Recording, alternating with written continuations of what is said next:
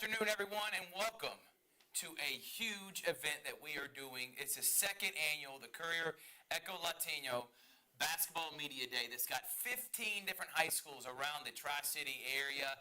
This was a brainchild of Coach Corey Black and Brian Thomas. They did a great job with it last year. I was excited to be the host and the first one that we've ever done. We always got football media days, but never basketball. And now for the second time, and this time we're going to be hosting it on Georgia Alabama Sports Live YouTube page and Facebook as well. Make sure to subscribe on YouTube, like us on Facebook.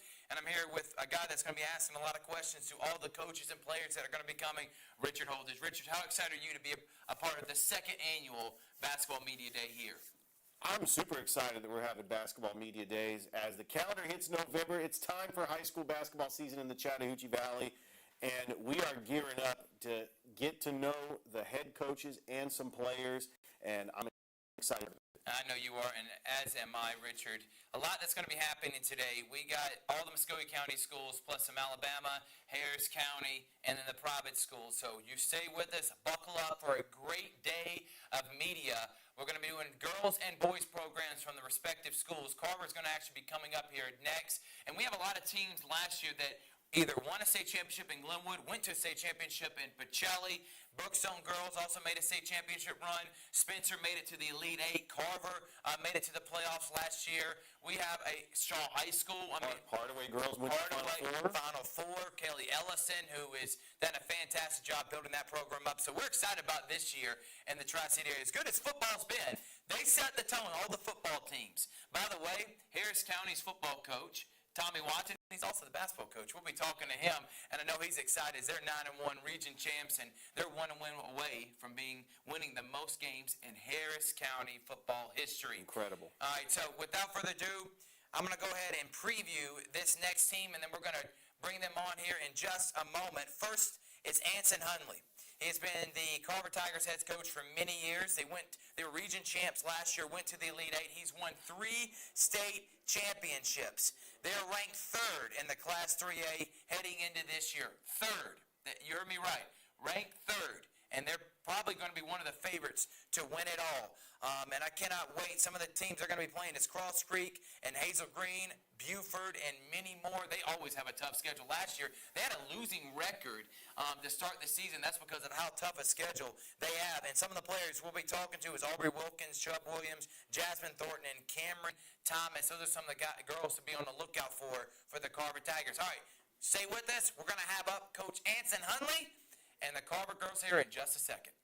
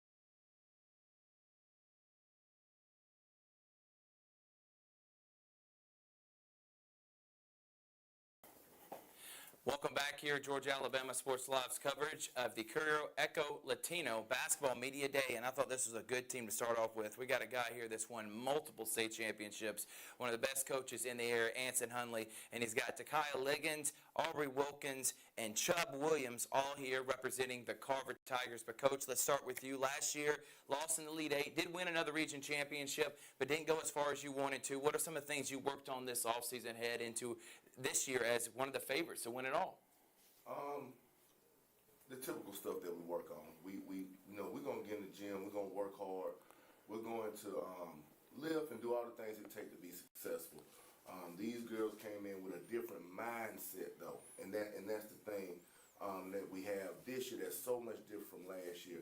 Their mindset is prepared to win a state championship. I don't think we were prepared to win one last year. Gotcha. And you also play a lot of tough teams. And looking at Cross Creek, Hazel Green, Buford, last year's schedule was you're not scared to play the tough teams. You want to get ready for that at the end of the year run. But Coach, I'm going to let you introduce these three lovely ladies and what they represent for your team, and what are some of the things that people should be on the lookout for when they play this season.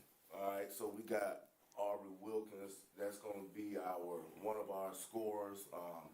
Hard worker, small but full of energy, and definitely a key piece to us getting to a state championship. She signed with Southern University. Awesome. Committed to Southern University. So we look for big things from her. We got Chubb Williams. She's the point guard. She's the brains of the operation. She makes sure that we get in and out of sets and playing the speed that we want to play at. We definitely want to play fast, and she'll make sure that the game is moving the way we want it to move. Right. And Takaya Liggins, one of our post players. I think she can grab the rim, but she told me she was gonna be able to dunk by her senior year. It ain't happened yet. But just a hard worker. This will be her first year really in the mix. But the thing about it is determination. She never quit. She never wavered from the process. She kept working, and now she's in a spot to play with one of the best teams in the state and be a key part of it. Well, I'm excited, and we're also going to have Richard Holdrige, as you saw when we brought in this broadcast. He's actually behind the camera. He'll be asking some questions from everyone up here. So, Richard, you can go ahead and start asking some questions. Absolutely, Coach. What does this team look like this year to compare to last year's team? We're going to be a lot faster. Our speed, we're going to be able to speed the game up a little better than we were able to do last year. We kind of had to slow it down some. We had some shooters, and we was trying to get in the sets where they can get some shots off. But this year, we're more up and down the floor like typical Carver teams that you've seen in the past. Yeah, and creating a lot of pressure, Pressure. and turnovers and stuff like that. I'm going to ask this for Chubb Williams. He talked about you're the point guard. You're the brain behind when it comes to running his offense. What is it like being a starter and a senior and playing 4 years under Coach Hunley? 2 years. 2 years, only 2 years. Okay, I thought it was 4, but 2 years. It's good. Like he's getting me faster, stronger, and I feel like I play at my best. And I've been, getting the ball up the floor and stuff. Nice. Well, this question really is for the point guard, Chubb Williams, just being the floor general out on the court for Coach Hunley and knowing his offense. What are some of your personal goals to get better as a player? Some of my personal goals is to be able to talk more. Like I'm not that really talkative, so that's one of my goals. To get everyone involved, I'm pretty good at that one. And I think that's a good job as a leader. You want to make sure everyone's on the same page. And this one is actually going to go to Aubrey. Aubrey, you're looking at to go to Southern University. How does that feel as now you can rely on your season having fun instead of having to worry about where you're going to go play next year? Does that make you feel more comfortable heading into your senior season?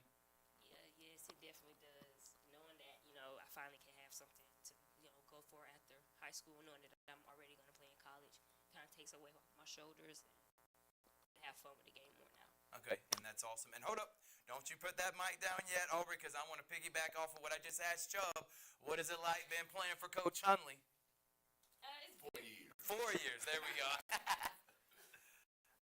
sometimes very hard, but it's very fun. I feel like he's getting us ready for college. And, definitely, being able to play with him, I feel like I can play with anybody. So it just getting me prepared for what I want to do in the future. And Takaya Liggins,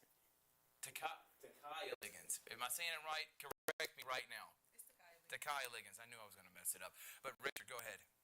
Okay, Takaya, being a rim protector, being somebody that's a post player, and just making sure, what do you like to do best? Do you like to play defense, or are you trying to put the ball in the basket? Most off, I like to play defense. Mostly getting rebounds and stuff like that. Yeah. Just protecting the rim. Absolutely. And Coach talked about your tough schedule you had last year, and you got some tough teams coming up in non-region play. When you get into region play, I mean, there are some tough teams like Crisp County, Thomasville. Of course, Columbus is a longtime rival in 3A. But what does it mean, like, to win a region title? I mean, I know you got to go through that tournament play, but I mean, I know that making the Elite Eight last year, I mean, what are the expectations of Carver basketball? That's for me. Oh, for all of you, Gerald. Okay, well, I'll start off. Last year, we definitely played a tough schedule. Right back into it this year, we'll have another really tough schedule. I think we had like the toughest schedule in the state last year. But to win a region championship is very special. Like, those don't come for a lot of teams often. We've been fortunate enough to win 7 in a row or 8 in a row, whichever one. So we've been fortunate to be able to win this region championship, and all of them feel as good as the first one. Our goal is to win a state championship. We want to do that every year if we can, but of course that's not going to always be the case. But at least we get some feeling of success when we're able to win a region championship. And for y'all two girls, Aubrey and Takai, talk about personal goals. You asked about Chubb, what your personal goals were. For Aubrey and Takai, what are y'all's personal goals? Takai, you start first, and then Aubrey, you can finish up heading into this year. One of my personal goals is to dunk. I've been trying since my freshman year to get more rebounds overall and basically do better with defense. Personal goal of mine is just to be more confident on the floor and have more fun with the game, which I feel like I'm going to be able to do this year. Just get my team involved. So I know I have to be like a leader when I go to college. So just preparing for that is really one of my goals. Team on the Hill, when you see them walk in a gym, people start getting scared. They've been one of the top programs in the area. Coach Anson Hunley, I love being able to interview him, whether it be here at Media Day or Sports Vision. The guy is always well-spoken, and his girls come in with good heads on their shoulders, and they're looking at playing at the next level. And we hope all 3 of these girls and anyone else that is on your team is able to accomplish that goal. And they're ranked number 3 preseason. They're one of the favorites to win it all. Cannot wait. Coach Anson Hunley, girls, thank y'all so much, and good luck on this season. Thank you. Appreciate it.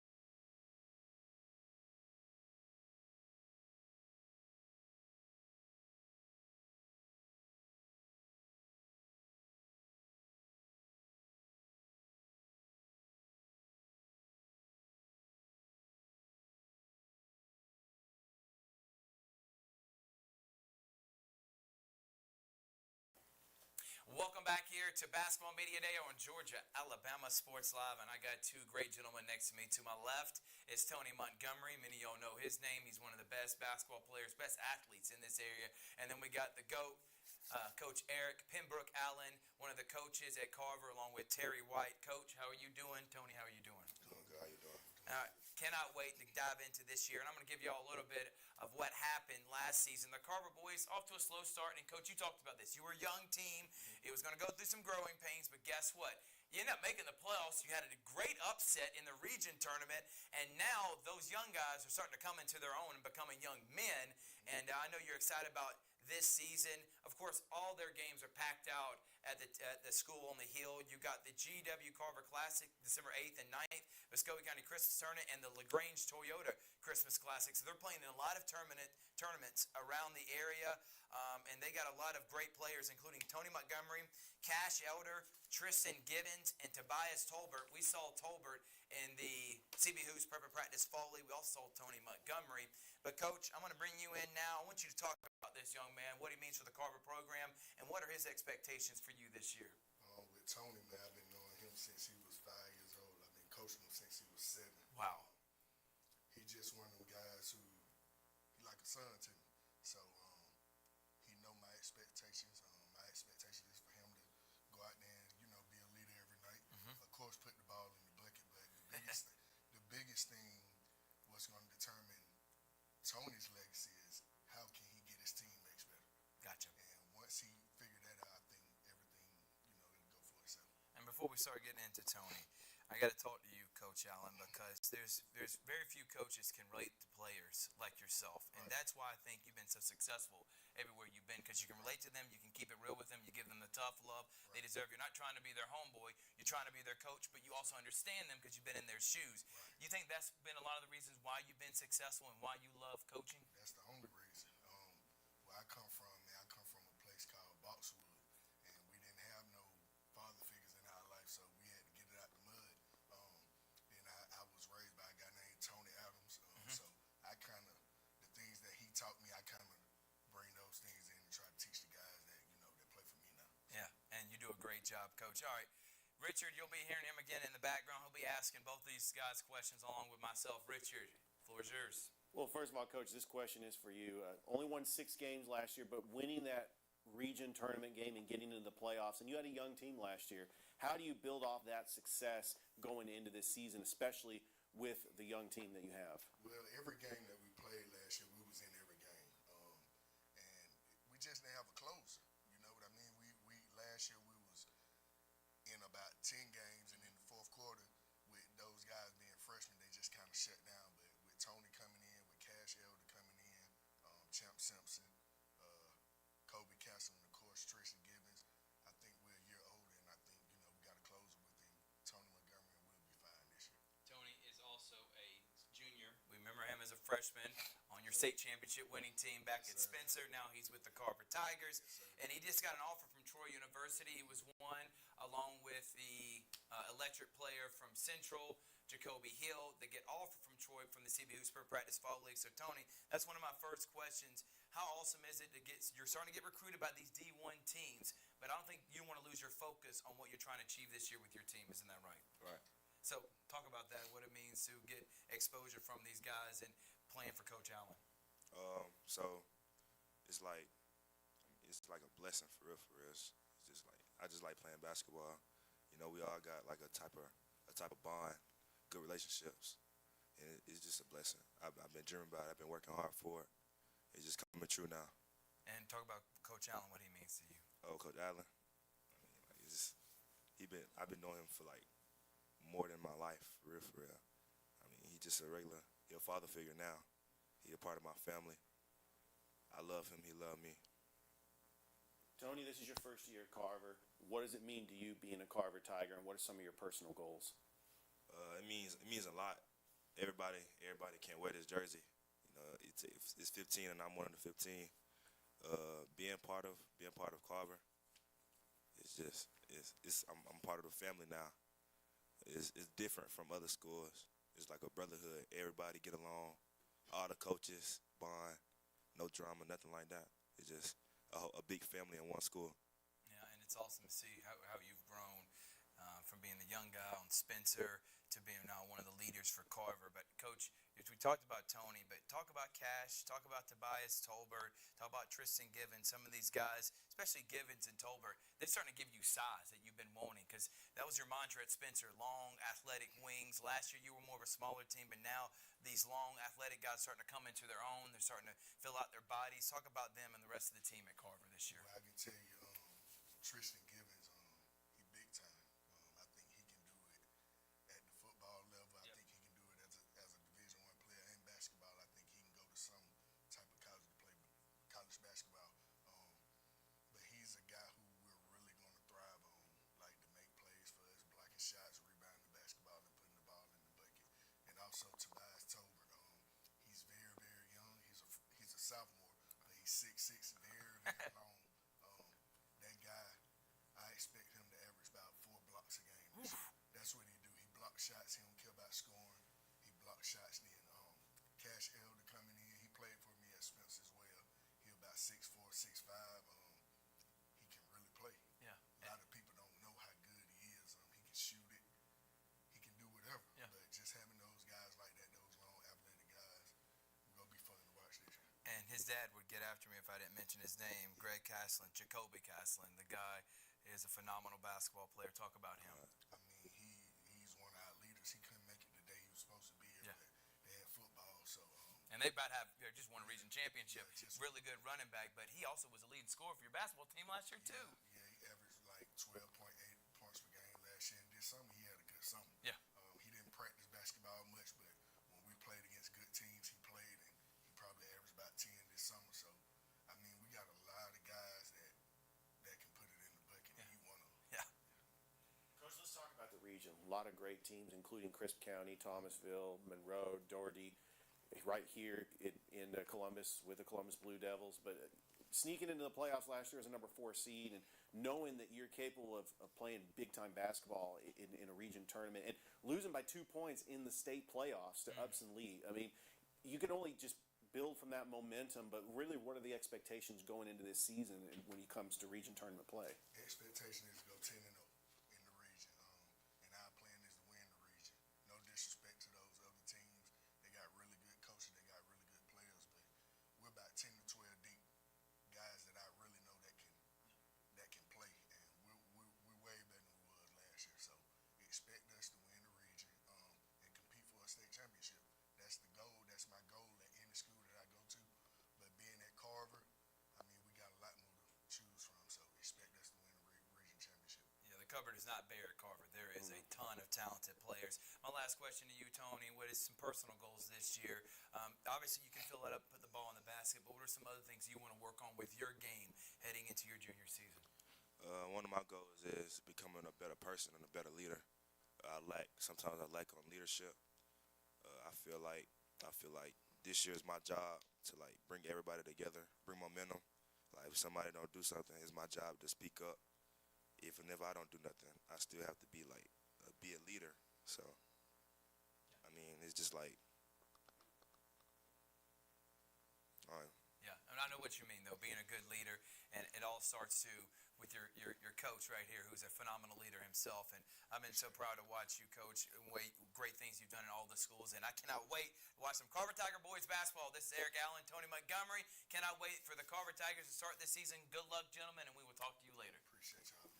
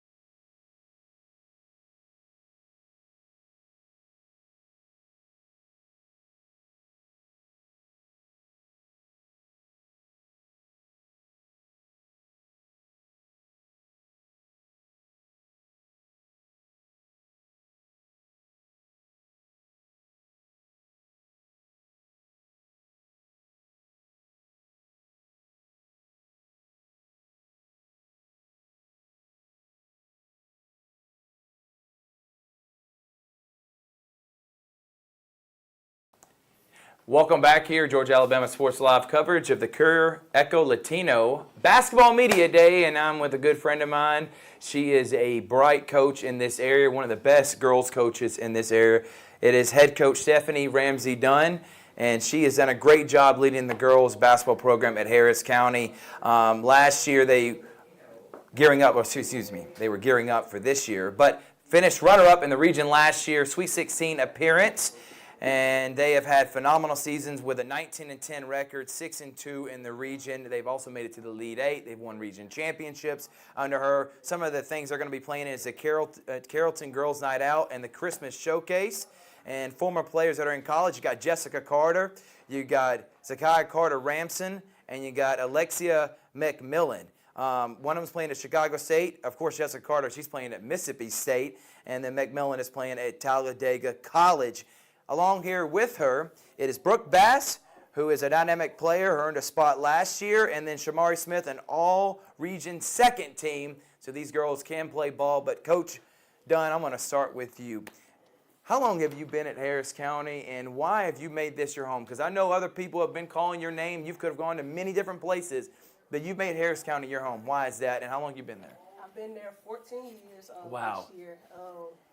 Just got in the door and it kind of felt like home. Right. So I've always wanted to stay. I love a challenge. A lot of people say you can't get a lot of kids to come out in Harris County, but the kids who get, they work hard. And I enjoy working with them, so Harris County is home. It is home, and you've had a lot of great assistants that have come up with you in recent years. But I want to talk about last year's team. You came just close to winning a region championship. Great year, but what are some of the things you worked on this offseason? Because it is region championship with you, with all the accolades you've got over your career here at Harris County. Just learning to finish. We had a very young group last year. We only had one senior. Brooke went down mid-season, so we played pretty much all of our region without her. So we had to learn how to play without her, finish, next man up is our motto. So just getting these kids to come out and play hard for me, and they make my job easy. Because they compete, and that's a big thing for us, just playing hard, and I think accountability and finishing. This question is for Shamari Smith. Based on your skill set, what do you like to play more, offense or defense? I like to play defense more. And why is that? Why do you like to play defense? And what are some of the things? Yeah, coach is looking at you like, why just defense? And also, what are some of you like shooting the three? What are your favorite things on offense to do? I don't know. I like playing defense more because, I don't know. Why do we do that? It feels easier to me, to be honest. And with me, with offense, it's like, I feel like I need to like finish more. And it's like I'm more nervous when I play offense. So it's like I need to learn how to get out of the habit of not messing up, and not being hard on myself when I mess up. And I guess I just need to learn how to score more, basically. This question is for Brooke, dynamic player on last year's team, second team all region, 18.6 points a game. Woo! But you also had 3.1 assists, 3.2 rebounds, a versatile player, and not to mention 2.3 steals a game. Just your game and just the way that you create offense and get your teammates involved, or what are some of the things that you're trying to focus on when it comes to developing your game even more going into this season? Well, last year my three-point shot, it was pretty consistent. So this year I just been working on getting it more consistent. I've always been a team player, so I'm always getting my teammates involved. So just doing that a lot more this year, getting the post involved, getting our guards involved more, just being a true point guard, not just a shooting guard. So that's just what I've been working on, being more of a leader, talking more, and yeah. Well, obviously she also has, it's okay, she also has some experience in talking in the microphone, which is really impressive, I will say, because some people are very intimidated when they get up here, but this is about giving you all the exposure that you deserve. And now I'm going to go back to you, Coach. Janiyah Broom's not here, but she averaged 20 points a game last year. Talk about her and any of the some of the other players that you don't have here that you're looking forward to this season. Janiyah, she's one of those kids that's very unselfish. She probably could have averaged 30, but she always looking for the next man that's open. Right. She's not that player yet that will take over the game. That's the part of her game that's missing. If it's a big time shot, she hasn't learned that I need to have the ball in my hand yet. Especially when Brooke went out, we were looking for her to kind of finish a lot more. She didn't, but the kid can score on every level of the floor. Like, she can post you up, she can beat you out the dribble, She can shoot the ball well, so she's just an all-around player. Another kid we had, Alana Coulter, she's a sophomore this year. She was freshman of the year last year in the region. She has now become a rebounding machine for us. We had a chance to play in fall league together, and just watching her growth from last year to this year has been real amazing for us. And D'Angela Carter Ransom, the younger sister to Jessica Carter, and Zakia Carter, who are both on the next level playing right now, she's waking up and finding her niche with the program, and she's becoming a rebounding and a blocking machine for us as well. So. You also have Northside that plays in your region. They won the region championship last year, Coach. I know that you respect them, but you're ready to get that crown back, rightfully back to Harris County. So talk about playing in the region you're in, and also just girls basketball in this area. You got Hardaway coming in top 3. You got Carver, a top 3 team. Y'all are a top 10 team. You got Northside. I mean, there is so much talent, girls basketball-wise, in this area. It's unbelievable. Speaking of that, we're going to play everybody you just named in the regular season this year. Like I said, I'm not one to back down from a challenge, so I know that Hardaway was a Final Four team. Carver, like you said, they're ranked top 3. So those are teams that we put on our schedule this year to challenge not only them but ourselves. I feel like we can compete with the best of the best. Mm-hmm. So we definitely want to play them. As far as Northside goes, it's always going to be a big rivalry game for us. And we're going to go out and we're just going to play hard and compete. All right, this question is for Brooke and Shamari. There's a lot of pride putting on the black and gold uniform, being a Harris County Tiger. In your mind, what does it mean to be a Harris County Tiger? What does it mean to be a Harris County Tiger? It means everything. I mean, I grew up from Harris County, so just to be able just to go out there and score, lead my team, it means a lot just knowing that I grew up from down here. So letting everybody watch me from since I was playing rec, now that I'm a senior, it just means a lot to now go out and just dominate. And yeah, that's pretty much it for me. To me, it means a lot to me too. Like, I came from Manchester to play with my teammates, and I feel like it took me to like a next level. I feel like it enhanced my game more coming out here and playing with them, because to me it feels like I'm playing with the people that makes me better. Yeah, that's great answers from both of you, and this is going to be the last question. What is it like playing for Coach Ramsey Dunn? How does it feel playing for a legend herself? It feels great. Ram pushes us every day at practice. Sometimes we be like, but yeah, she pushes us every day at practice. In games, she brings the best out of you. It's just amazing. She tells you the real. She doesn't go around the bush, and she just keeps it real with you and tells you what you need to do, and you need to go in the game and do it. So yeah, it feels great to play with Coach Ram. It feels great playing with her. Like, she motivates us a lot. Mm-hmm. And like, I don't know, she expects a lot from us, so it's like I don't want to disappoint her, to be honest with me. It's like I want to go out there, and she sees something in me, so it's like I have to always make her proud. If she's not getting onto you, that's a problem. Like, she told me that my freshman year. Like, if we're not getting onto you, it's a problem. We see something in you, so that's why we're on you, blah, blah, blah, blah. So, yeah, if she sees something in you, she's going to push it out of you, and, yeah, it feels great playing with her. Yep, and they got a talented team. Cannot wait to see their matchups against Hardaway and Northside and Carver, like all the teams I just mentioned. Girls basketball is at its finest here in the Tri-City area. So thank you so much, Coach. Thank you. Good luck this season, girls. Thank you. This is the Harris County Lady Tigers. Hold on, girls. Hold on.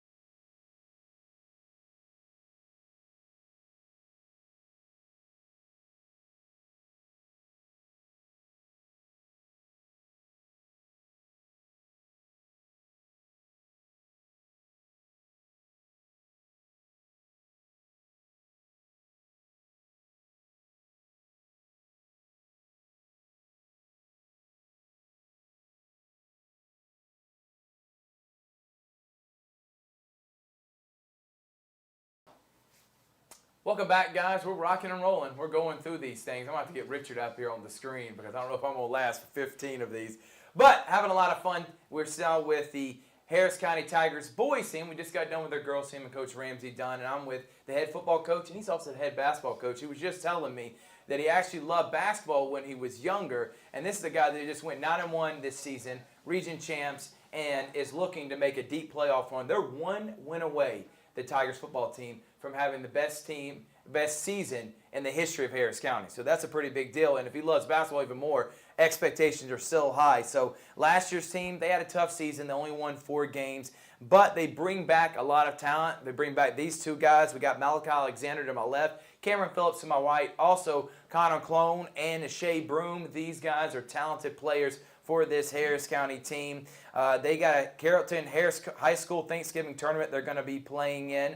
And they're going to be one of the teams in Region 3-5A to try to make a deep playoff run. So, Coach, here's my first question. You got a lot on your plate when it comes to the football season. You decided to take on the basketball as well. Why did you decide to do that? And tell everyone why you love basketball growing up. Well, first and foremost is I think we offered a basketball job to 3 or 4 people, Gotcha. and they all turned it down. And to be honest with you, we love Harris County, myself and my family, and I love basketball. Growing up in high school, I was probably a basketball first guy, and when people kept turning the job down, I said, man, these are like my kids. Yeah. And I know Malachi and Cameron and all the other guys that was on the team. I go to all the games anyway, Right. and I was like, I went to our principal and said, nobody wants to take the job, give me the job.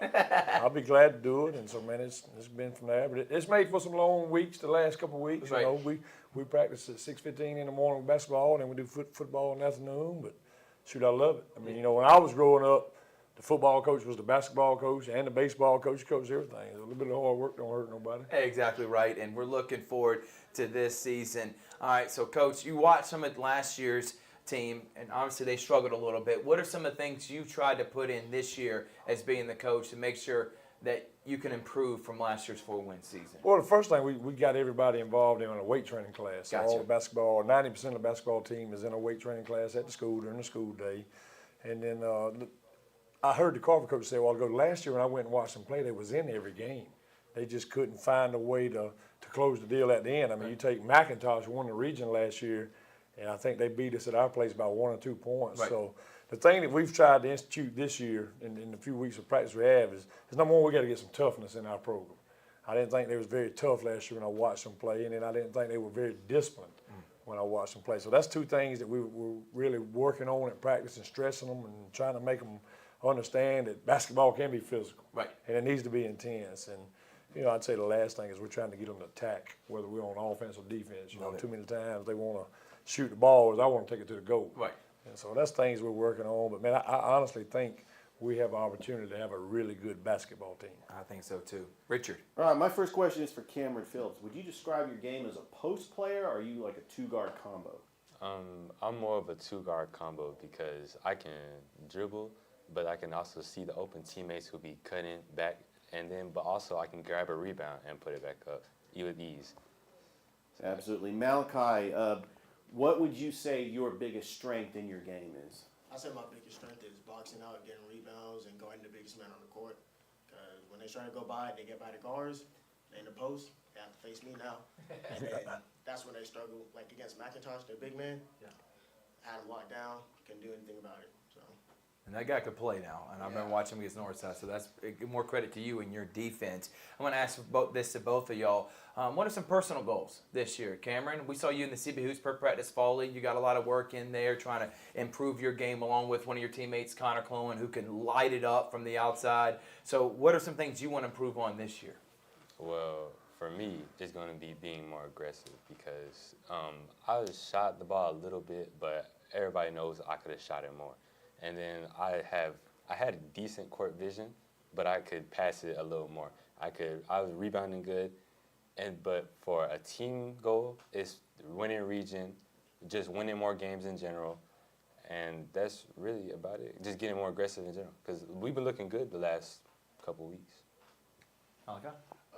What was the question? What do you want to work on personally and for your team? What are some of the goals you have this year? Personally, just putting more shots up, being able to be there on the rebounds. Because some rebounds last year should have been there, but couldn't get to it in time. But this year, with the practicing we'll be doing, I feel like I'll be ready for that. And what for about the team? Win a region championship. No doubt. Senior year, gotta go out with a bang. Yeah, especially now that my man Coach Watson already set the standard. I always ask us with all the ADs, I'm like, football sets the standard for all the teams because they're one of the first sports. And now you won a region championship, y'all got to piggyback off them boys, and you got to continue doing the same thing. Richard. Absolutely. This question is for Cameron and for Malachi. Obviously, being a Harris County Tiger, we've seen a lot of great athletes come up in the county. And just being the physical skill sets that you both have, what are you looking forward to this upcoming season as far as not only developing your game, but continuing to grow personally as a player, as leaders on the court, and getting ready for this upcoming regular season? You can start with you, Cameron. Well, honestly, my old coach for the past 3 years has always told me, you're the future, and you're going to have to step up and be a leader someday. So now is the time I do it. Every practice, I've been having to get these underclassmen, I've been having to tell them tips to get them better every day.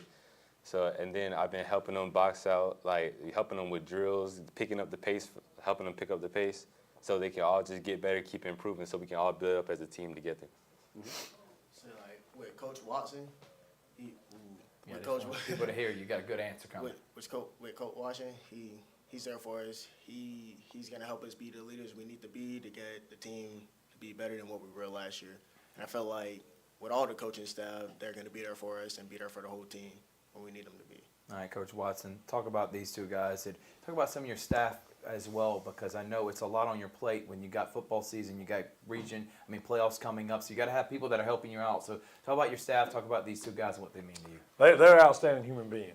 There's no ifs, ands, buts about it. Neither one of them, to my knowledge, has ever been in the principal's office. They both make really, really good grades. They come from good families, man. They're outstanding human beings. They're Nice. a pleasure to be around, a pleasure to coach, and, man, I just can't wait to watch them go to work here in a couple more weeks for sure. And staff.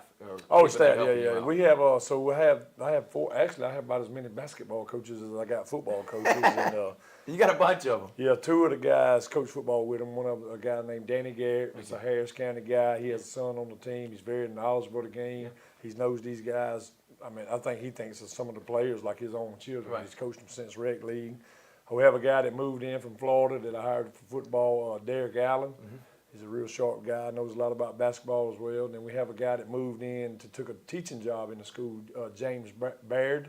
And he's actually been a head coach in Tennessee for 7-8 years in basketball. Oh, wow. And so that was like found money. Yeah. As soon as I found out he was an ex-basketball coach, I went straight to him. And then we have a community coach, Jamie Williams, who's been in the program for a good while, that knows the kids really well and does a good job relating to them.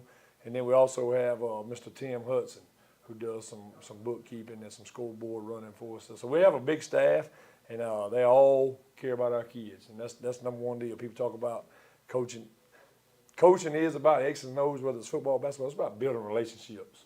And that's what I stress to our basketball coaches, our football coaches. We want these jokers to know we love them. Yep. And when they know we love them, they're going to play harder for us. And so we're really excited. Looking forward to this basketball season, I promise you. All right, so one of the things Coach likes to do after a win is how about them Tigers? And he gets one of these fist pumps going. We saw that this past Friday. Last question for you, Coach. I got to ask it while you're here. You got a big one coming up against Ola. Are you excited in the week of preparation heading into a big-time playoff matchup? Yeah, man. You know, Ola is 4 points away from being the 2 seed in their region. Wow. They have a really good football team. I would venture to say Ola may be the best 4 seed in the state of Georgia in any classification. So we got our work cut out for us, but we'll be there on time. Yep, no doubt about it. And he'll be playing this on Friday night. Danny Durham Field. This is a Harris County boys team. We got Malachi Alexander. We also have, I'd said Malachi Alexander, right. I don't know why I had a brain fart right there. Cameron Phillips and Coach Tommy Watson. Stay tuned. We got next the Lady Vikings and the boys team coming up right here on Georgia Alabama Sports Live.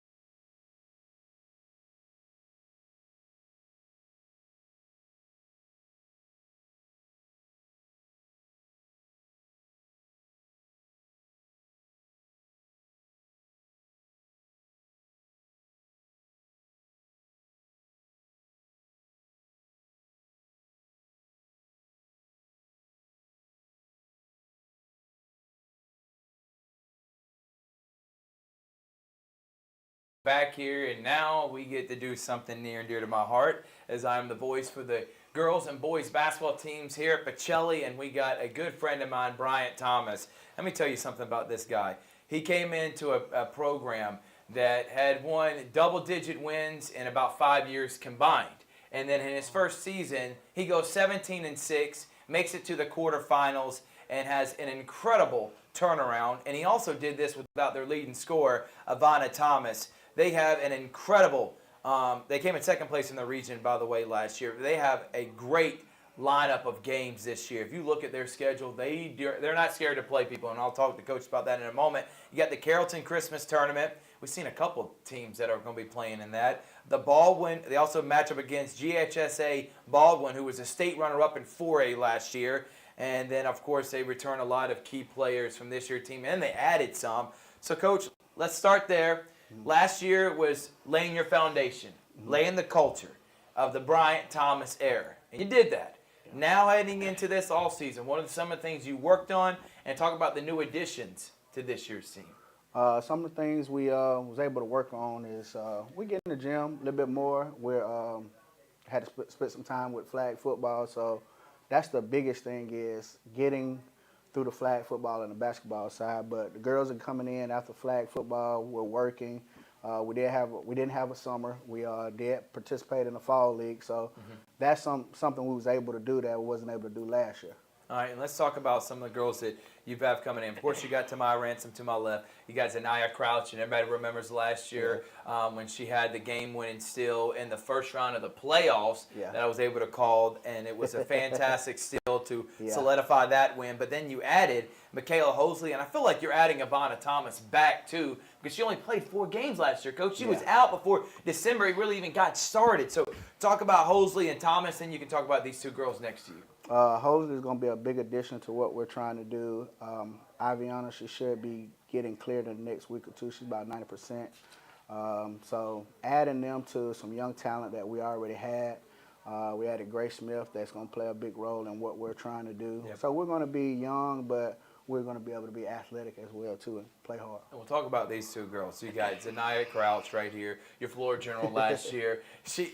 For anybody that don't know, my man Bryant Thomas was a point guard for Columbus State, so you know he's hard on his point guard. So talk about what Zanaya meant to you that first season, what you're expecting her in year 2, and same thing with Tamaya.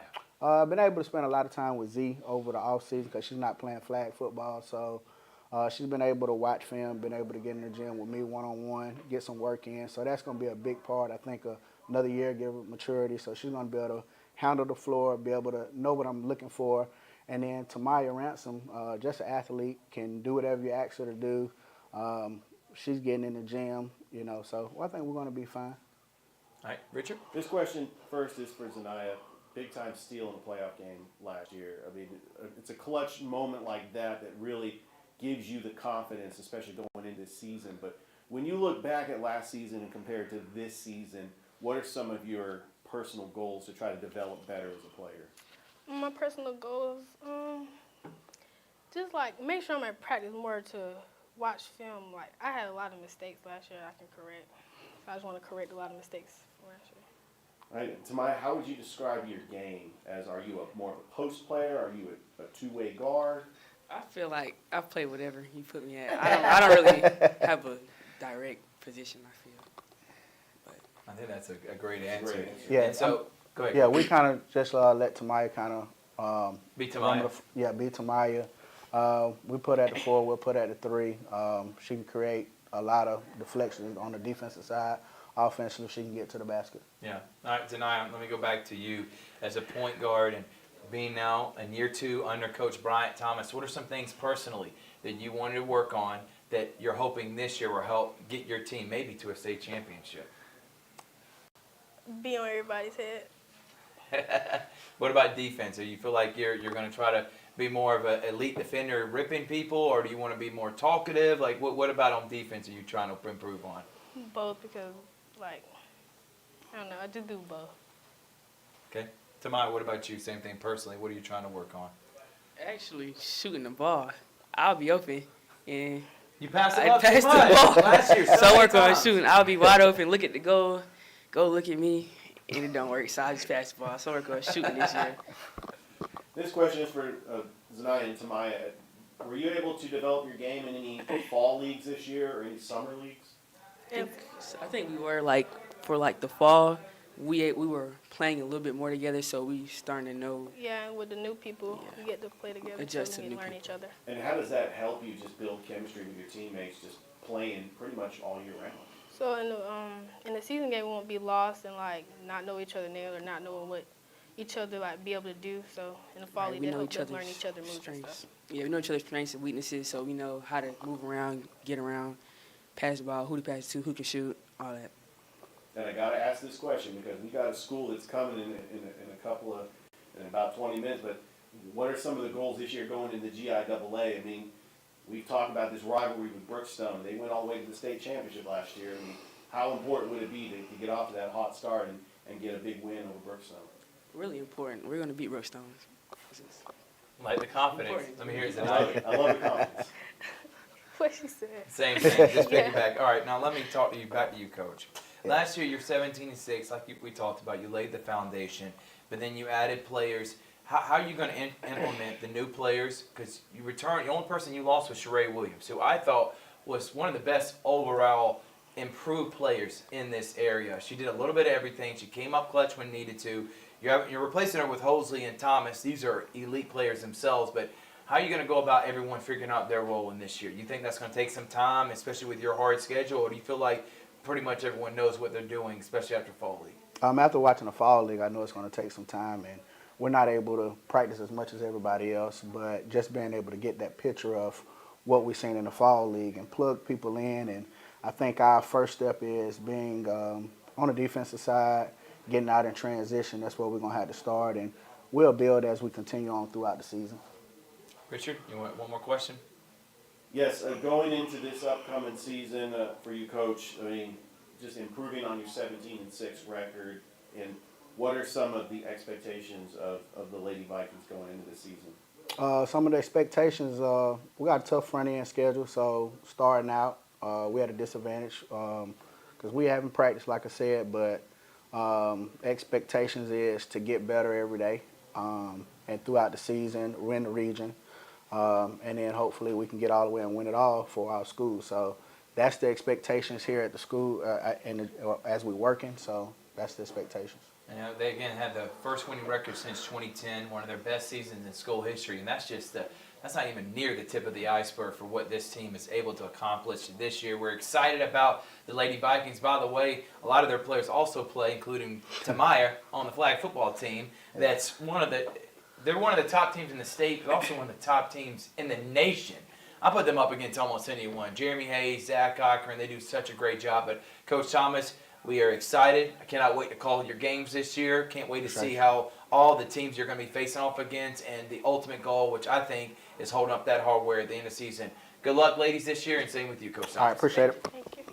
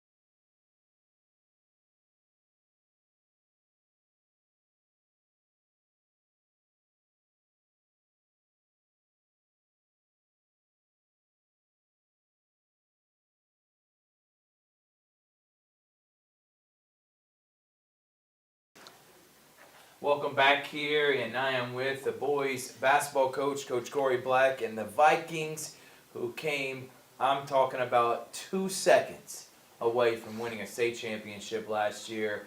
It was one of the more remarkable runs that I was so glad to be a part of and be a part of that team and be a part of the Viking family last year. Looking forward to this year. Let's talk about Coach Black's remarkable journey. From a guy that started at Southern Union as an assistant coach and helping out with them, then got an opportunity with Coach Branson and Coach Herbert Green at Columbus State. That started his own CB Hoops that gave exposure to myself, my brother, and thousands of other basketball players a chance to go play at the next level. And then finally, as they should have, a high school came calling saying, hey, Coach Black, we want your services. And that was here at Pacelli. But guess what? In his first season, my man went 0-22. And he knows that was the brick laying year of laying the foundation. And he knew what he had to do to get his team to the next level. Go from an 0-22 season to last year coming just short of a state championship. It is pretty remarkable. They won a region championship, and they have a lot of great players coming back. Of course, Cam Ellis, he's playing at the next level, college basketball. You lost him. You lost Kingston Salmon, not Salmon, which I said Salmon the entire year last year. Kingston Salmon, and also shooter Keandre Harris. But you had a deep, talented roster, and a lot of those young guys, those Malachis, those Matthew Melvins, they're starting to deuce more. They started getting more playing time at the end of the year, and now you got a team that was young last year. Now they're starting to come into their own. So, Coach, I'm going to go ahead and start with you. By the way, we got TJ Smith, Sr., AZ Justy, Sr., and Deuce Moore to my right, Sr. But, Coach Black, I'm going to start with you. Last year, you came up just short of winning a state championship. And I know ultimately that's the goal. You got one of your championship rings from being an AD with all the sports that are successful here. But talk about what last year meant and how that led to hopefully this year winning a state championship. Yeah, it made us better. You know, sometimes you got to fall before you reach the top. And last year that's what happened. We came up a little short, and I think that got our guys, myself, more motivated this year to try to get back and do it.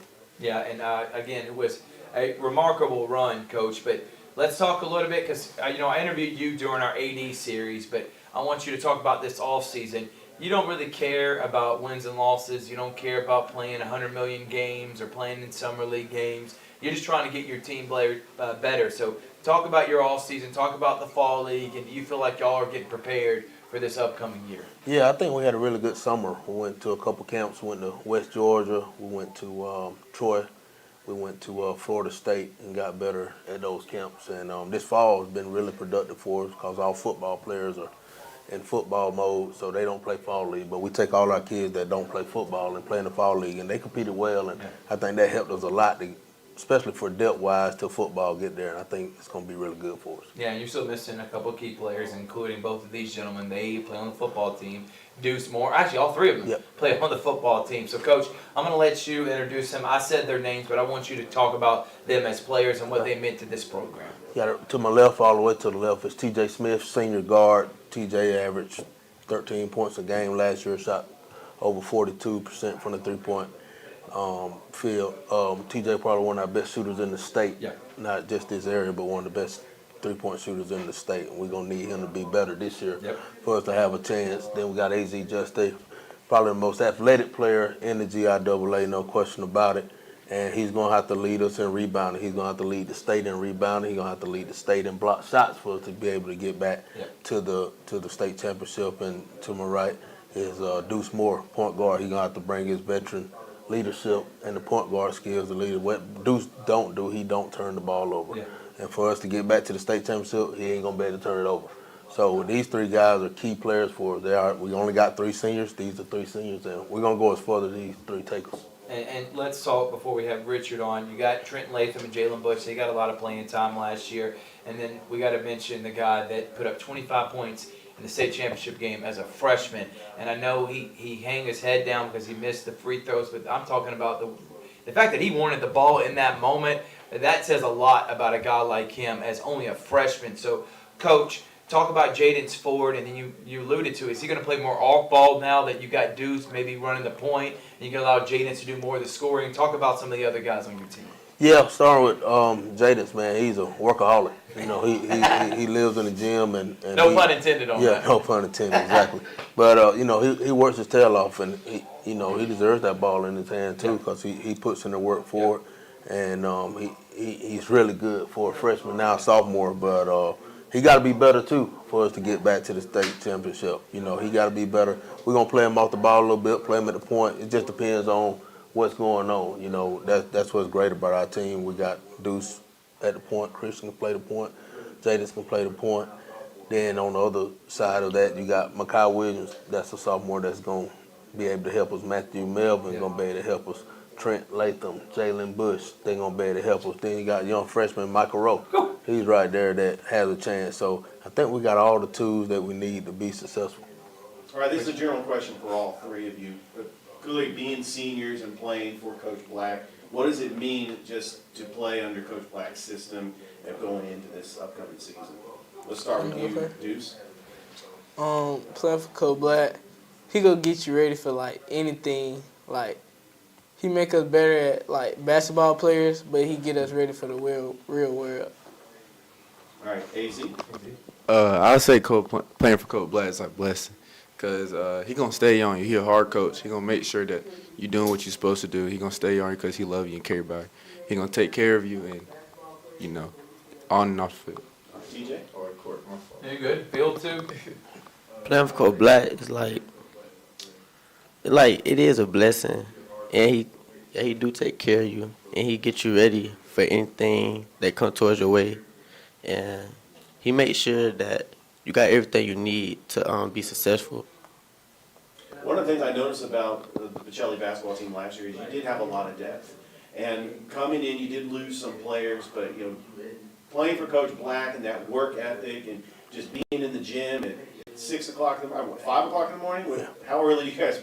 I mean, you guys are really, you're out there in the gym and you're really putting in the work. What does that mean to help you develop your skill set? Each one of you can answer. TJ, go ahead and start with you first. What's the question? What kind of things Just did you the work work on? ethic. Yeah, work ethic. What things did your coach want you to work on this off season personally to get better?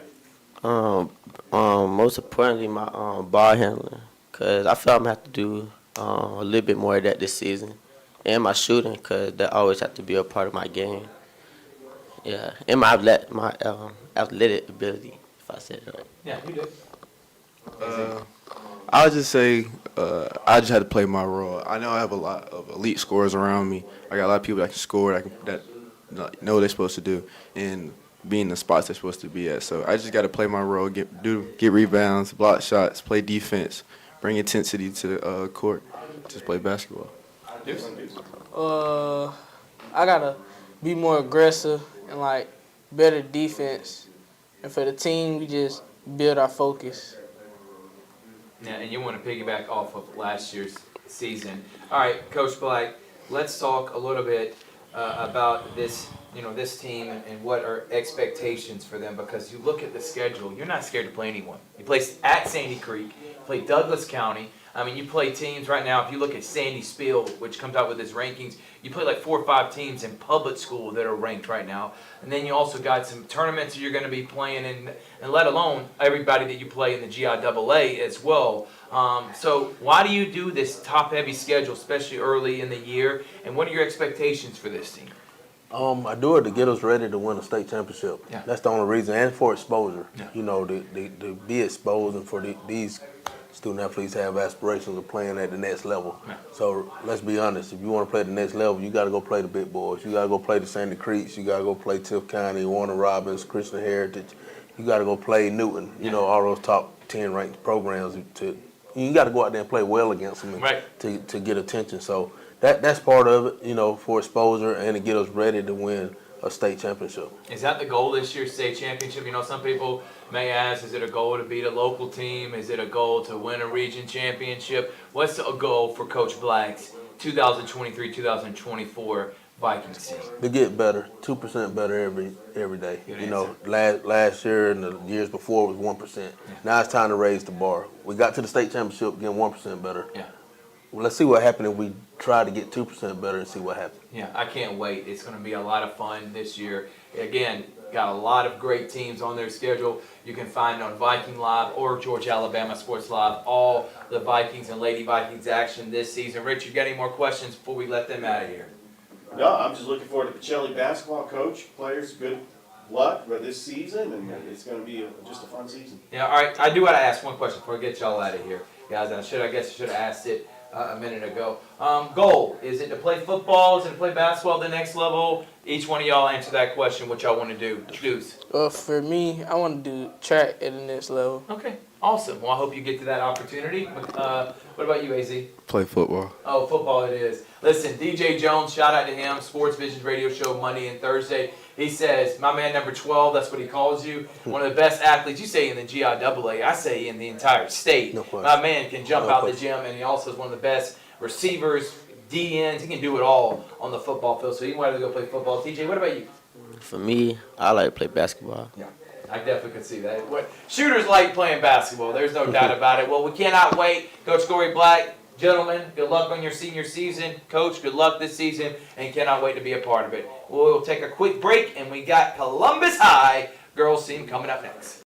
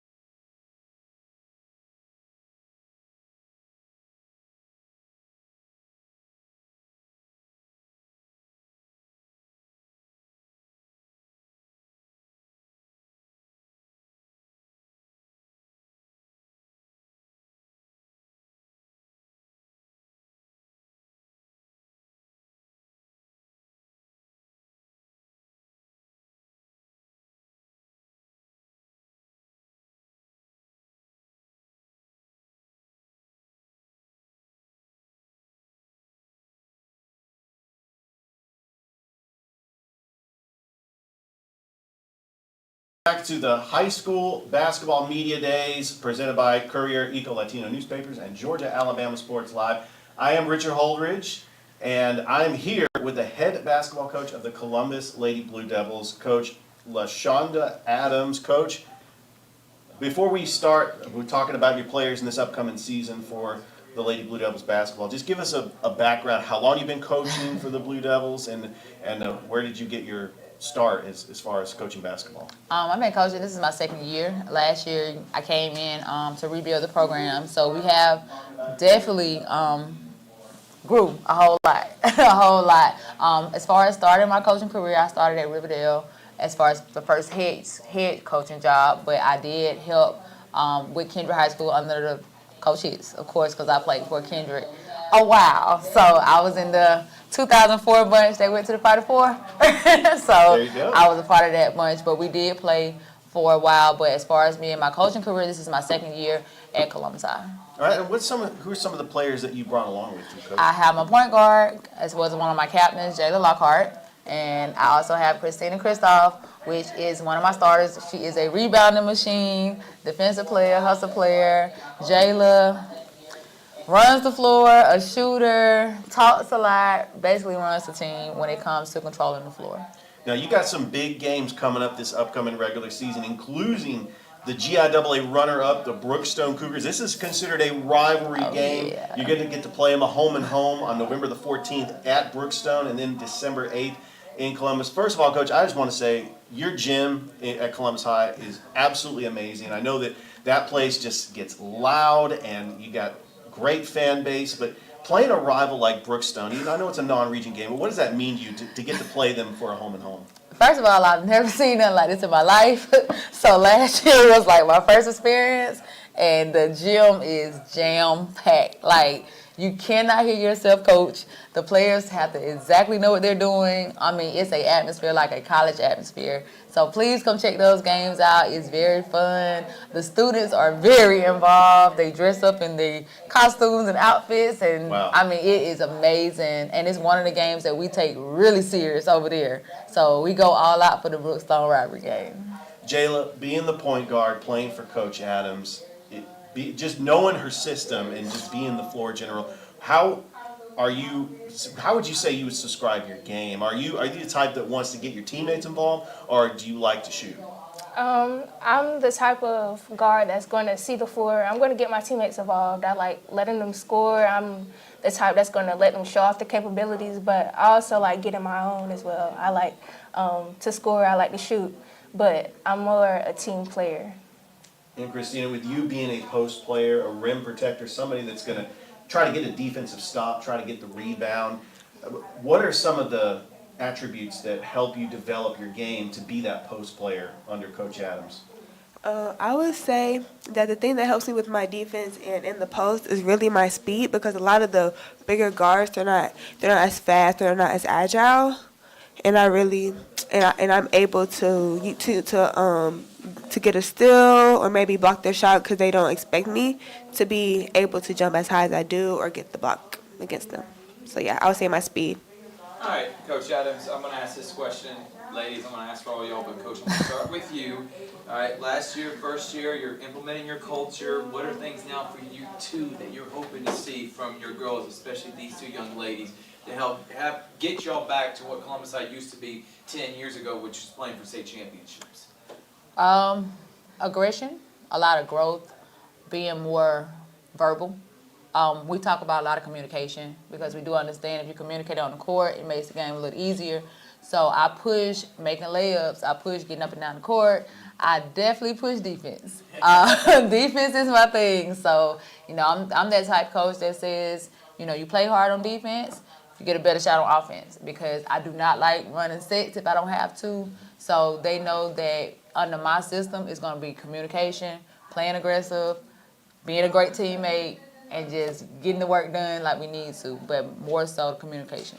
Come on, cannot wait for this season to come. And I'm going to start with you, Christina, and then I'll go to you, Jayla. What is it like playing for Coach Adams? Yeah, now year number 2, as she's getting y'all prepared not only for this season, but for the real world you head on to your college life. The main thing that I love about playing for Coach Adams is the fact that she does not give up on any of us. Because there are some times where in the game I'm like, take me out the game. I can't do this. She's like, no, you can do it. So that's the main thing that she does not quit on you, even if you want to quit on yourself. Great answer. Ed? I say with Coach Adams being here, this is her second year coaching us. I go off Christina. She's very compassionate about the game. She's not going to let you give up on yourself. She's a coach that's going to believe in you, and that's going to push you as much as you don't want to push yourself. So I definitely say her believing in you and pushing us on the court and continue to work in practice. And I cannot wait to see Columbus Lady Blue Devil basketball. Coach Adams, thank you so much. Jayla, Christina, thank you for joining us. And we'll get to see this Columbus Lady Blue Devils basketball team during the Muscogee County Christmas Tournament, but I'm really looking forward to that home and home at Brookstone. Yeah, you got to come to that one. Oh, The yeah. student We session. definitely The gotta student session. Number one. Absolutely. All right, we're going to, any more final thoughts? We'll go ahead and we'll be back with the Columbus Blue Devils basketball team here on Georgia Alabama Sports Live. Thank you.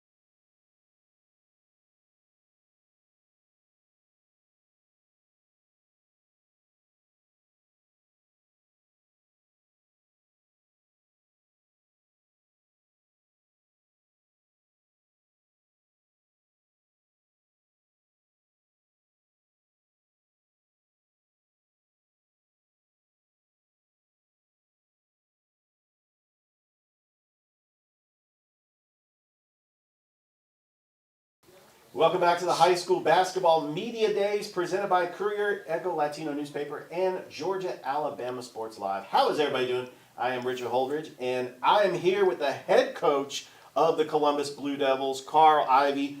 Coach, first of all, to be a Columbus Blue Devil, when you think of the history, you think of great players like Sam Mitchell that played for the Columbus Blue Devils. I mean, you have two great players that I got to know, Dre Wooten at the Perfect Practice Fall League. We all know Robert Hartford. He was the quarterback for the Columbus Blue Devils. But, Coach, tell me a little bit about how you got your start. How long have you been coaching at Columbus? And really, what are you looking forward to this upcoming season?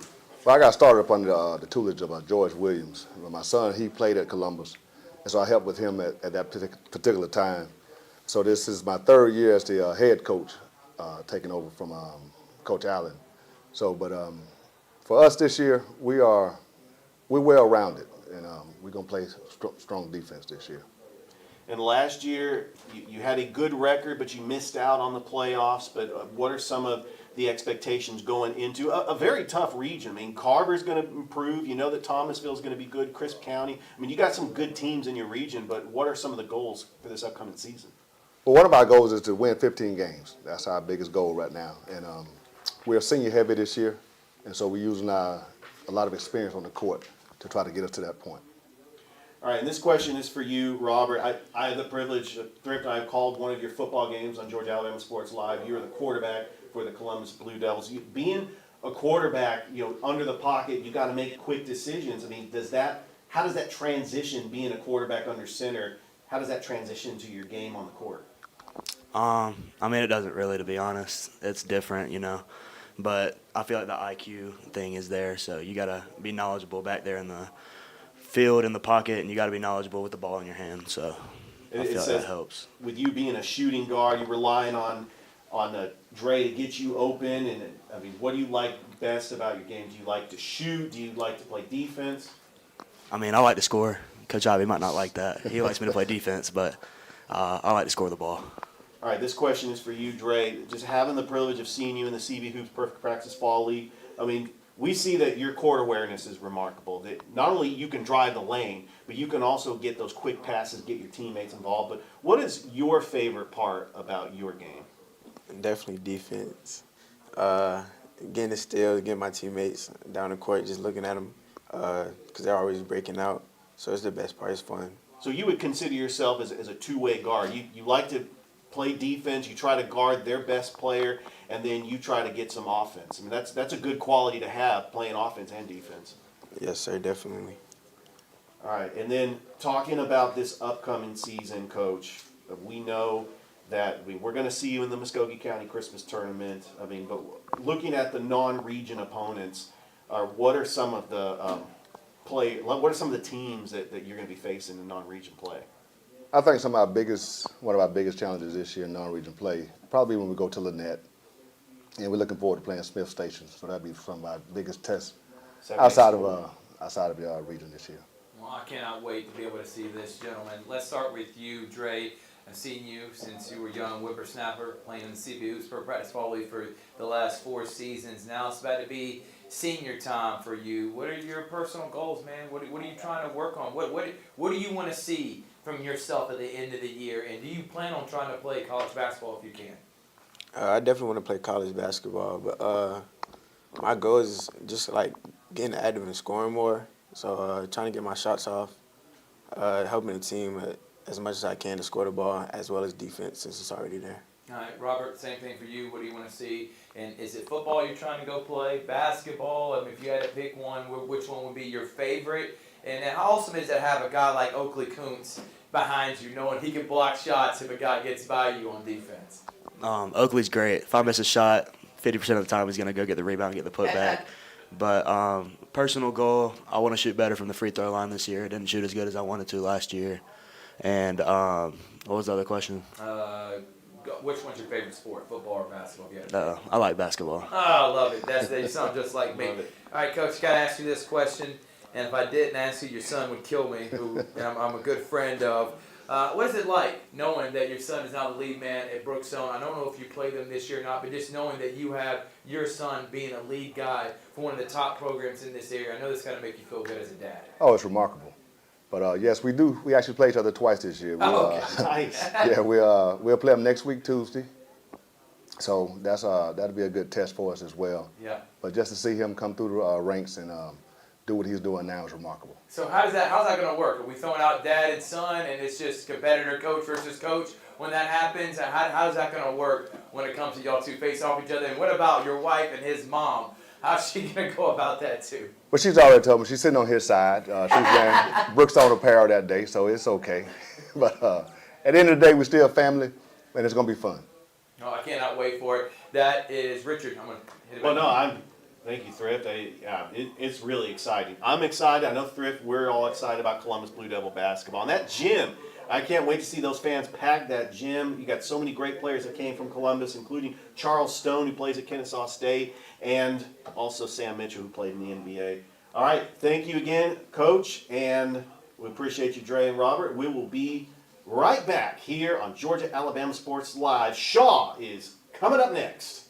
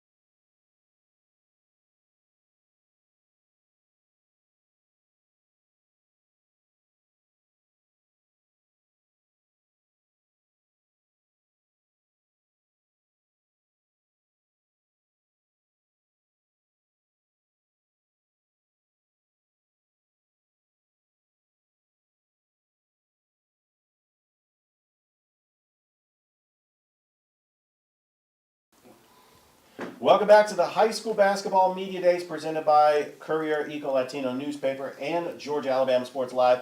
I am Richard Holdrige, and I'm here with a program that is near and dear to my heart because last season, Coach Horton, Coach Correll, you guys gave me an opportunity to be your public address announcer for 2 games, and it was really exciting. Got to see you play Hardaway and Westover. And first of all, I'm here with Coach Correll. We also have Coach Brown, the Shaw Lady Raiders. 14-14 last year, 3rd in the region, made the playoffs. But Coach, tell us a little bit about your background. How long you been coaching at Shaw, and what does it mean, coming into this upcoming season, looking at this upcoming team? So this is my 2nd year at Shaw, and it's kind of weird. I came out of the AAU world. Like, I was in AAU basketball for a long time, and practicing at Shaw, got very close with the AD and the former coaches, and the administration asked me to come on board and help out the program. All right, and some players that went on to play at the next level, including Tony Tucker, Kamira Thomas, Breland Snipes, Shemaya Mason. Tucker's playing at CVCC, well, attending CVCC. Thomas also attending CVCC. You got Snipes at Columbus State, and then Mason is going to be at Southern Union. But really, this track record that the Shaw Lady Raiders have had, I mean, you did lose some senior leadership, but you do have a young team coming in. But just tell us a little bit about the players that you have here today, Coach. So today I have my all-state forward/guard, Tiara Tucker. She led the region in scoring last year. She was first team all-region last year. I do remember. It was her sister, the one that's at CV now. Absolutely. I do so remember. I still have her back. Hopefully, she come in and improve on averaging 20 plus a game and take us to the next level. That's our team leader. I have our sophomore guard, Krishai Walcott. She also was on the all-region team as a freshman. She steps into a major role this year. They go hand in hand in defense. Both of them, they run the floor, and they're great defenders. Absolutely. I got the privilege of seeing both of you play last year. The first game that I called was against Hardaway. I mean, we know they're in your region. I know that is a very tough region opponent that went to the Final Four last year. But you look at the region play, I mean, you have teams like Bainbridge and Cairo, Westover. But what is the ultimate goal for the Shaw Lady Raiders going into region play this season? Our ultimate goal is to be playing against Kelly Ellison in the region championship. There you go. I love hearing it. And this question is for you, Tiara. What is some of the attributes that help you develop your game? Like, what type of player would you consider yourself going into the season? I would consider myself like a team leader, like a good. Love it. Yeah. That's a good answer. I mean, you're definitely a scorer. I mean, you know how to not only get to the rim, but you can shoot. But are there some other things that you want to try to develop working on your game? I want to try to learn to dribble more, and I want to progress in defense, so I could in my shooting, so I could put it all together, and become a better player for the season. Be an all-around player. The scoring part, that's been there, Coach. But what the coaches see at the next level is someone that can dribble, can handle the rock, especially if you're going to play wing, 2 guard, and playing defense. Coach, I'm going to go back to you. You mentioned about the AAU circuit. Okay, sometimes it gets a bad rap, but I believe in what you have done. You've helped out a lot of girls and boys get to the next level. You decided now you want to get into the high school realm. Why did you decide you wanted to do that? Why did you want to take on this role to become the leader of Shaw as a guy that you love Carver, your sons and daughters have played there, you graduated from Kendrick, and then now you're coaching Shaw. You're all over the place here in Columbus, but why did you want to take on that role, Coach? Challenge. AAU world, I mean, my kids had went on to the next level, and high school was a challenge. Like, playing at the AAU level we was on the exposure level, I felt like I done played against some of the best kids in the country. You name the McDonald All-Americans, kids at LSU, kids at Iowa. I done coached against all of them. So I feel like let's try something different. Let's go to a program that's really been down and see what we can put your stamp on and see what we can do with it. I think that's a great point. And Ms. Walcott, I'm going to talk to you. You're going to be taking on a bigger role this year. Some of the seniors left. What are you trying to work on personally as you take on playing a lot more for this year's team and playing for Coach Crowell? I think offense-wise, I can making layups, and Yeah, that's it. Yeah, making layups, be able Yeah. to be a good team leader.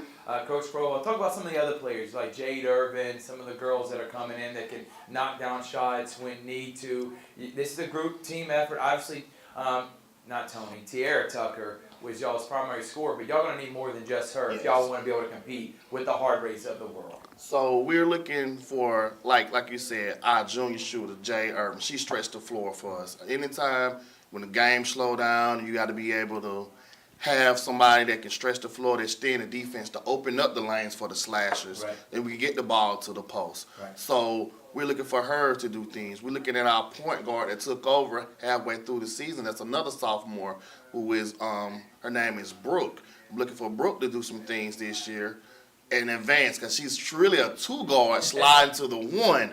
She likes to slide on the wing, but the good thing is about it, because we still have the other point guard in Tanasia that can come in and slide her to the wing. She be able to shoot. And I'm excited about our other senior that's a post player that's good in volleyball that can jump, who is Genesis Edwards, so she helps us out. But the sleeper we have is the incoming freshman, Mariah Pacheco from Fort, big post player. She's going to get her feet wet early. She's going to start as a freshman. And you're not afraid to play those freshmen, Coach. I promise you know about building your team up. Listen, it's about, you got to start somewhere. So if you want to come jump in that water, Shaw High School where it at. I love it, Coach. All right, I got to ask both of y'all, or I'll start with you, Tiara. What are your goals now and aspirations as you head into your senior season? Do you want to play at the next level? And playing college ball, is that what you ultimately like to do after you graduate? Yes, sir. I want to play at the next level. And you think, and then also, this is for both of y'all. What's it like playing for Coach Crowell? Oh, it's a challenge. Yeah, you gotta be mentally strong. Like, we goof around with him a lot, but at some point you gotta know like when not to. Yeah. Cause he do get serious. And you did a great job in your first season along with Coach Brown, and I cannot wait to call some Shaw Raiders lady basketball team. Yes, Richard. sir. Oh, it's going to be exciting. We're going to see the Shaw Lady Raiders team in the Muskogee County Christmas Tournament, and when you play Hardaway, we got to make sure that we definitely try to live stream that game on Georgia Alabama Sports Live. That really was just a great atmosphere, just seeing you play Hardaway, and you had a great season last year, the second best record in the last 18 years, and lost in the playoffs to the eventual state runners-up. So you can just continue to improve, and good luck this season, Coach, and good luck to you too. Thank you. All right, we will be back with the Shaw boys basketball team right here on Georgia Alabama Sports Live.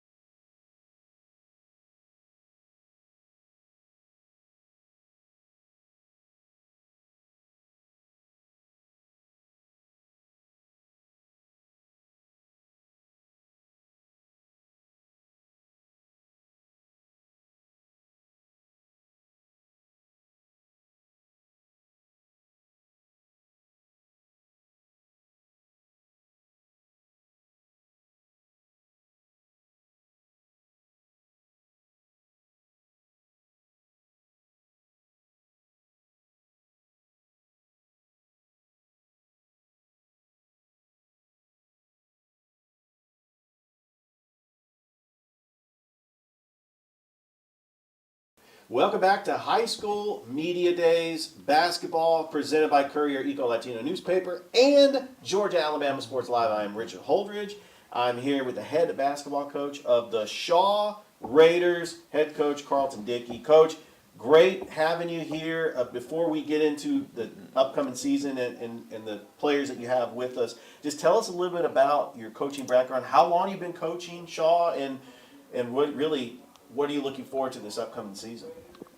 Well, this is my fourth or fifth year at Shaw, and our goal this year is to win a state championship. But the kids been with us now for 4 years, and they've been dedicated to the program. So absolutely. That's it. And just tell us a little bit about the two players you brought with you today. Matthew Lewis, he's a point. He shoots the ball real well. This year he should average at least about 12 or 14 points a game. Carson, he plays the 3, 4, and the 5. He can play it all. So and they're good shooters. Our whole team this year is shooters. Everybody can score. Everybody can dribble. Everybody can play. But we stress defense. That's my pet peeve is defense. And we have a couple of more coaches. Coach O, Coach McQuan. Coach McQuan been with us for 4 years, and Coach O just got there last year. So they basically offensive ball coaches, and they help out a lot.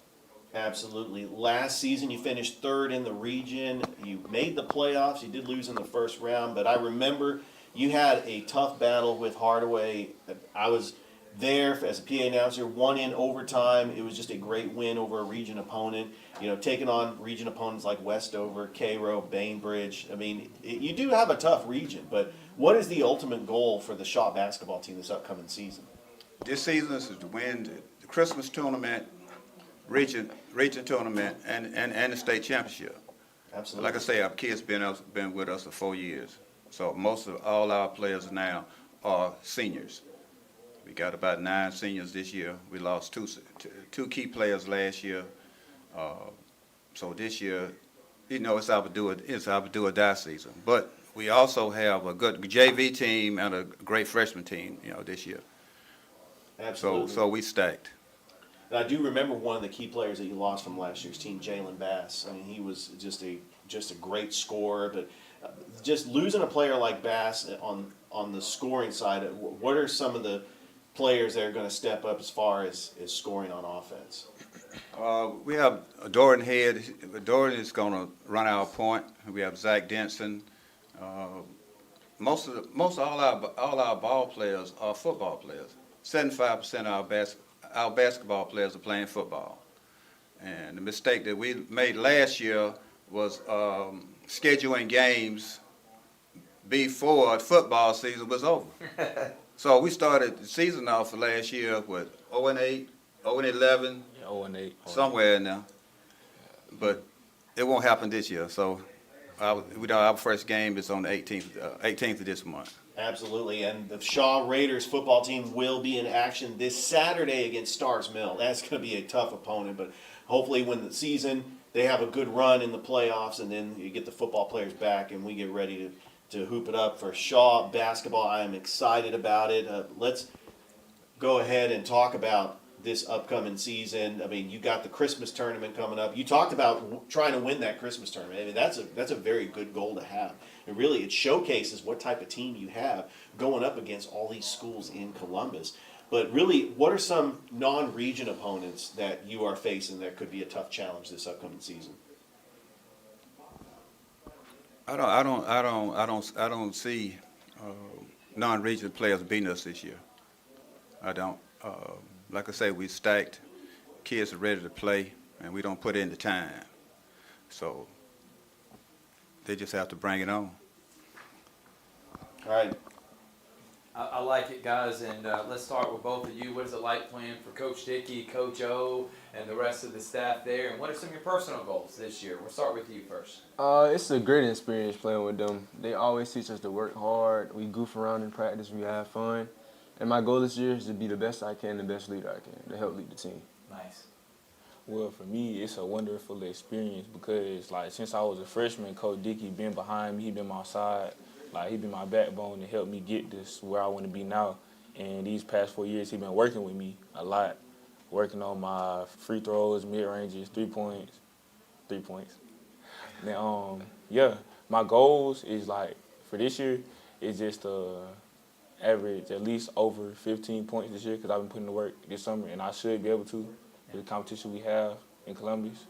And those are my goals for this season. No, I cannot wait. And Coach, this is for all of you, but as a Shaw team that last year made the playoffs, but this year you talked about it, you want to win a region championship, and now you've been here for 4 years. You feel like you've got your guys in here now, your guys that you've been building off of, and guys that believe in your system. So talk about what your expectations. Is it winning a region championship? Are you ready to go out there and say we're winning a region championship, or you just trying to make sure y'all are as competitive as you can be? Is there a number of wins you want to get to? Well, what is it as a team goal that you want to try to accomplish this year? Winning the region championship and the state championship. We got to be there. Yeah. You know, we don't put in the time, and Y'all it's time to do of a it. team not to make it a deep run, right? Right.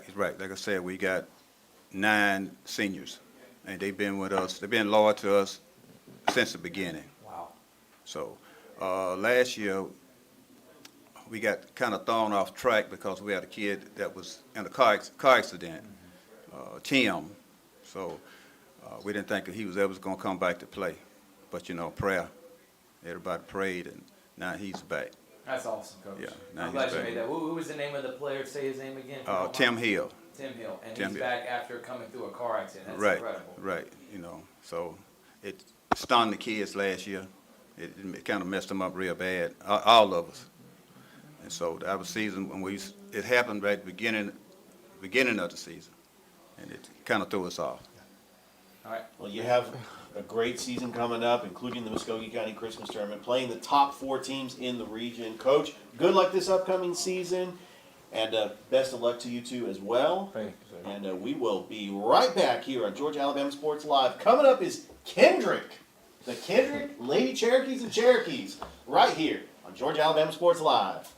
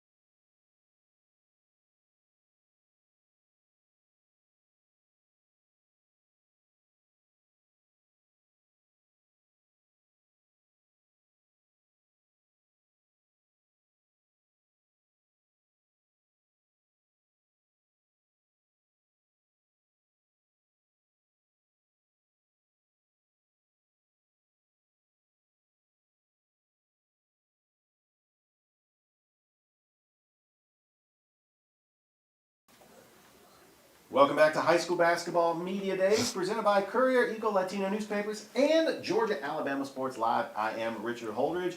I am happy to be here with the Kendrick Cherokee girls basketball coach, Coach Angela Long. First of all, I got to say, Coach, just tell us a little bit about your playing background and how long you've been playing basketball, and then your coaching background, and how long you've been at Kendrick.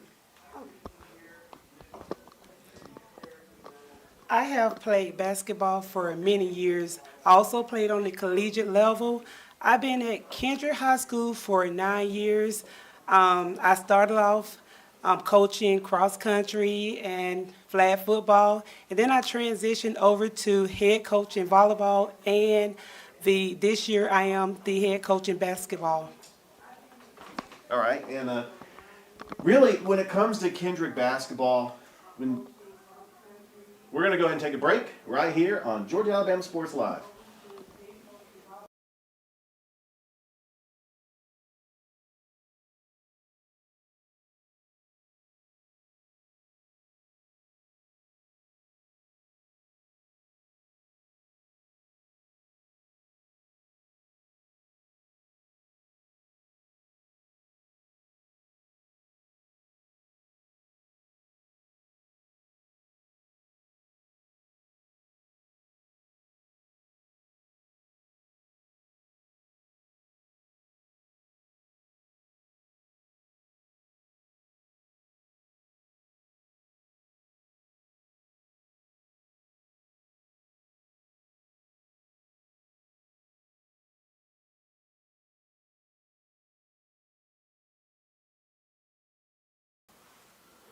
Welcome back here with Coach Long of the Kendrick girls basketball team. Coach, I talked about your coaching background at Kendrick and how long you've been a coach. Just elaborate a little bit more on your coaching background. Okay, as I stated, I started off with cross country. I did that for approximately 3 years. And also I was the assistant coach in flag football for 3 years. And then I transitioned over to the head volleyball coach. I did that for 2 years. Well, this is actually my second year as the head volleyball coach, and now this is my first year as the head basketball coach for Kendrick. Absolutely. But you've had a lot of teams you've been involved with. But with your first year coming up with the Kendrick girls basketball team, and what are some of the personal goals, expectations for this upcoming season? Yeah, pretty much I did have the opportunity to take an assessment of the team, and I realized some of the key things that we needed going into was a lot of fundamentals. So we focus on pretty much fundamentals, conditioning, and defense. So, yeah. Coach, tell us a little bit about the players that you brought with you today. Okay, well, over here next to you, I have Damaya Collins. She's a senior this year, and she's averaged 12 points last year, and she was second team all region. So I'm looking for, her to continue to produce and perform this upcoming year. And, and I'm really super excited about her coming back this year. And then also... Oh, yeah, I'm sorry. And I have India Binyan. She's here. She started off with us her 10th grade year. She's a junior this year. So I'm pretty much looking for her to produce some pretty good things this year from her. And, Coach, when you think of Kendrick Cherokee's girls basketball, you think of that incredible run they had in the early 2010s. What is it going to take to get Kendrick girls basketball back to that level? Condition. Pretty much. I feel like we are already there. It just, I feel like we are already great. So we're just going to piggyback off that and continue to work hard, condition, focus on fundamentals, conditioning, and just, just being successful on and off the court. And one thing about your region, you do play a lot of region games, and only 4 teams make the playoffs out of your region. Teams like Northeast, Southwest, Spencer, Ace Charter. I mean, there's just a lot of great teams in your region. But taking it one game at a time, what are going to be some of the keys to try to get into the playoffs and try to even win the region? I think that defense to me is always the key. A defensive team, a rebounding team, and being able to make your free throws. Those are the three things that are very important. If we can do those things, then I feel that we'll have a great chance in making it to the playoffs. All right, let's start with you, Demaya. What are some things, as you were second team All-Region last year, that's a big accomplishment. Thank you. Personally, what are some things you worked on this summer, and what do you want to see from your game heading into your senior season? This summer, I worked on being consistent with my shooting, my dribbling, going left, because the region started to notice like my style of playing. So I had to switch it up, work on my left hand, you know, just work on different things and try to bring something new to the table this year that they're not expecting the whole region. Okay, that's awesome. And let's start with you, Benyon. Same thing. You're a versatile point guard. You play near to Demaya. What are some things you worked on this summer that you want to see with your game heading into this season? I'm trying to be more aggressive. I worked on being more aggressive. I'm trying to get better at everything that I do. I'm trying to stay conditioned, stay in shape, and get the more basic key details down first. All The right. fundamentals. There we go. And now I'm going to start with you, Coach Long. It's a tough region you play in. Spencer's in it. Jerton's in it. Those are just some of the teams here in Columbus, plus Northeast Macon, Southwest. I mean, there's like 8 teams in y'all's region. It's one of the biggest in the state. You talked about things you want to see that you worked on this year. You did an assessment of it. But the region's tough. Do you feel like y'all are capable this year to be in one of the top teams in region in the 2A classification? Hey, we're going to try. We're going to give it our best. That's all I can say. Yeah, that's a great answer. All right, girls, let's go with you. What has it like been playing for Coach Long here in this short period of time? I know you haven't played your first game under her yet, but how's the offseason been, and how do y'all like playing first so far? We'll start with you, Demaya, and then we'll go with you.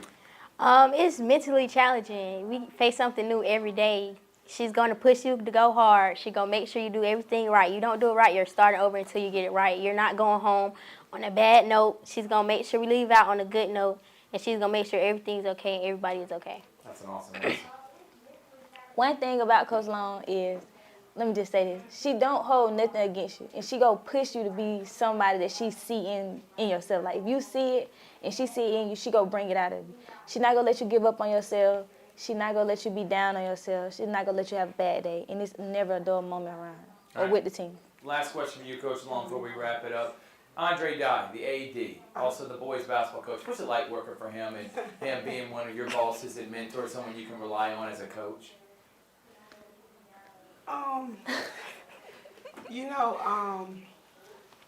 Andre Dye, whenever I have a question or I have, something to talk to him about, he's always there listening.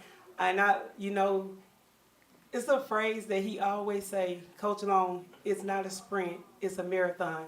So sometimes I'm like, I can't get this right, or this not going the way that I want it to go.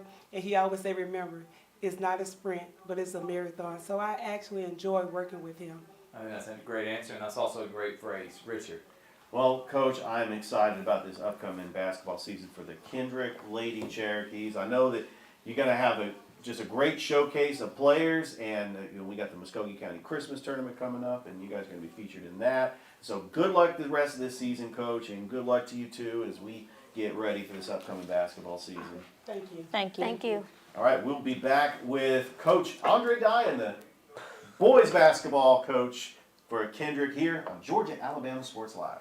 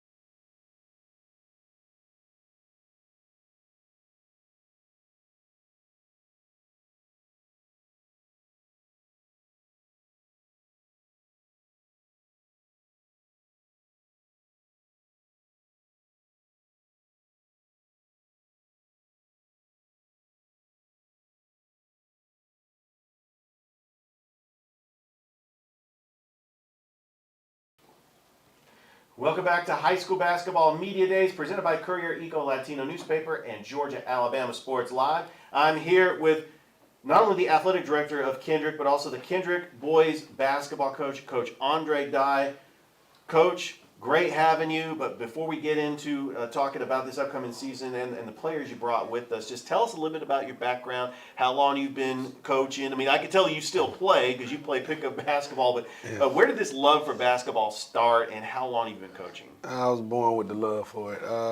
My parents, my family, it was just something, a part of me that continued on. I never let it die, so I just went to the next phase of it. You know, once you slow down a little bit as a player, you kind of excel in other areas, and I just continued on coaching.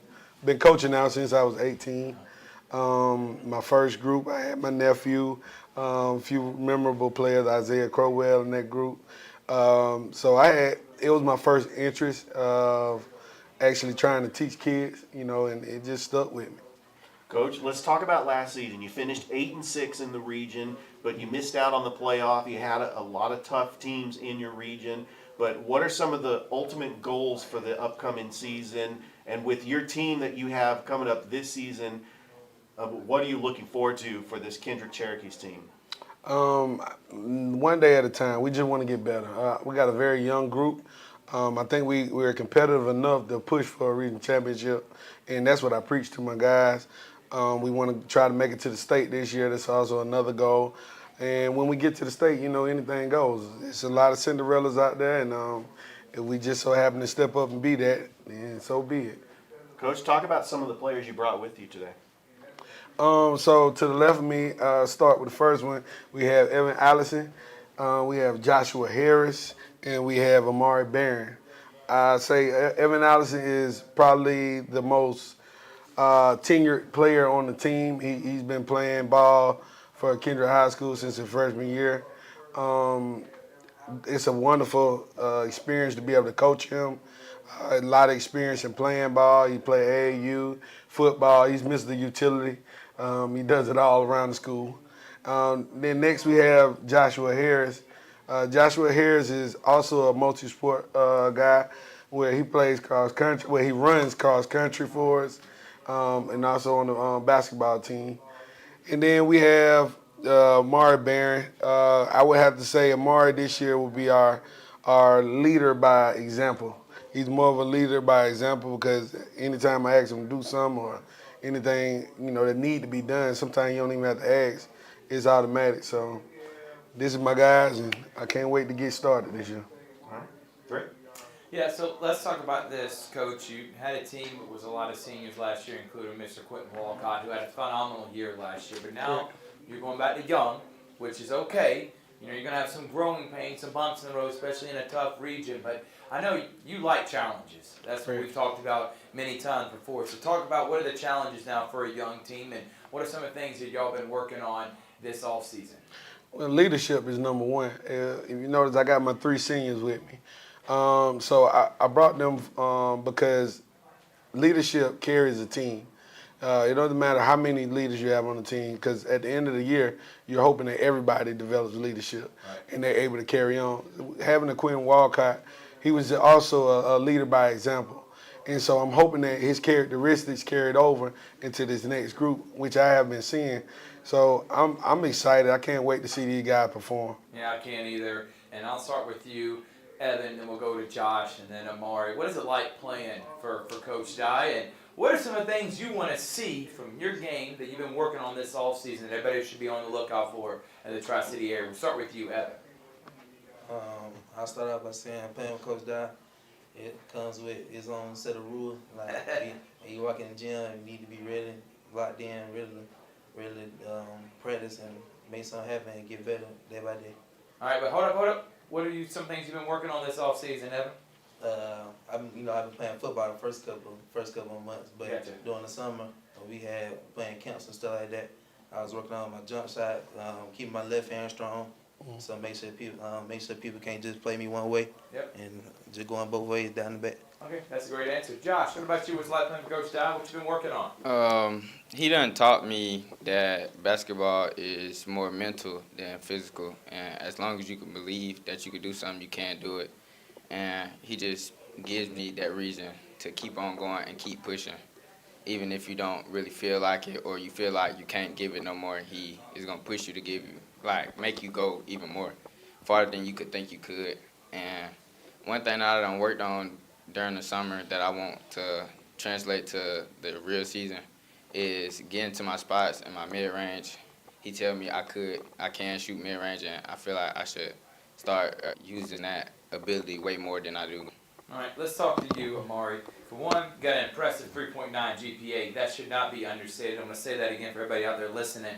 3.9 GPA. Academics come first, and I'm glad that you have your head on your straight, and you know that if basketball doesn't work out, you got other things you can do in your life if you want to. You went from being in the outhouse, 15th man on the roster, to now one of the team leaders and maybe team scorers taking over for Quentin Walcott. So talk about your journey and talk about what it's like playing for Coach John, what you've been working on this offseason.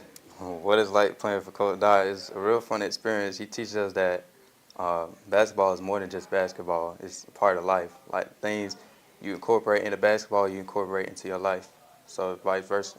Yeah. And what about things you've been working on? Things I've been working on, just being more a well-rounded player. Like all around fundamentals, make sure I'm not moving too fast.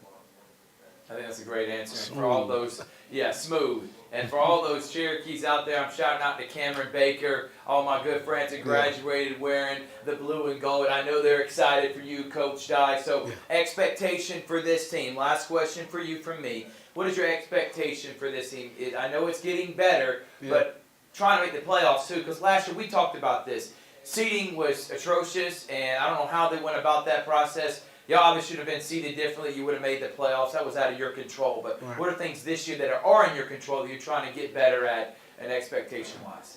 I'm trying to preach to my guys. We don't leave nothing by chance. This year we got to go in every game. We got to compete. We can't have no down nights. We can't take no time off. I tell these guys, we do morning practices. We doing afternoon practices. And, of course, we lived in weights in the day. I said, you guys been going through a college regimen all year long. You've been going through a college regimen all year long. You're doing 3-a-days. All right? You go to any college in America, you're going to go through that same process. So what I need you guys to do is let that translate onto the court. Because they have some very talented players at Kendrick High School. It's just time for them to let their light shine. And I think the city will buy in. I think so too, Coach. Cannot wait to see this upcoming season. It's going to be a lot of fun. The Kendrick Cherokees, under the tutelage of Coach Andre Dye, who's did a great job at middle school level and now at the high school level with Kendrick. Richard. I am excited to Thrift about this upcoming Kendrick basketball season. Thanks, Coach Dye, and thank you, everybody, for being here. And we will be right back here on Georgia Alabama Sports Live. Spencer is coming up next.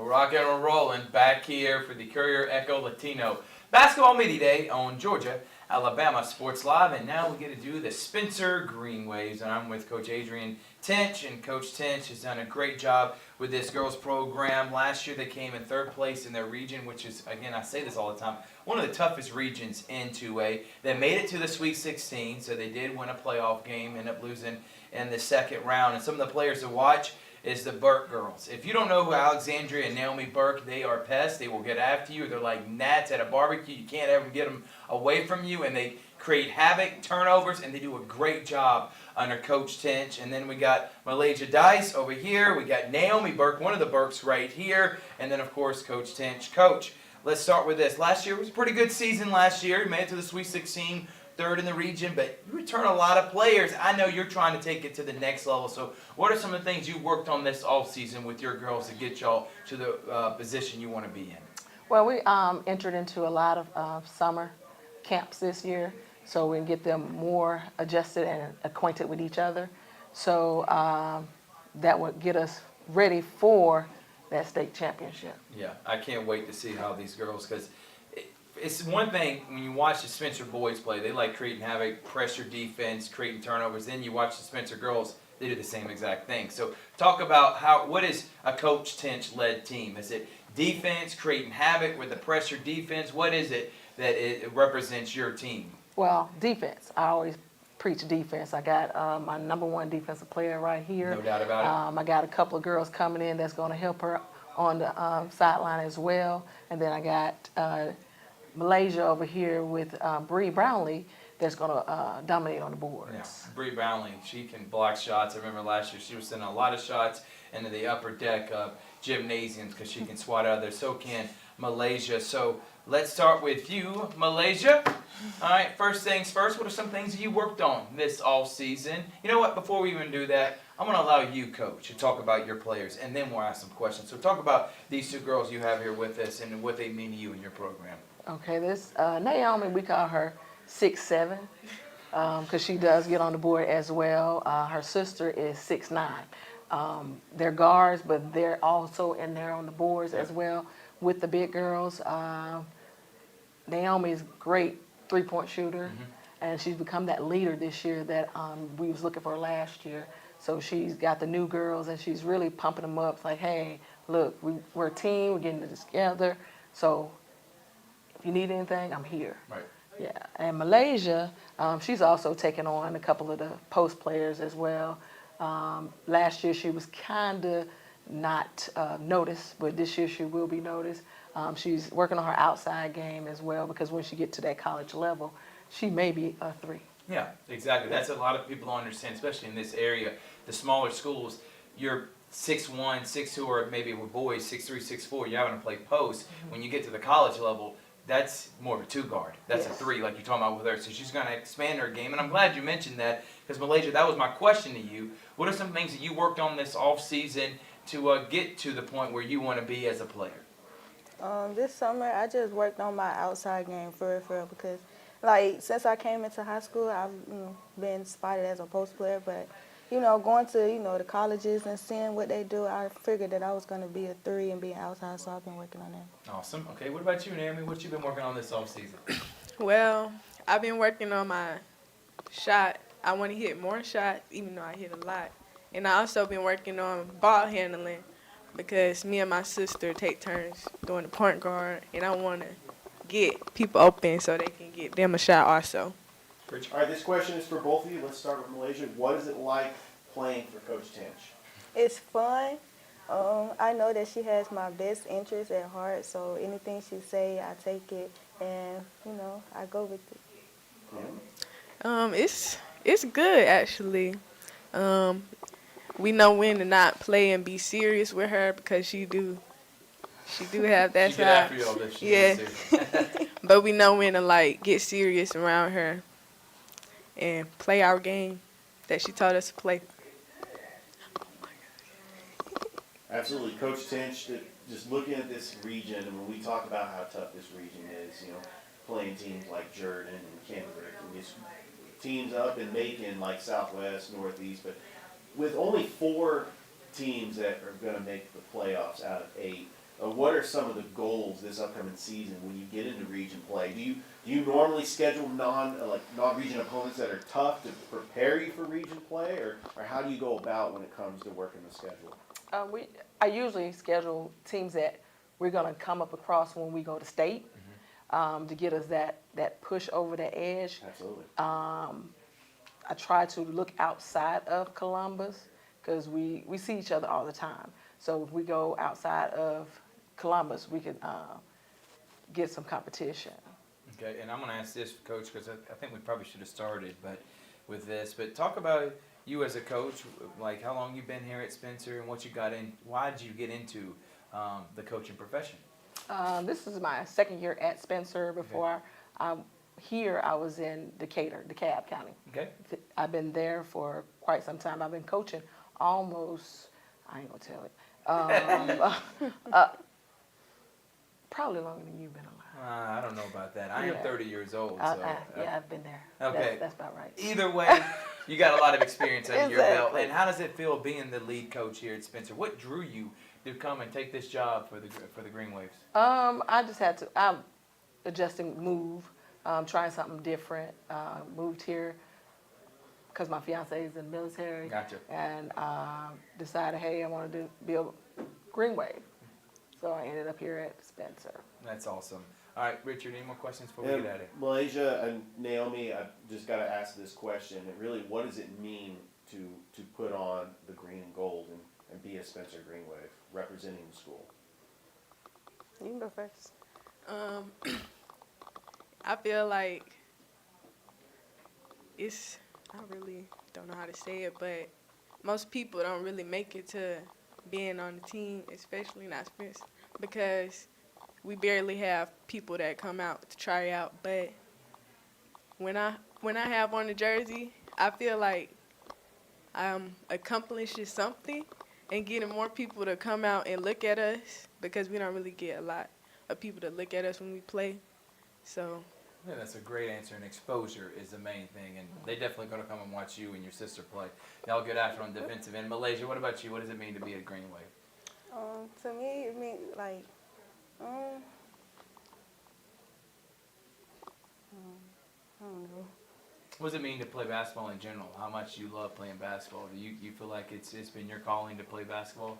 Yeah, so I've tried many different sports, but I feel like when I came to basketball, it was the road that I needed to take. This is the second year under Coach Tinch. Last year, Sweet 16. They're only getting better. You're going to want to watch these girls play. They're going to get after it, and they're probably one of the favorites to win in Region 2, Classification 2A. And we've had a lot of fun here. We got the boys coming up next. Girls, have a great year this year, and we're going to be cheering for you and Coach Tinch. Good luck this season. We'll be right back on Georgia Alabama Sports Live.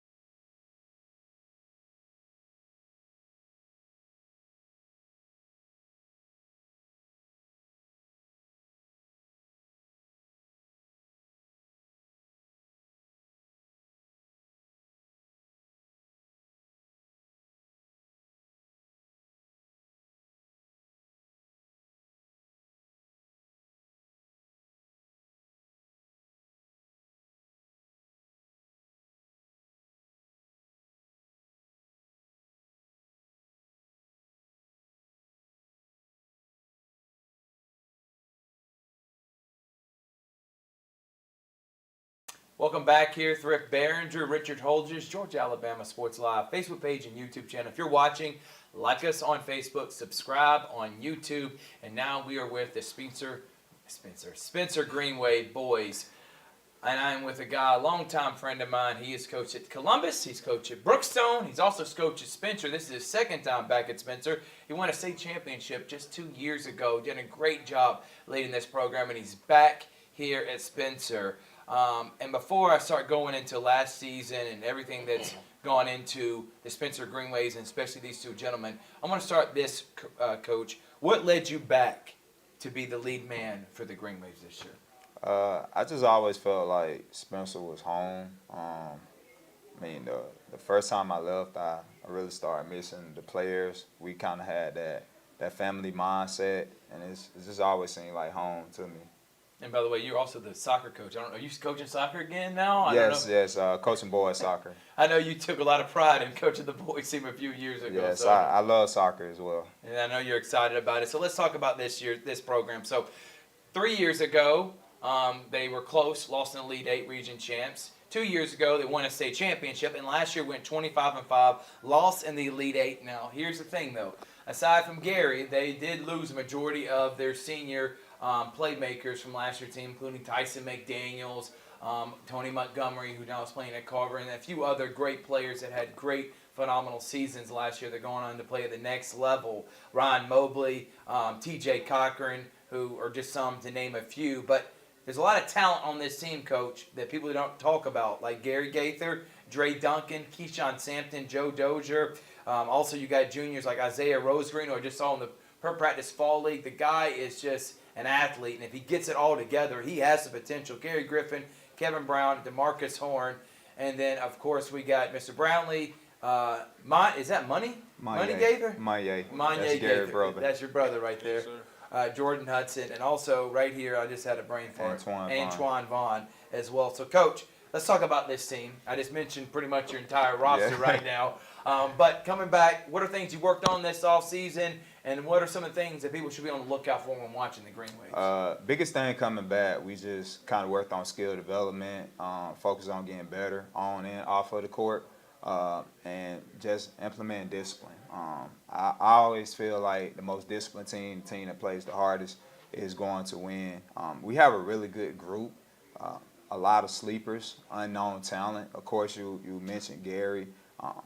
We have players like Keyshawn and Dre. They're very experienced. They've been playing since their freshman year. Antoine Vaughn has a lot of experience. We also have DeMarcus Horn, who's returning, who has some experience as well. The rest of the team, they're going to be really young.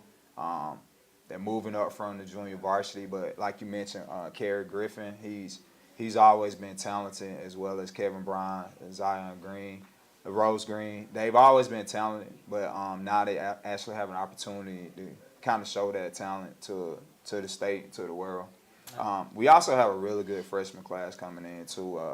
We're gonna throw them out there. So when you talk about Monye, Jordan Hudson, and Brownlee, they're gonna play some minutes this year on varsity. They got a lot of experience this summer, so we got a really good young group.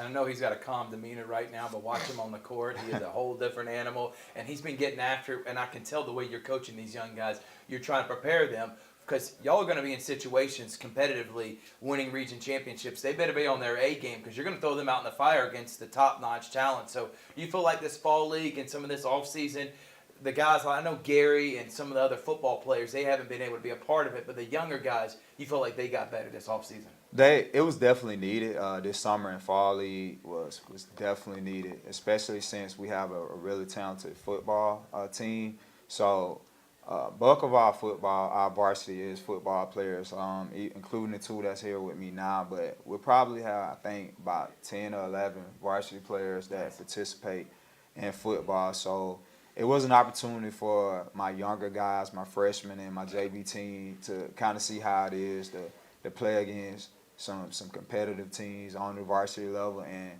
also, like I said, opportunities for them to prove themselves. A lot of them say they're ready for varsity, so some of them stepped in, they proved it, and some of them, they kind of see what they need to work on more. And plus, we're going to have to start the season off without these guys, so it was the perfect opportunity for us. I'm glad you brought that up, and Richard. I'll let you ask the first question to Gary and Antoine, but they're region champs in football, by the way. It's back-to-back region champs, #1 seeds, and Coach Joseph Kegler's done a phenomenal job with them. This is one of the best quarterbacks in 2A. Richard. Oh, I'm glad you mentioned that, Thrift. I got the privilege of seeing Gary play quarterback for 3 years. Good luck in the playoffs. I know that you're making that transition from football to basketball. Seeing you on the basketball court, you have great vision. You can shoot the outside shot. But that senior leadership on the floor, how is that going to help you just continue to develop as a player? And what is your most favorite part of your game? My favorite part of my game is just like my IQ. Like I like to score, but I also like to pass the ball a lot. I like to get my team involved. Like that's just one thing about me. I ain't all about scoring. I just do what I got to do to win. Antoine, and would you describe your game as, are you more of a post player or are you a two-way guard? I'd say mostly both. Rebounding, playing defense, just doing what I got to do to help the team and playing my role. Absolutely. And this is a question for both of you. What is it like going into the season playing for Coach Allen? Antoine, you go first. Well, Be careful what you say now. Remember, you still got to go to practice later. No, I'm just kidding. Go ahead, Antoine. I feel like it's a blessing. We didn't have them last year, so I feel like it'll be a big difference this year. That's a good answer. Well, to me, when he was in my 10th grade year, he taught me a lot of things about basketball that I didn't know. And like for him to bring him back, it just helped me expand my game more. And I'm glad to have him back.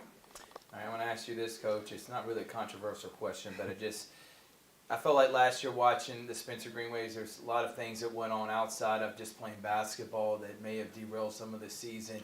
What are things you're working on this year as being maybe a cohesive group, chemistry, and going back to that family atmosphere that you had a few years ago when y'all won the state? I'm constantly preaching it. I'm actually showing them like how much I care just outside of basketball. I constantly tell them that it's bigger than basketball, constantly doing grade checks, showing them why academics are important. Like I say, it's all about building better young men on and off of the court. So I'm trying to teach them that it's bigger than basketball. So I say just by action. I think that's a great answer. Expectation this year, gentlemen, both for you. What are things you've been working on this offseason you want to see personally? What's a goal? And team-wise, what's a goal for both of you? Obviously, y'all both got hardware, so I feel like that's got to be one of them. But personally and team-wise, start with you, Gary. Personally, I just been working on my endurance, my win, because I know I have to play a lot, and just getting to the basket and my handling. That's it. Yeah, you like pulling up from three, but this year you're going to have to be more of a guy that takes it in and do a little bit different instead of just catch and shoot with all the other playmakers you have on your team. What about team-wise? Team-wise, is it state? Is it region? What would it be? It's state. No, I love it. Antoine, personally. Personally, working on my ball handling, which I'm going to do a lot this year, and shooting the ball more. And what about team-wise? State. No doubt. State championship, you want that hardware. Coach, last question for you. What is expectations for the Spencer Greenways basketball team in your eyes? Honestly, just continue to get better. Of course, the goal is always to win region, win state. But like I said, continue to build better young men. And hopefully college coaches start taking notice and hopefully get these guys some offers. One of the brightest, smartest coaches in our area. One of the best shooters, quarterbacks. He's got a big one this Friday night. Make sure to go and Saturday. Yes. Friday's Carver, Saturday, Otis Spencer Stadium. Make sure to go and cheer for the Spencer Greenways. Both these gentlemen trying to win a huge playoff game. We cheer for all the teams around this area. 7 region championship teams in this area. It's pretty incredible. Coach Quintavious Allen, good luck this season. Boys, good luck this season. And we'll be moving on. It's Georgia Alabama Sports Live coverage of High School Media Day.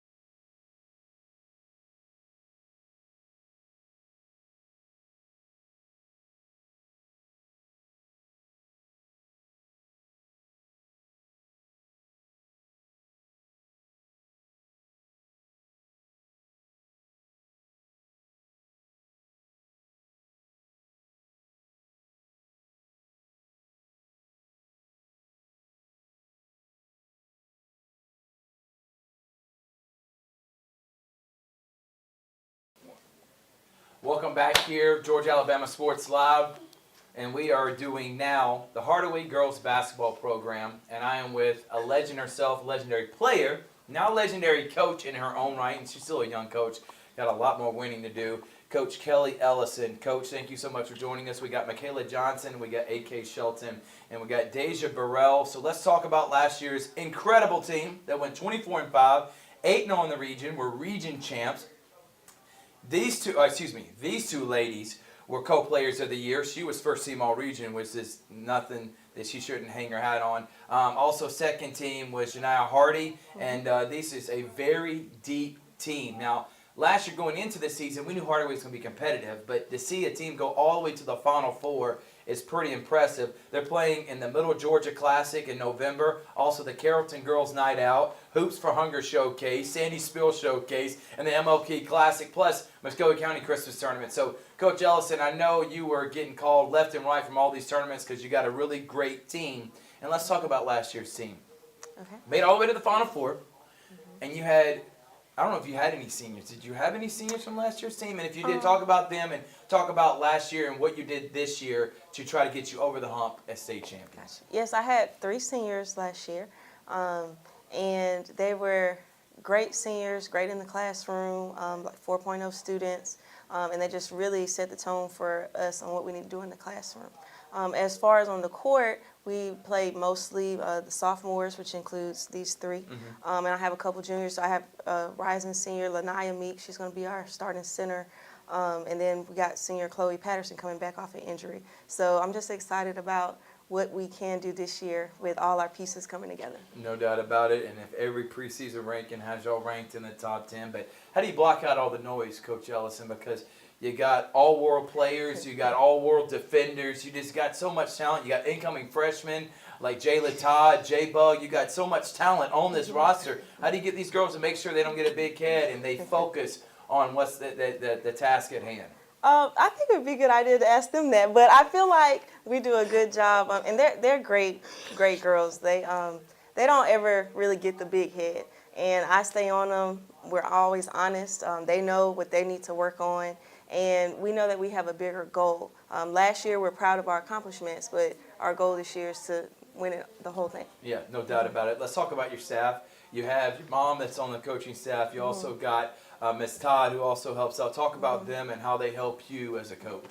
Well, it's always good to have a staff who has your back. Whenever you're coaching, it's hard to do anything right. If you're playing zone, you need to play man. If you're playing man, you need to play zone. Right. So I just know that they have my back. They're always going to give 100%, and it's just a great family atmosphere. All right, let's start with you, Michaela.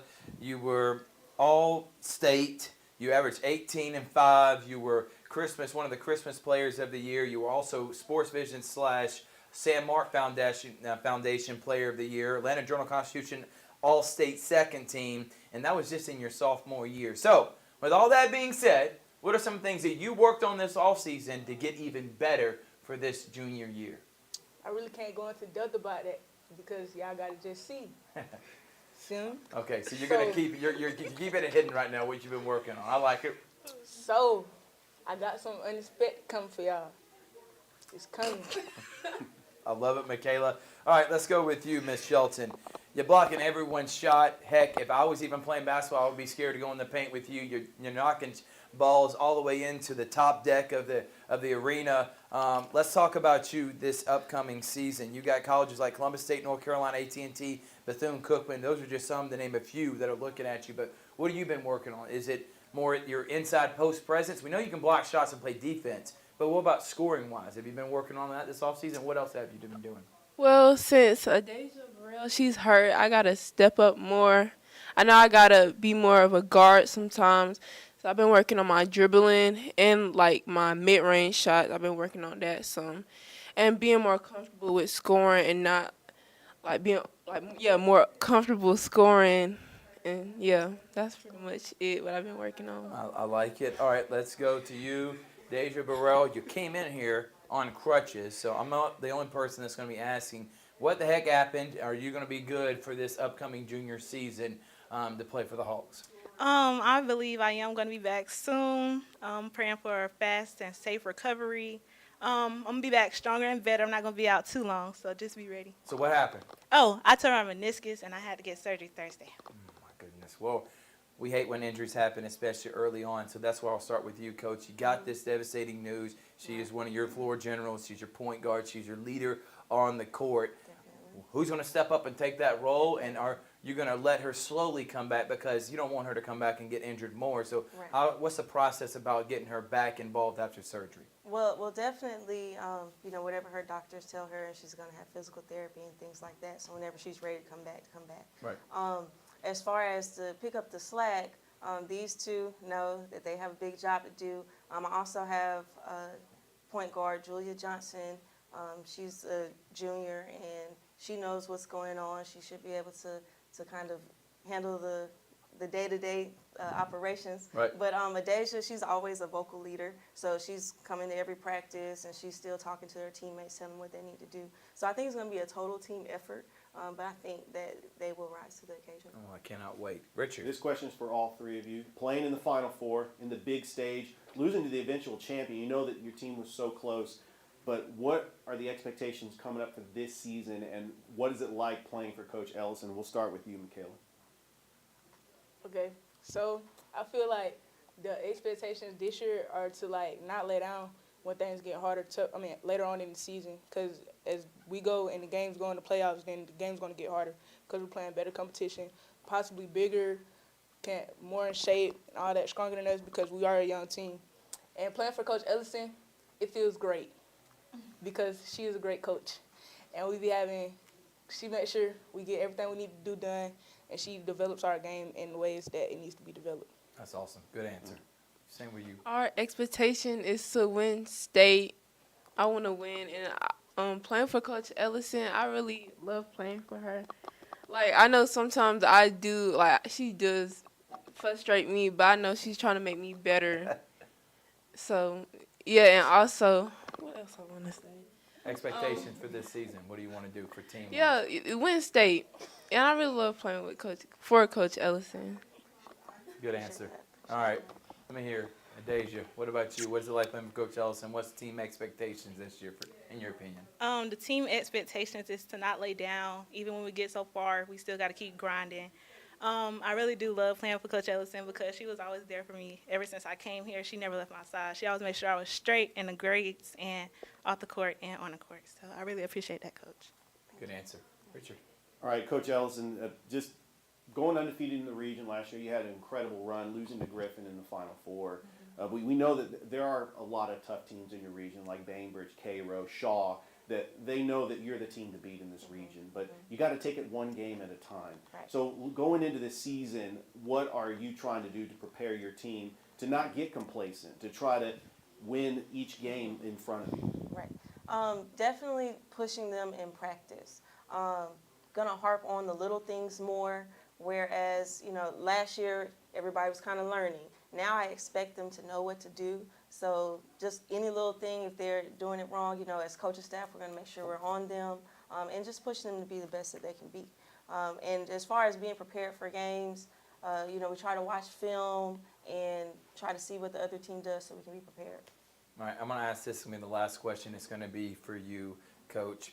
Your sister, who coaches Brookstone, went all the way to the state championship. You made it to the Final Four. I thought that was pretty unique. What was that like last year, and then what is it like this year, knowing that both of y'all got expectations to have another great season coming into this year?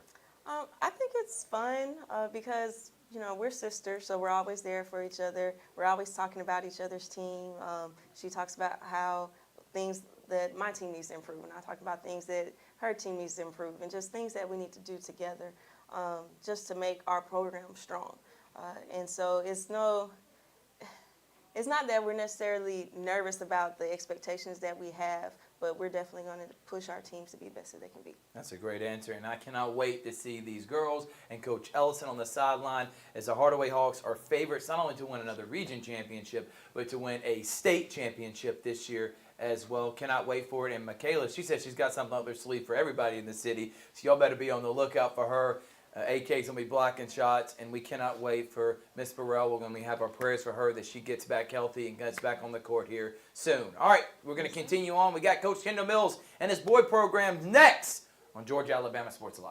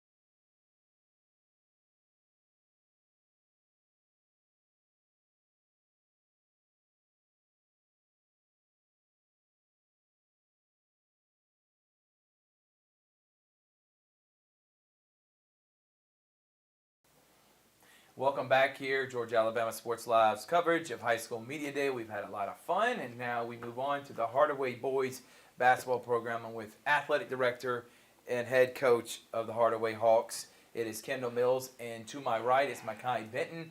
We also got Antonio Dortch, and we got John Kyles. These are incredible athletes for the Hardaway Hawks program. So Coach Mills, he's been there forever. He's been there since I've been alive. That's how long he's been coaching there. I'm just playing. But he's been at Hardaway for a long time, and he's done a great job. He's coached the girls. He's coached the boys. I mean, he can coach anything and everything when it comes to the game of basketball. Now, last year they went 10-14, a little bit of a down year. But when we were talking, Coach, you were a young team. You were laying the foundation. You were getting a lot of guys playing time because you knew that this team could be something to reckon with in 2-3 years down the line. Heck, even this upcoming year. So let's talk about this team. You went 10-4 last year, 10-14 last year. What are some of the things you worked on to make sure y'all can get back to the playoffs and start playing kind of like the girls? I mean, they set the standards. They're Final Four. I know you're trying to match them. Do you feel like this team has done a good job this offseason? What you've been working on? They have. We work hard this offseason, and we always do. Summer league action, some off-season work, and a lot of the guys play AAU basketball, so I follow them through the summer and watch their games improve. I'm in the stands making evaluations every day. But this is a veteran group. Most of them have been with us now 4 years. 4 years. We made cuts last week, Thrift, and we have 13 seniors.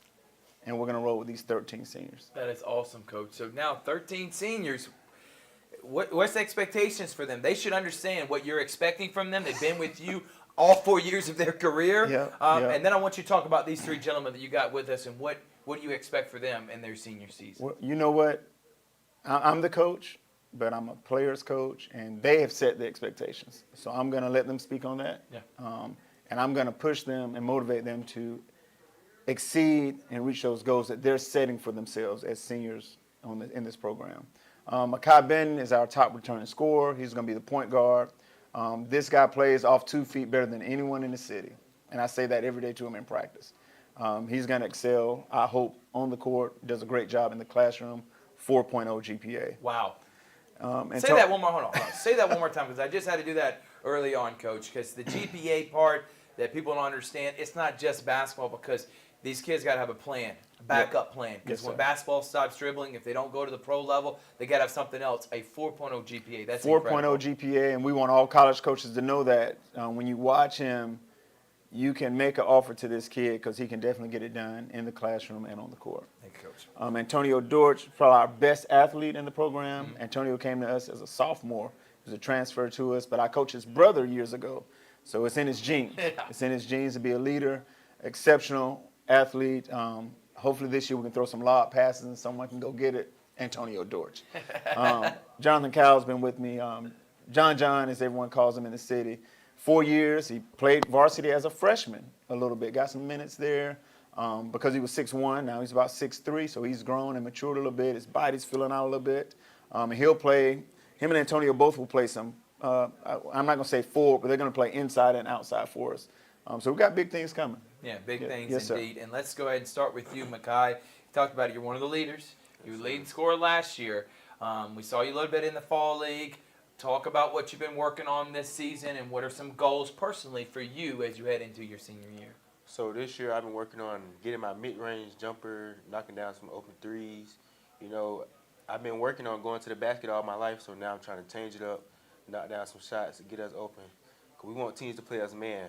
2-3, we don't want that. We don't want that. Right. So we got to knock down open shots. You got to be able to shoot them Hey, out. don't say too much. We're scrimmaging Pacelli next Yeah. week. Don't give away too much information. Antonio, what about you? Same question for you and the same question for John. What are things you've been working on this offseason? What are your expectations heading into your senior year? This off season, I've really been working on literally everything. Getting better at the simple fundamentals, mid-range, free throws, three-point. Really just everything all around, you know what I'm saying? Because we got to win this year. Yeah. And my expectations this year is just be consistent and be a leader as our guard Makai. Be a leader, be consistent, and just help us win. That's a great answer. All right. John, what about you, man? This off season, I've really been working on my jump shot, finding rhythm, finding my my jumper. I've also been in the weight room lifting, trying to get stronger, getting my body ready for next year when I hit the college. I think that's a great answer because I was definitely looking at that. I was like, you're not the slim little baby face that we were seeing a few years ago when JT Todd was sharing you all over the place. And then now you're looking like a grown man coming in here. So that's hard work, and that's a great job, and I know that's been your mantra. All right, Richard, go ahead. Coach, let's talk about this region. 5 teams, 4 make the playoffs. There's not a whole lot of margin of error. No, it's not. You got Westover, who was in the state title against Spencer 2 years ago. Bainbridge is always a great team. Cairo, and then, of course, Shaw that made the playoffs. And if that game that you lost in overtime last year, if it would have gone your way, you would have been in the playoffs. Right, That's how right. close it was. But is the ultimate goal to make the playoffs, or do you feel that you can be one of the top teams in this region? I think we can be one of the top teams, and I heard a quote yesterday, and that's why I'm happy I got these guys here, because each one of them just said about they want to be a better leader, okay? Well, leader is not a person. It's actually a describing word. It's leadership. So I'm going to talk to all of them privately in the next few weeks about being a leader is not just me assigning you that responsibility. It's actually doing and getting your teammates on board with those types of things. As far as the region goes, it's a very tough region. We travel a lot, which is not the best of all situations because we're traveling 2.5 to 3 hours on a Tuesday night to go play a basketball game. But with the experience, we're senior loaded. We're absolutely senior loaded. And I don't say that as a metaphor, like we have seniors. So it's going to be on them. It's going to be on them, and I think they're going to rise to the occasion. And hopefully we want to play well in the region. If it gets us a region title, that would be awesome. Get into the state playoffs and definitely give them the experience that they've been starving for the past 4 years. Absolutely. And this question is for you, Makai, Antonio, and Jonathan. We'll start with you, Makai. What does it mean to play for Coach Mills? So Coach Mills, I've always played with him for 4 years, so he's a very good coach. He strives us every day, get better, get better, get better. He uses he reads a lot of coach magazines, so that's where we get the experience from. So I love it here. I love it. Right, Antonio? Well, I've been here for 2 years, and it's been the best 2 years of my high school experience. Wow. Like, he's actually a real coach, and I appreciate him for everything. He gave me good advice. He really would be here for you. Like, he keeps it real with you every time. You know what I mean? He knows a lot of the game. He teaches me a lot. everybody. Like he teach everybody a lot, and I appreciate him. Oh, but remember, I don't know if y'all know this, guys, but he also coached at the Olympic level. I mean, he's been around elite, high-level coaches. I mean, this guy is one of the – he's got most experience and more than anybody here in this area. So you're learning from the best. So you definitely should take advantage. John. I knew Coach Mills since I was basically born, and he knows what he's talking about. He helps everybody gets in college. He's always making sure everything's done the right way for us. Gives us plays. He tells us, like Tony said, everything he tells us is right. Like all we gotta do is listen to him. Everything will fall in place. Like he said, we got 13 seniors. I don't see it as 13 seniors. I see us as 13 dogs. So I feel like our expectations this year, we should clear the region. No excuses. None of that. No excuses. I love it. No excuses. All right, Coach, what's the mantra this year? Do you have a phrase? You talk about leadership. What's the phrase this year? And expectations for your team. Richard already talked about it, but what is a Hardaway Hawk 2023-2024 season going to look like? I just printed some T-shirts. Actually, these guys are going to get the shirts tomorrow. I love your phrases too, so I can't wait. Our slogan for this year is "Fly Silent." Okay. We're not going to come out here barking. Well, excuse that dog. We're going to come to play, and we want to come in and perform to the best of our ability. But we don't have to talk about it. We want our production on the floor to do it.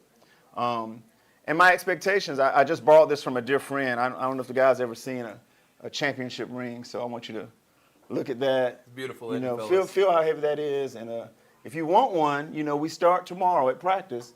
We start getting ready to try to get you sized up for a ring. Okay, so I just wanted to let you all see that. That's a nice little piece of jewelry. Yes, sir. Okay, you can wear it around your neck to replace your, that or whatever you want. But, if you want to be the best, let's go out here and let's try to get this thing accomplished. Well, this is Coach Kendall Mills. He's AD. He's one of the really good guys here in this area. Love always having a good conversation with him, and I've always been a big fan of him and his programs. Cannot wait to broadcast some of their games. And he's also, shout out to George Williams and his staff that is under Coach Mills. I love those guys. And, you can give him a quick shout out, Coach, if you want, the guys that help you out. Got Coach George Williams, of course, he'll be in and out. Yeah. His son's coach at the collegiate level, so he's traveling often. Showing them love, right. Coach Jeffrey Todd, John's grandfather, has been with me now for 20 years, my entire time at Hardaway. Wow. Got two new guys. Bill Bailey is an assistant. He's been with me now 2 years. And Elijah Vincent is a new guy.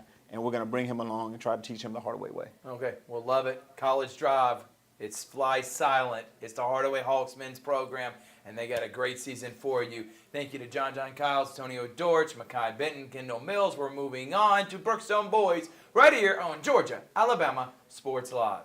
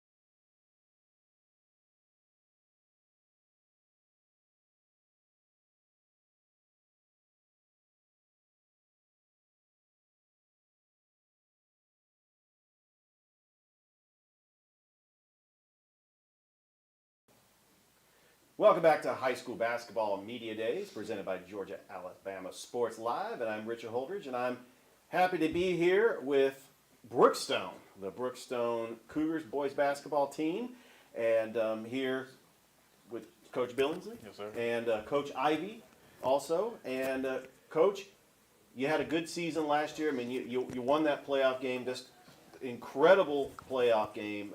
Daniels with that shot. I mean, you have just a team coming back here in the GIAA. Just talk a little bit about before we get into your team, just talk about your coaching background, how long you've been a coach at Brookstone, and really what are some of the stops you had before coming to Brookstone? No, but before you do that, that's Coach Billingsley. Yeah. Coach Ivy is not here. He's the head coach. But Coach Billingsley was assistant coach last year. He's done a great job. But, Coach, go ahead and talk about Coach Ivy and how long you've been coaching as well. Yep. I'm here with Coach Ivy this year again. So last year, that was my first year at Brookstone. I came with Coach Allen.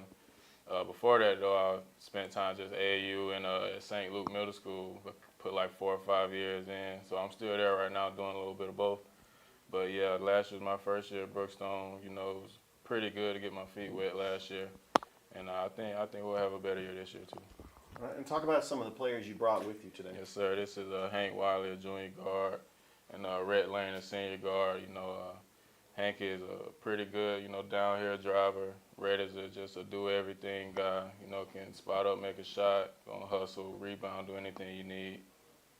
All right, well, let's talk about this upcoming season, but you have a very intriguing matchup against Columbus. It's going to be a father-son matchup, and really, what is just the hype going into that game? Knowing, I mean, you got a father coaching against his son. I mean, you're going up against a tough Columbus team in 3A.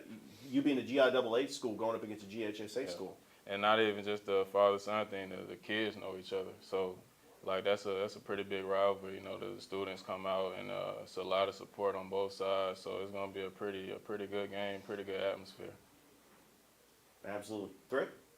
Yeah, so let's talk with you two gentlemen. We'll start with you, Rhett.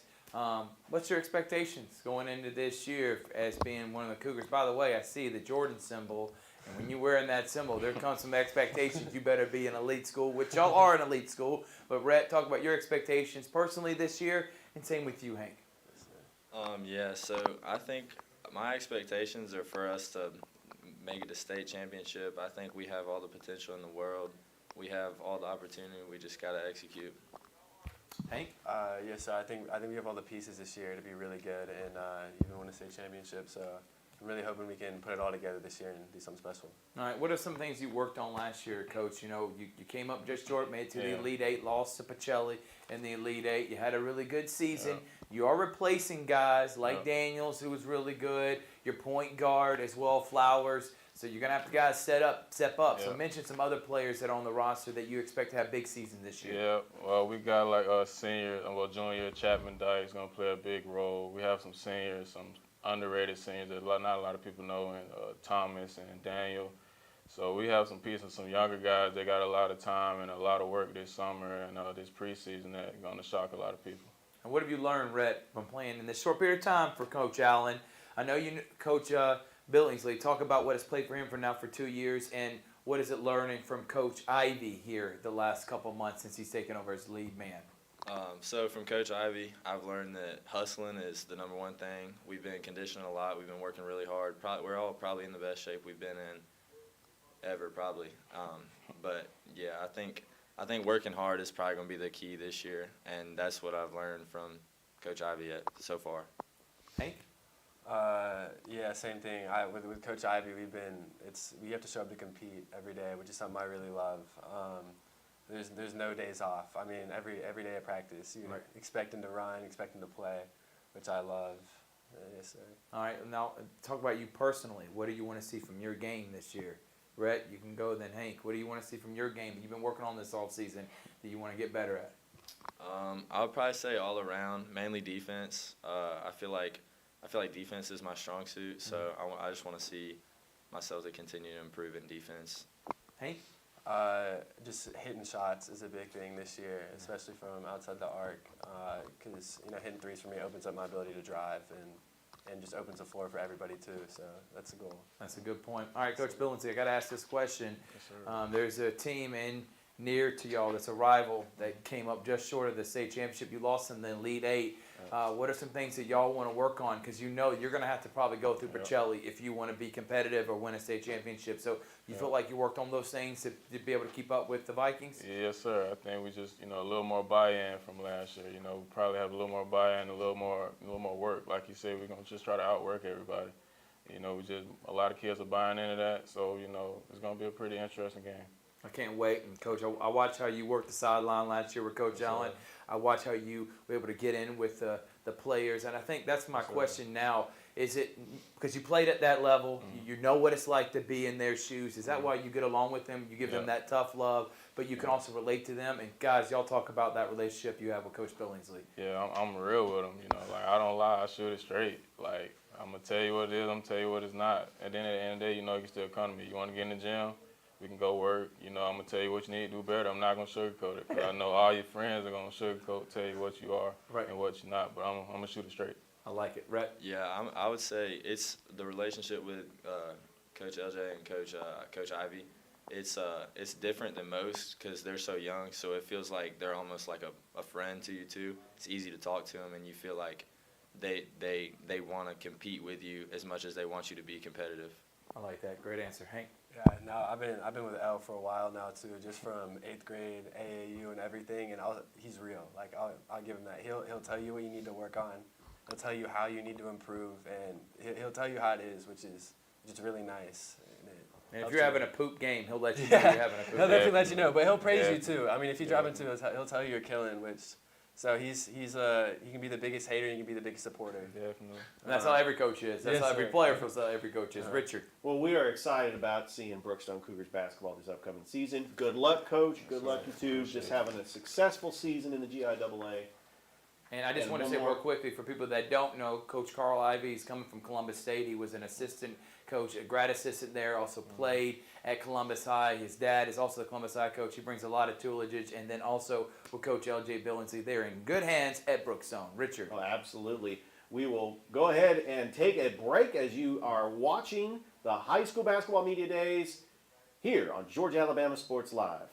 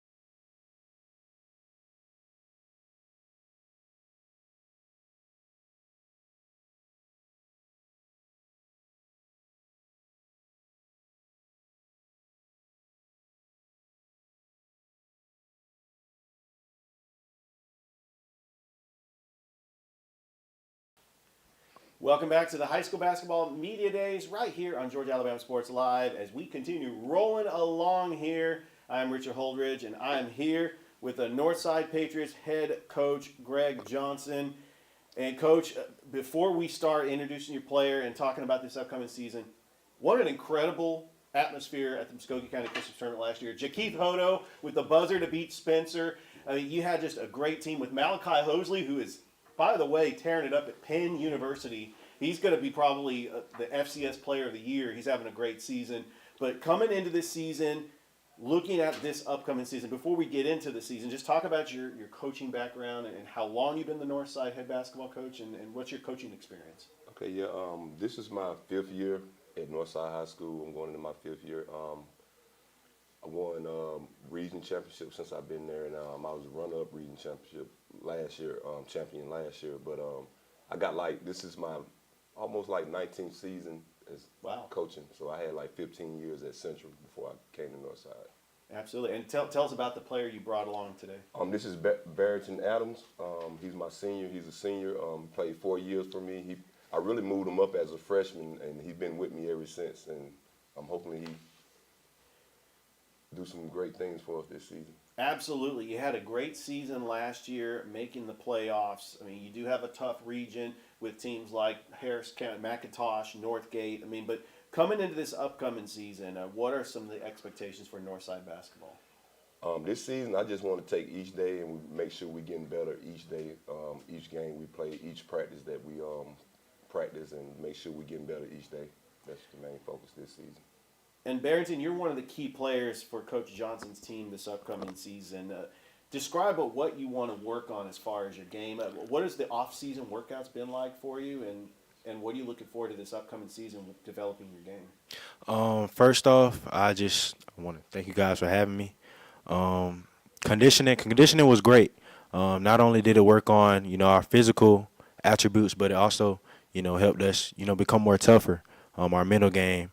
But really, what I want to see out of the team this year is just building chemistry, staying dedicated, staying motivated, staying consistent, listening to Coach Johnson, and just giving it all we can each and every game, each and every day.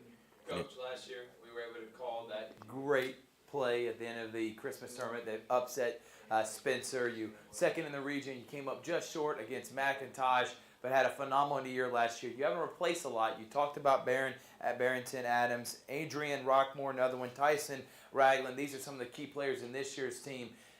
You were senior-led team last year. This year, a little bit younger. What are you expecting for this year's team? Is it same, region championship or nothing?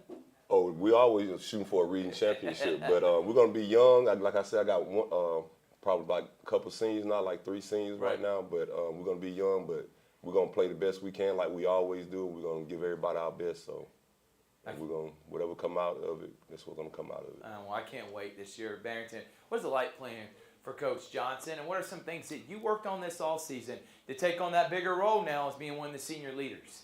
It's great working for Coach Johnson. He challenges us day in, day out. It starts with practice, not only in basketball, but he challenges us, off the court, making sure we stay in school, keeping our grades up, just building character as a person. And some things I worked on during the offseason, my mid-range game, my ball handling, my physicality, my athleticism, and most importantly, my mental game. Well, I can't wait to see how this plays out, Coach. It's going to be a phenomenal year.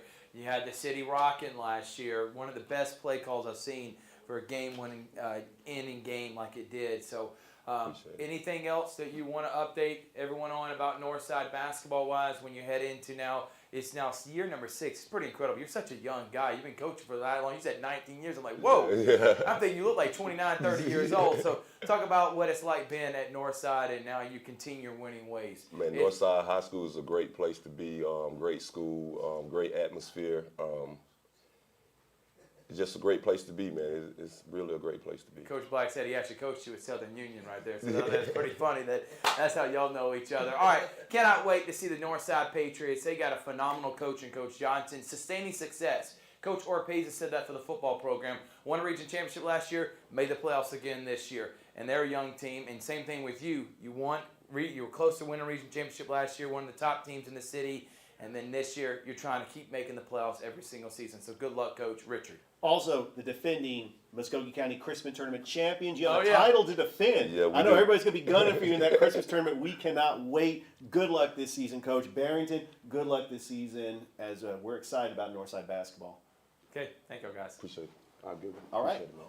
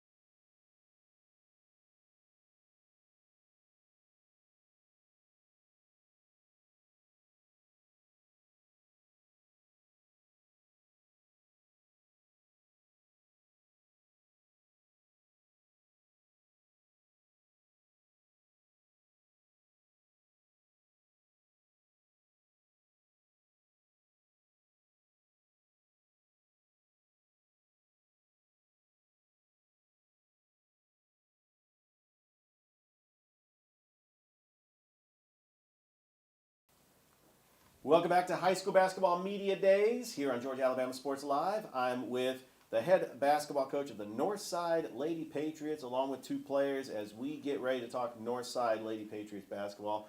Coach, before we talk about your team and this upcoming season, just talk about your coaching background, how long you've been the Northside girls basketball coach, and what's your coaching experience before you came to Northside? So a little background. This is my 4th year coaching at Northside High School on a high school level. Period. Prior to that, I coached AAU here a little bit for like 2 summers. But other than that, since I've been at Northside. This is my high school. This has been my 4th year at high school on a high school level. Absolutely, and you're also the defending region champions, made it to the Sweet 16 the last season. Some of the key players that went on to play at the next level, including Erica Rodriguez, who's now at Huntington College, and Maya Giles, who is at Trinity Valley Community College. But Coach, talk about some of the players you brought along with you today. So I got Morgan Thomas. Morgan Thomas came in with me. We both came in together. This is her 4th year. For so long, these past 3 years, she's been kind of the role player. And now with all of the talent that we did lose, this is kind of would be her year to kind of step up and be, who we play through.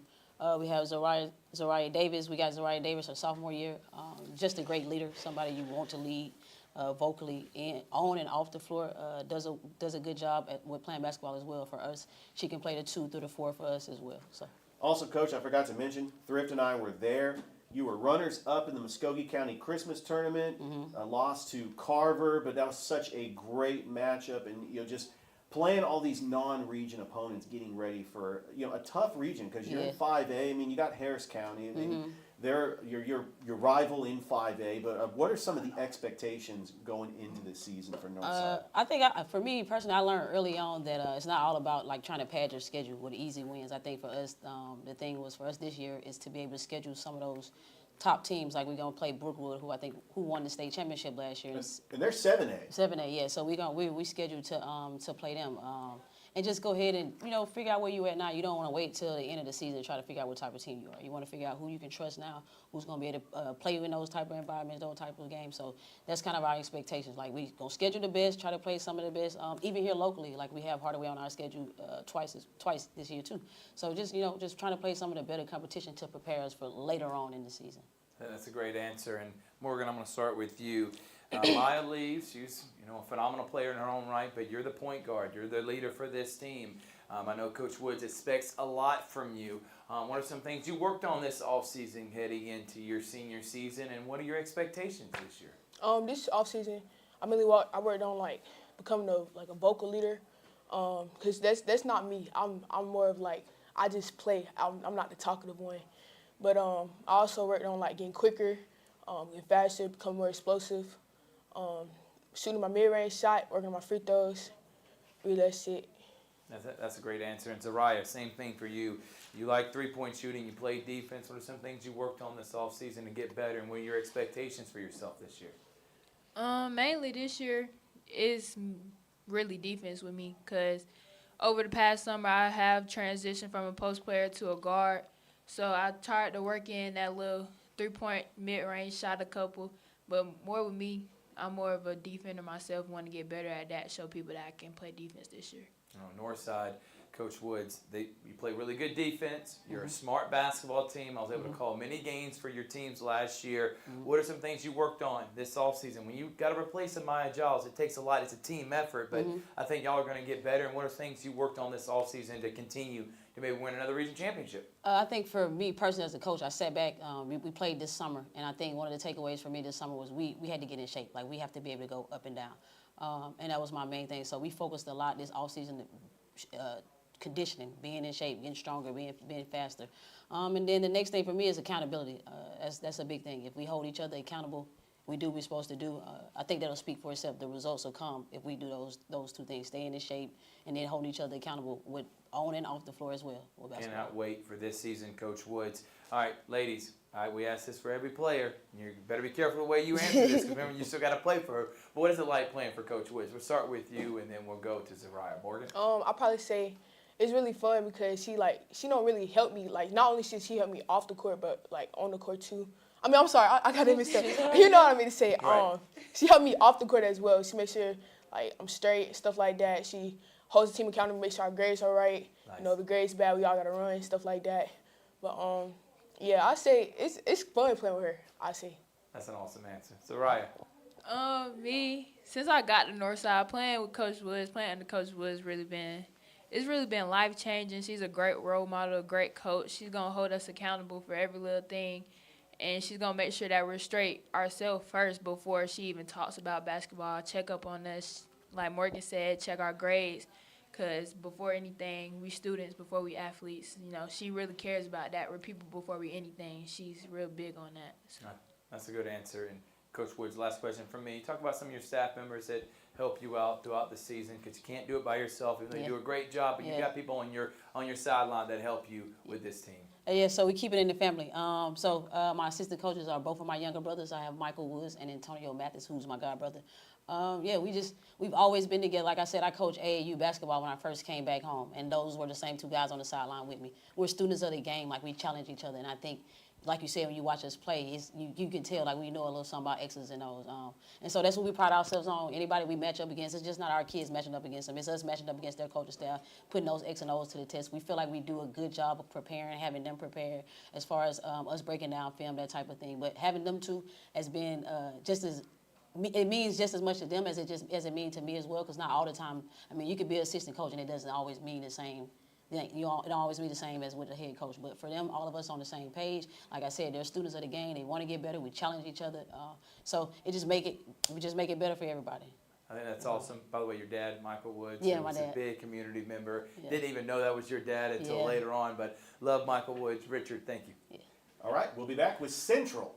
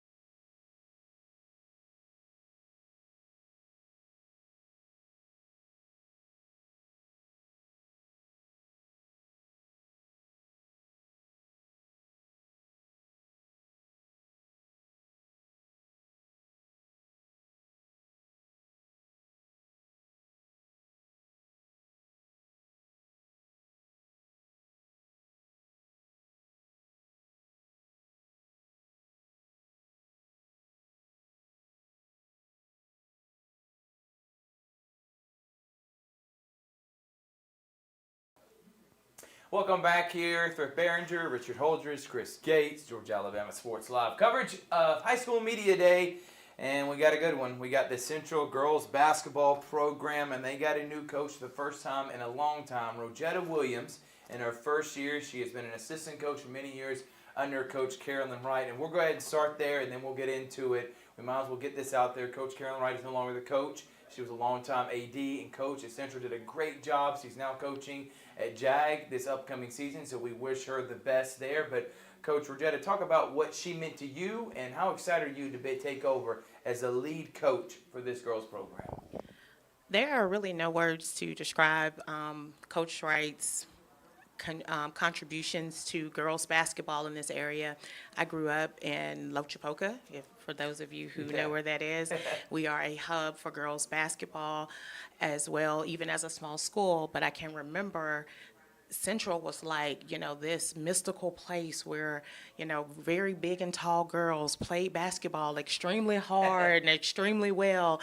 And so, she has been really a trailblazer for girls basketball for the longest. Girls in this area, if you wanted to go to college, Central was the place to be. So, what she's done for girls basketball locally, will never be able to be replaced. I think that's a great answer. And Coach, I guess that's what we'll start. Last year, made it to the Elite Eight. You went 18-12. We got Jabria Lindsay and Latasia Deloney here to my left, Jabria Lindsay to my right. I'll talk about those two girls in just a moment. But you're taking over a legend. I know that can be pressure situations, and some people don't want to take over from the legend. But I feel like you're not afraid of that. You're actually embracing it. And so what are some of the things that are you trying to change? Are you trying to implement? You feel like that you're just going to keep it the same and you know what your team is going to be this year? What is a Coach Williams-led team going to look like at Central? That's a really good question. I only know one way to play, and that's game speed and full speed at all times. Matter of fact, we opened our season last night against a very, very good Trinity Presbytery. They are 3A state champions, returned their whole entire team as sophomores, and we actually beat them. It was a hard-fought game. They play way differently than what you've seen us play in the years past. They're 5 out, spread the floor. Everybody shoots threes, so it was a different kind of game, but the things that we put into place as far as conditioning, defense, and grittiness, all of that kind of helped us come out on top last night. All right. I'm just going to say this. The girl to our right, have known her since she was in the 4th grade when she was a little whippersnapper at Matthews Elementary, and me and her dad are good friends, and I said it then when she was just dominating and punking little boys around the Columbus area that she was going to be elite, and now she's at Central putting on show and doing a great job. Jabria Lindsay, who is one of the top players in the state, not just in 7A, but in the state of Alabama. Talk about her, and then also talk about Miss Deloney as well, who has an excellent season, and she's going to be asked more now heading into her senior years. Coach? I mean, you said everything about Jabria. Yeah, I'm sorry. I can't keep it on with her for personal reasons. But. Like I said, like you said, I mean, she's not only one of the top players in the state, but also nationally. We followed her this summer. She had an amazing summer with her travel ball team. You won a national championship. She led that team, if you can believe, in scoring efficiency of all of the Under Armour circuit. So when you have a player like that, as young as she is, it makes everything that I have to do way easier because she's, we can depend on her day in and day out just to go in and do what she's gonna do. So that's half of my job. Right. I don't worry about where I have to get points from because I know this is a bucket. So she's going to do what she does. Latasia, she had a great look. I told her stats today. I said, "Tay, do you know how many points you had last night?" No clue. She just plays so hard. She plays for the team. She gets out there. She's gritty on defense, and she just plays. And I've never met a child that doesn't get tired. She never gets tired. And she plays, unfortunately, last night until she fouls out. But going forward, she's just going to play really hard the whole time without fouling. But she was our second leading scorer last night with 10 points to add to Jabria's 12. And, I mean, it's a beautiful thing that we're seeing, like being able to spread the floor and involve more of the girls on offensive side. I think that's a great point.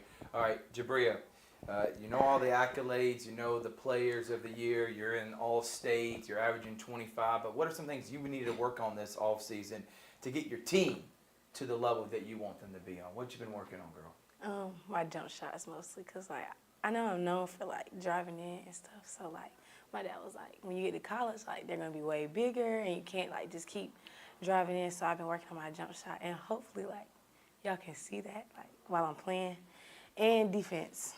Yeah. Defense, Mike. What about with you? What are some things you want to work on? She talked about you're the feisty player that's going 100 miles an hour all the time, sometimes to the detriment of you fouling out. But aside from that, what are some things you wanted to work on this offseason that are going to help y'all get past the Elite Eight, maybe to the Final Four state championship? I've been working on my scoring, my driving, my shooting, all of it, so I can help. Even if I'm helping defensively, I can help offensively. Good answer. Richard. This question is for Jabria and Latanya. What is it like to play for Coach Williams? I mean, you know her familiarity being an assistant coach, but being in her system, going to this upcoming season, what is it like to play for her? We'll start with you, Jabria. Okay. She loves to make us run. Got to be in shape now. Well, that's her favorite thing is for us to run. I think, cause like, don't miss a lap, or if you miss a lap, get on the line, like. But I really like it because we move a lot faster. Like, it's not like, and last night we weren't out of breath. And, like, I just came from volleyball, so it's a little bit harder. But even the times I did come back and I was running with them, I wasn't really out of breath last night, for real. So, like, it was, like, the same speed the whole entire game, everybody, and I really like that. Okay. What about you? What is it like playing for Coach Williams so far? It's really fast. We're not really going slow at all. Like, we're in shape. Everybody's in shape, not just a few people. The running, yeah, we think it's a punishment majority of the time, but it actually helped yesterday because we continued to go fast. Nobody was bent over by third quarter. We got to keep playing man. Like, man is hard if you're out of shape, but we were in shape, so we were good.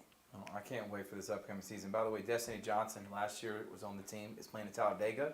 Maya Richardson's playing at RIT. Those are great players for a team that went to the Elite Eight. And they also, this year, they play in the Birmingham Tip-Off Classic, Ladies Night Out in Carrollton. I mean, it seems like Hardaway's in that. I mean, you're talking about the elite of the elite in that Ladies Night Out. So if you got nothing else going, drive up to Carrollton and watch some great basketball. Big Orange Classic in Hoover, and then Ballin' and Prep MLK Classic. So, Coach, you're not scared to go play team. So talk about this. You just literally played last night. By the way, your football team, 10-0. Region champs, #1 team in the state, looking like they're going to win a state championship. We're cheering for the Central Red Devils right here on Georgia Alabama Sports Live.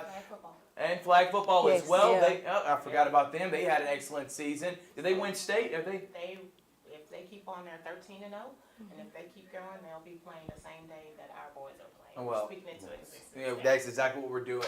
All right, well, Coach Williams, let's talk about your schedule. You're not scared to face these teams. You just faced a state championship winning team or state runner-up team last night. Season's already here. It's crazy that basketball season's here, but talk about playing those top teams early on in your season, knowing that you may lose some, but it gets you better for at the end of the year when you're trying to host that trophy at the end of the season.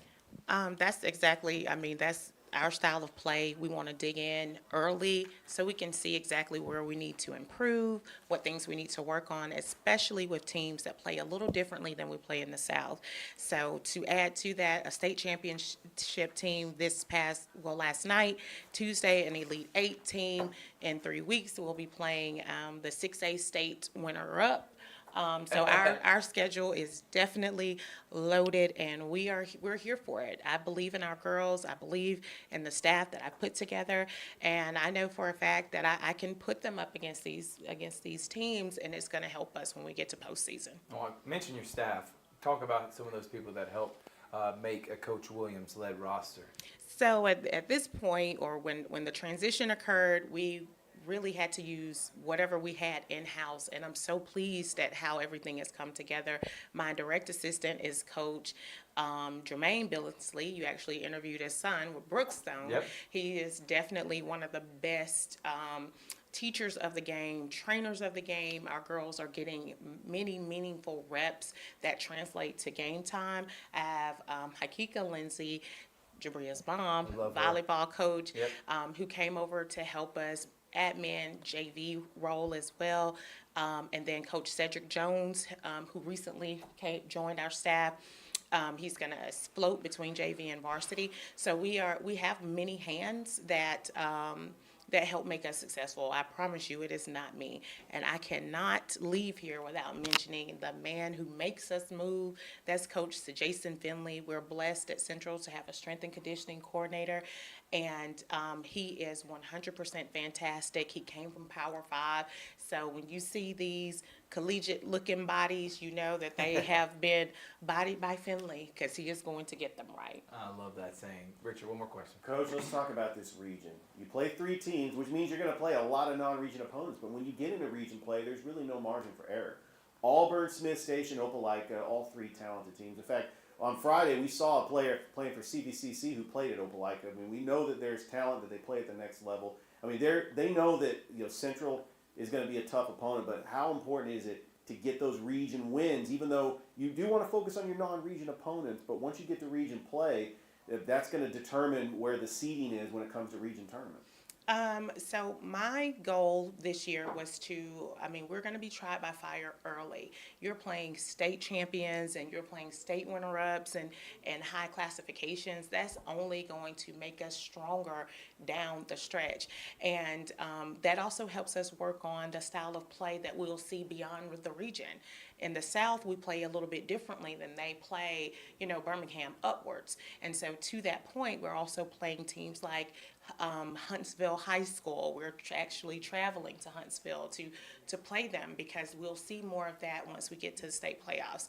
So in short, playing those teams that are really, really good, they're just going to prepare us and make us better for the type of play that we'll see here in the South. Her name is Rosetta Williams. She is now the leader of the Central girls basketball program, and I cannot wait to see her, Jabria, and also I just lost Latasia. I'm trying to remember everybody's name. I knew I was going to fumble it, but thank you so much, Coach Williams, for coming on. Congratulations, girls. I hope you all have a fantastic year this year, and I wait to watch you wreak havoc on the court. Jabri, I'm always cheering for you and everyone at Central. Thank y'all so much, and we got the boys program coming up next right here on Georgia Alabama Sports Live.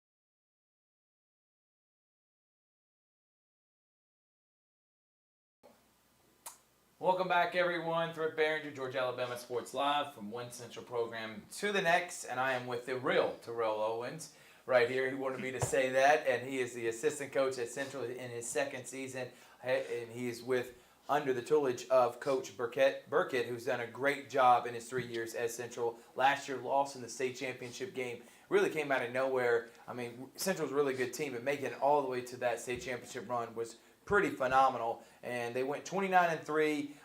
They clinched the area championship, the region championship, and then all the way to the state runner-up. And then they had sophomore Jacobio and Bryce Dawson. Jacoby we know about. He put everyone on notice, averaging close to 30 points a game. Bryce Dawson, I don't know if you've seen him play, but I know Jacoby gets a lot of love, but he is phenomenal. And don't even get me started on these two guys. Willie Townsend, saw him in the fall league. He can fill it up. He's got great handles. And then there's not a better defensive. I remember Coach Allen from Carver. He said, you want to see Division I level defense? That's Ty Morgan right here. And he was doing that all fall league, and he did that last year as well. So, Coach, we'll start there. Last year you came up just short to winning a state championship, and you lost in that state championship. What are some of the things you and Coach Burkett worked on this offseason to get y'all over the hump and as state champions and pretty much the favorite in 7A to win it all this year?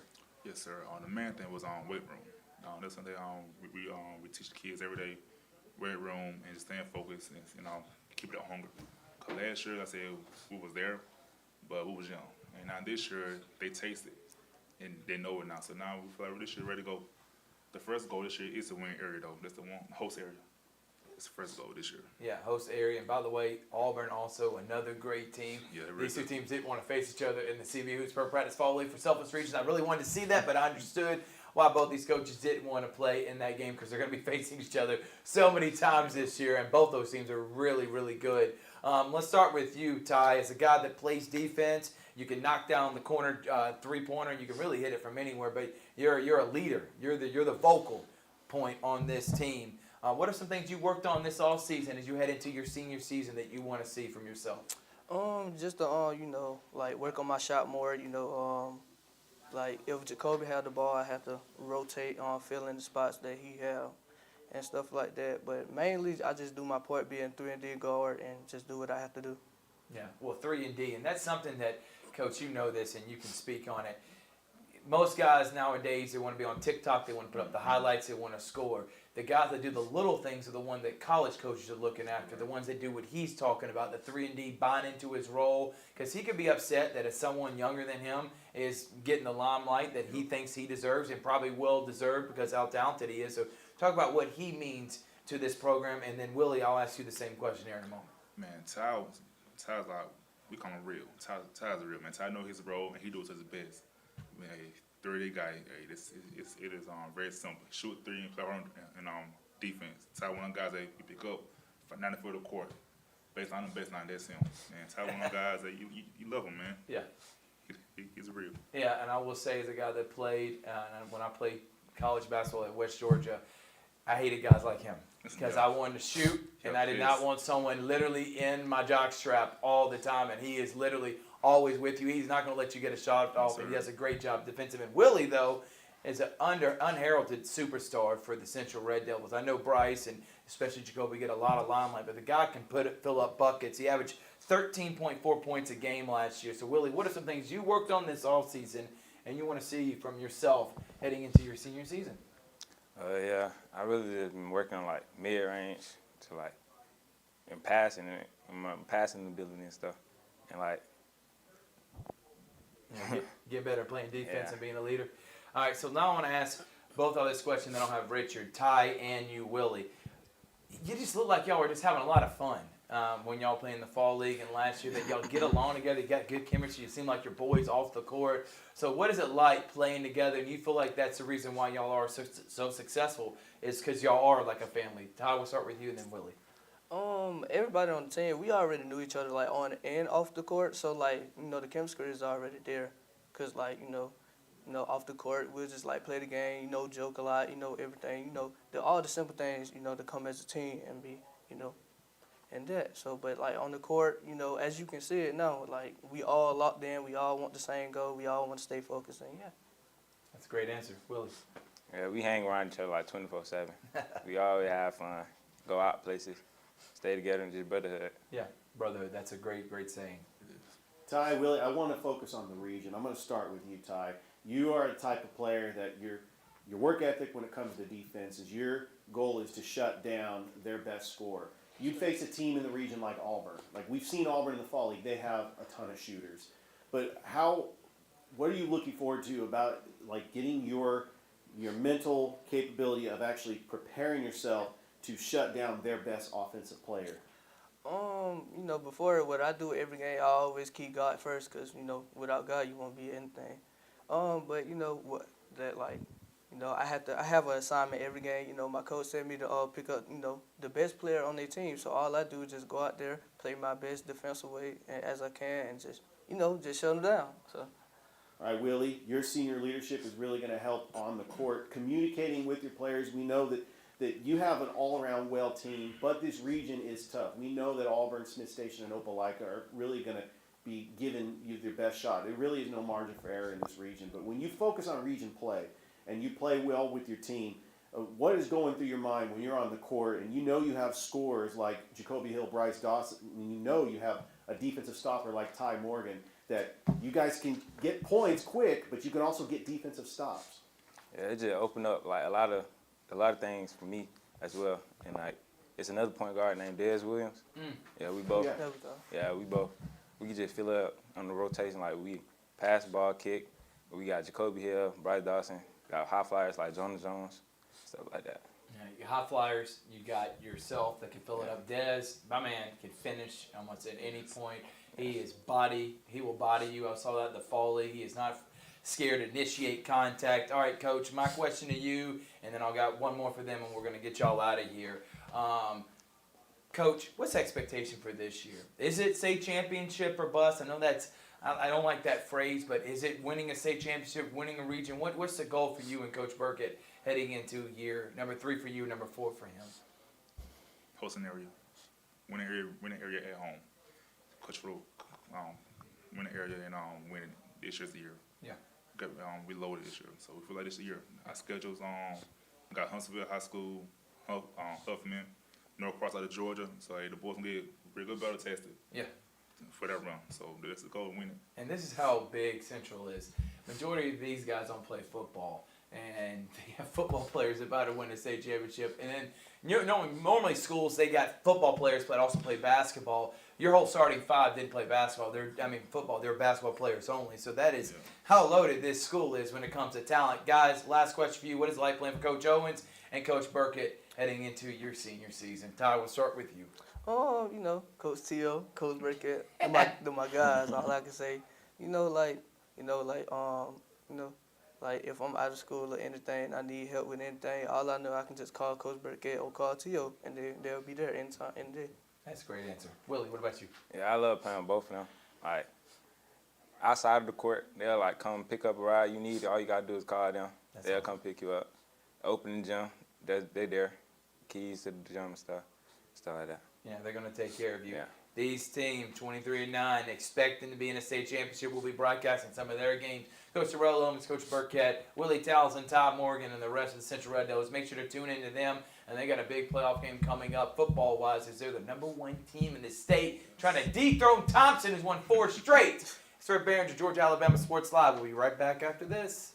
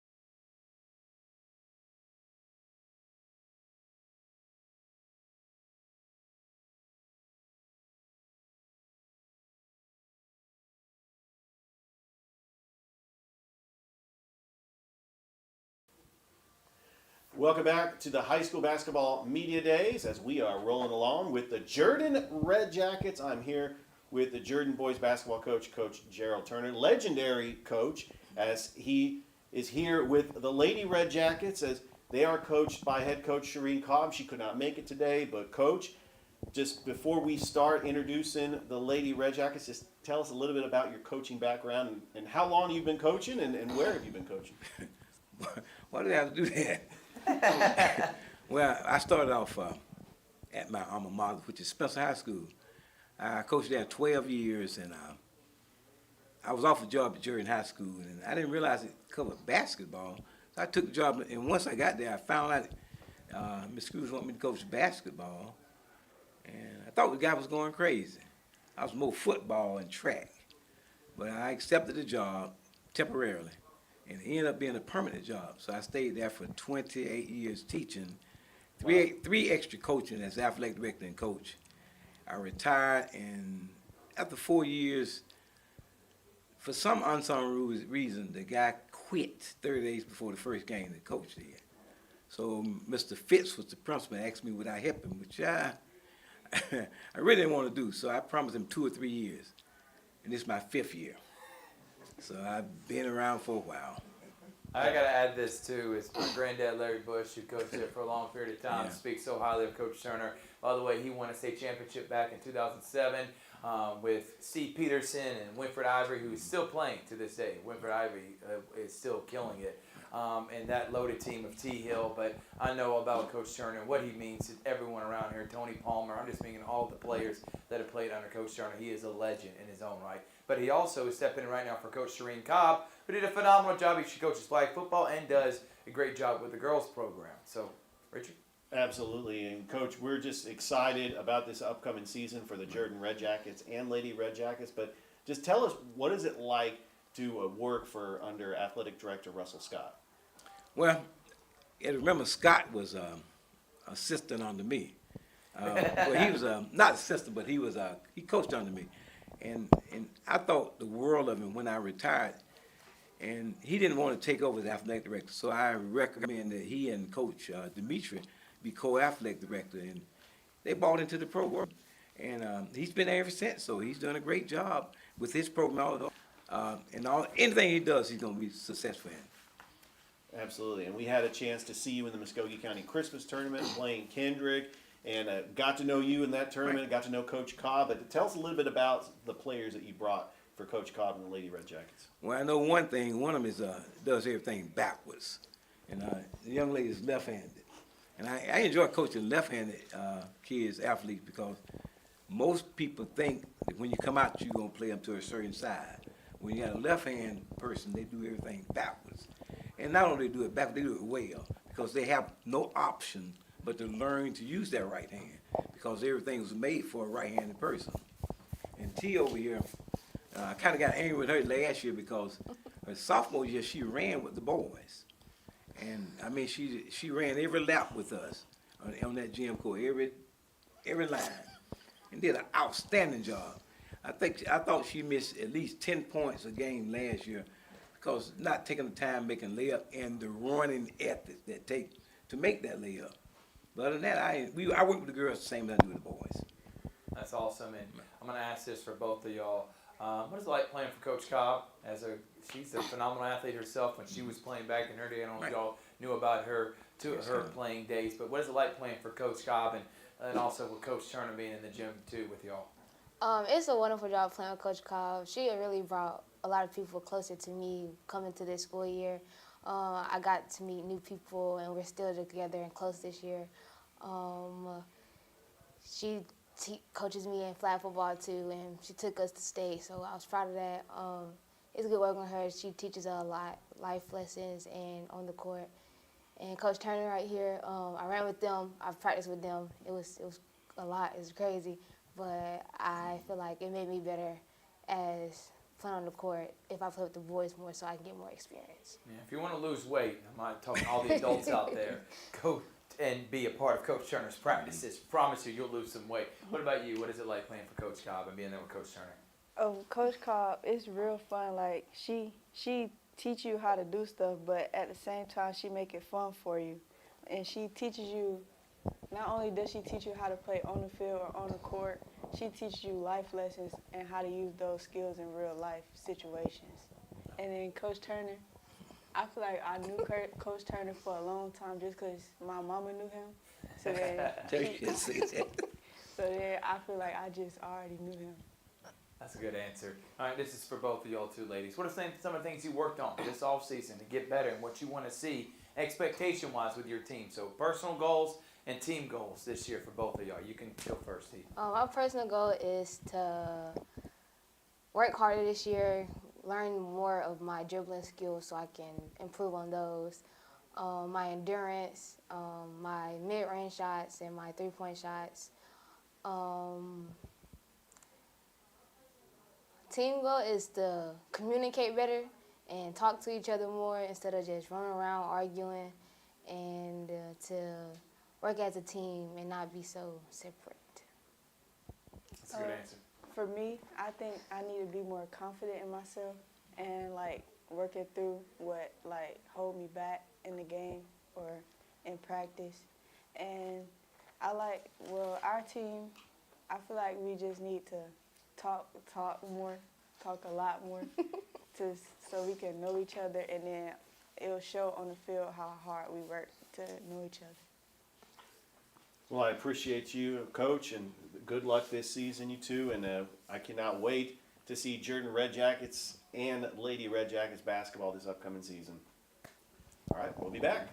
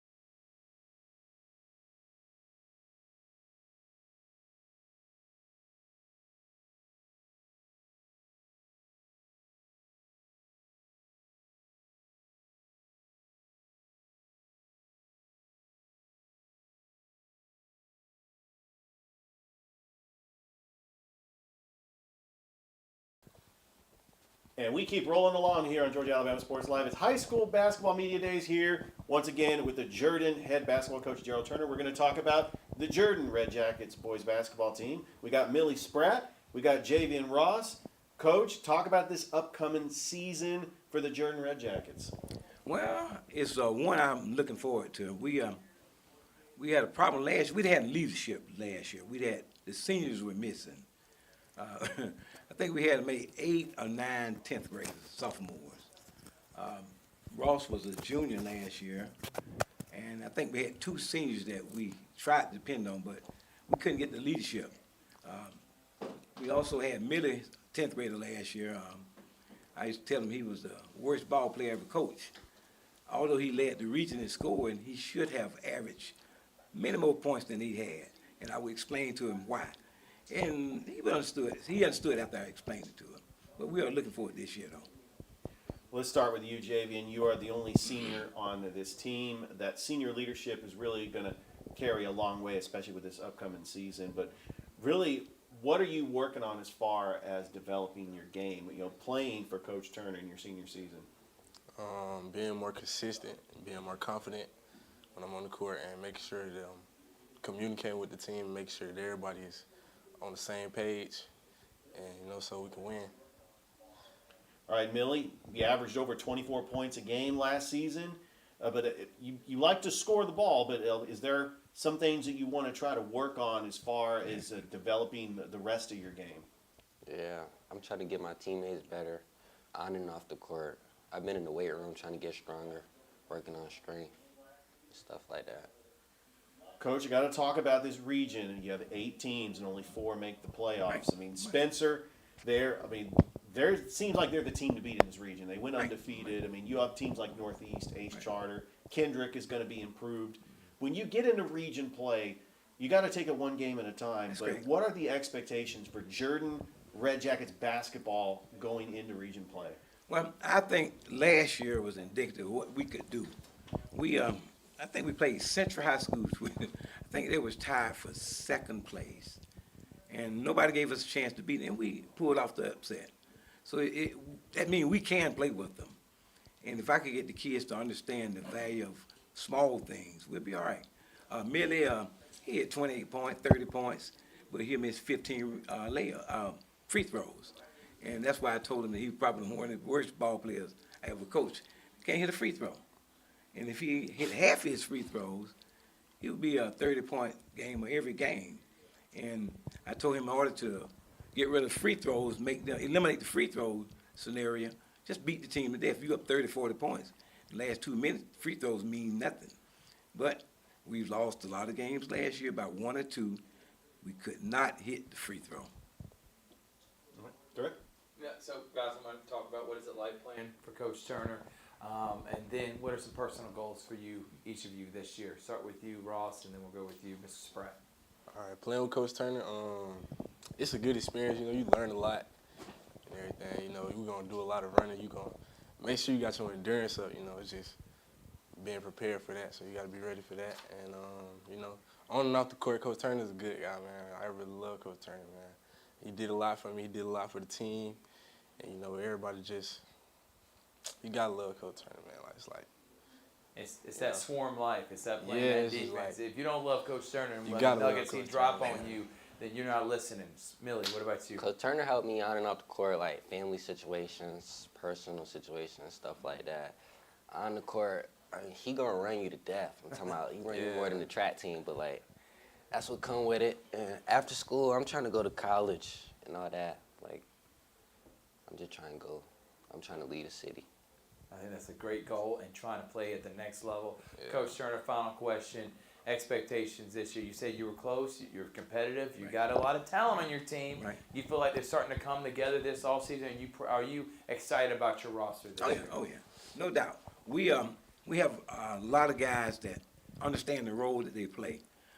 We have 2 great shooters here, and if I could get Ross J there to understand his ability, which we had a game once last year that I think Ross averaged scored 22 points, and they had no answer.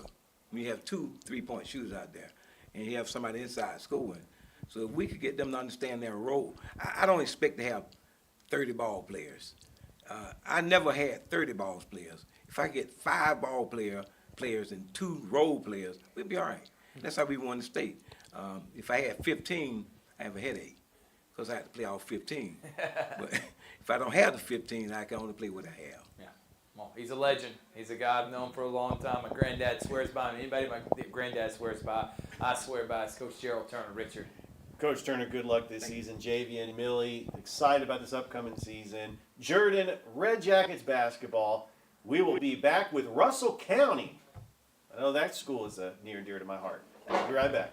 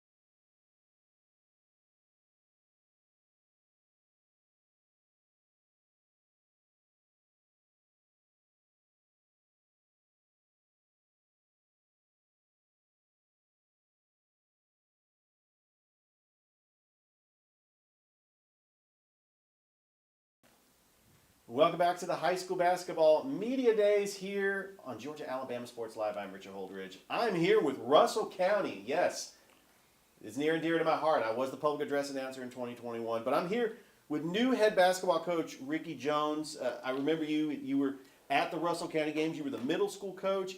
You're taking over for a program that really was on the doorstep of the playoffs, just continued improving. But before we talk about the season and the players you brought here, tell us a little bit about your coaching background. I mean, you coached at Russell County Middle School. Is there anywhere else you coached? Yes, I actually started my varsity coaching career at Bullitt County High School. I had a group of girls there who loved basketball, loved to play.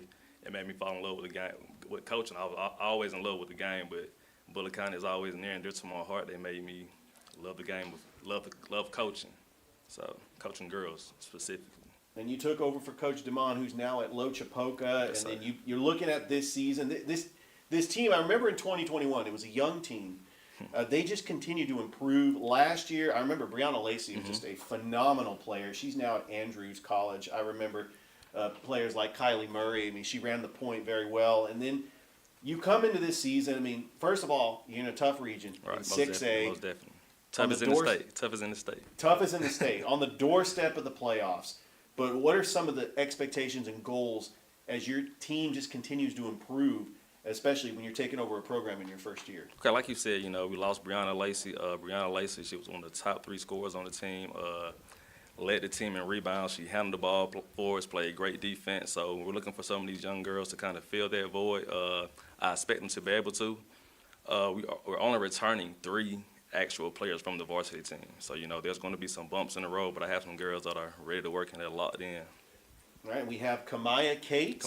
Kamaya Cates, and I do as I do remember, you were a sophomore in 2021, and now you're the senior on this team. And we also have Mackenzie Word, who is a freshman.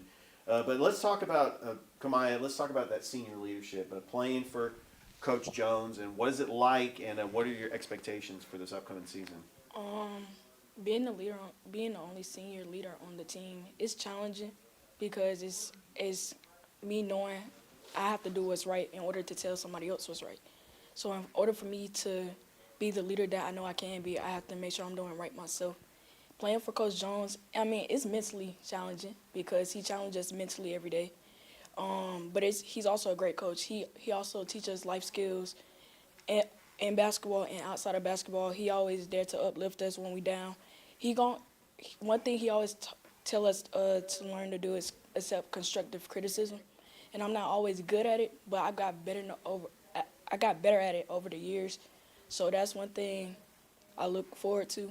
And my expectations for this year, we gonna have bumps, but the team that we have and the team that I'm looking at is a team I know and see that can go far in what we're doing. And it's just the foundation that we're building right now. So I know next year it'll be at the next level, and I'll be coming back to watch that too.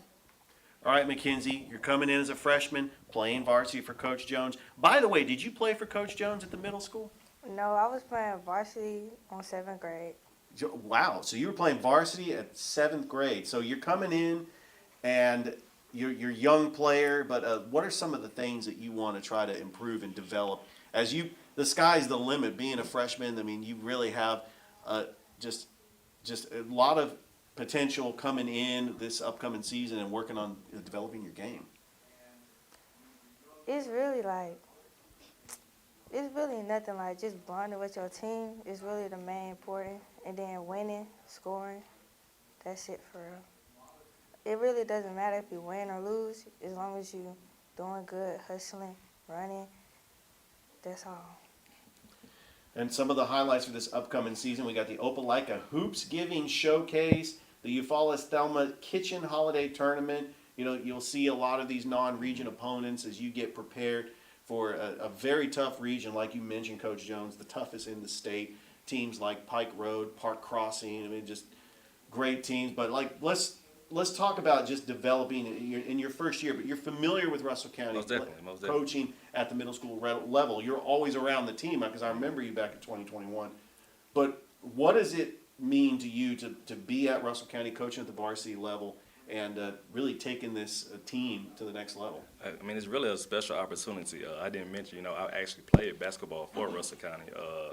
So just being able to be a varsity coach here, it's a great feeling. It's almost like a dream come true, Talk about the middle school. We have a middle school program where we expect to win every time we're on the floor. Just talk about some of the middle schoolers we have. I'm going to say this as modest as possible. We probably have one of the best top 10 athletes in the state at the middle school in Kamara Tony, and she's fell in love with the game of basketball. So, like I said, man, we're excited. Parent commitment, player commitment. Dr. Cole as a superintendent has been great to support us. Coach Knox supporting us a lot, and also Principal King. Anything we ask for, they get it for us and keep rolling. Coach, I do got to say, from experience being at all your home games in 2021, that fan base is absolutely incredible. I know that football gets all the love in Russell County. They got a big fan base. But that basketball fan base is very good as well, and they really support both the Lady Warriors and Warriors teams. So good luck this year. Kamaya, McKenzie, Coach Jones, excited about this upcoming season for Russell County. Yes, sir. Thanks for having us. Appreciate it. All right, we'll be back.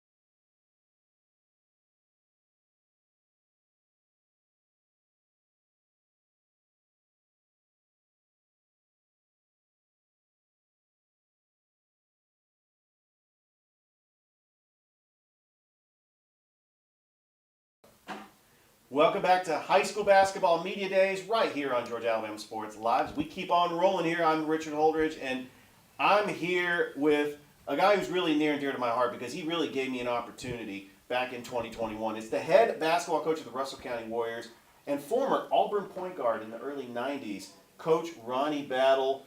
Coach, first of all, before we start, I want to thank you for really just taking a chance on me as a really an unknown broadcaster and letting me be the PA announcer for your basketball team. As I did the JV, some of these players I remember back in 2021, and then the girls, and then the varsity boys.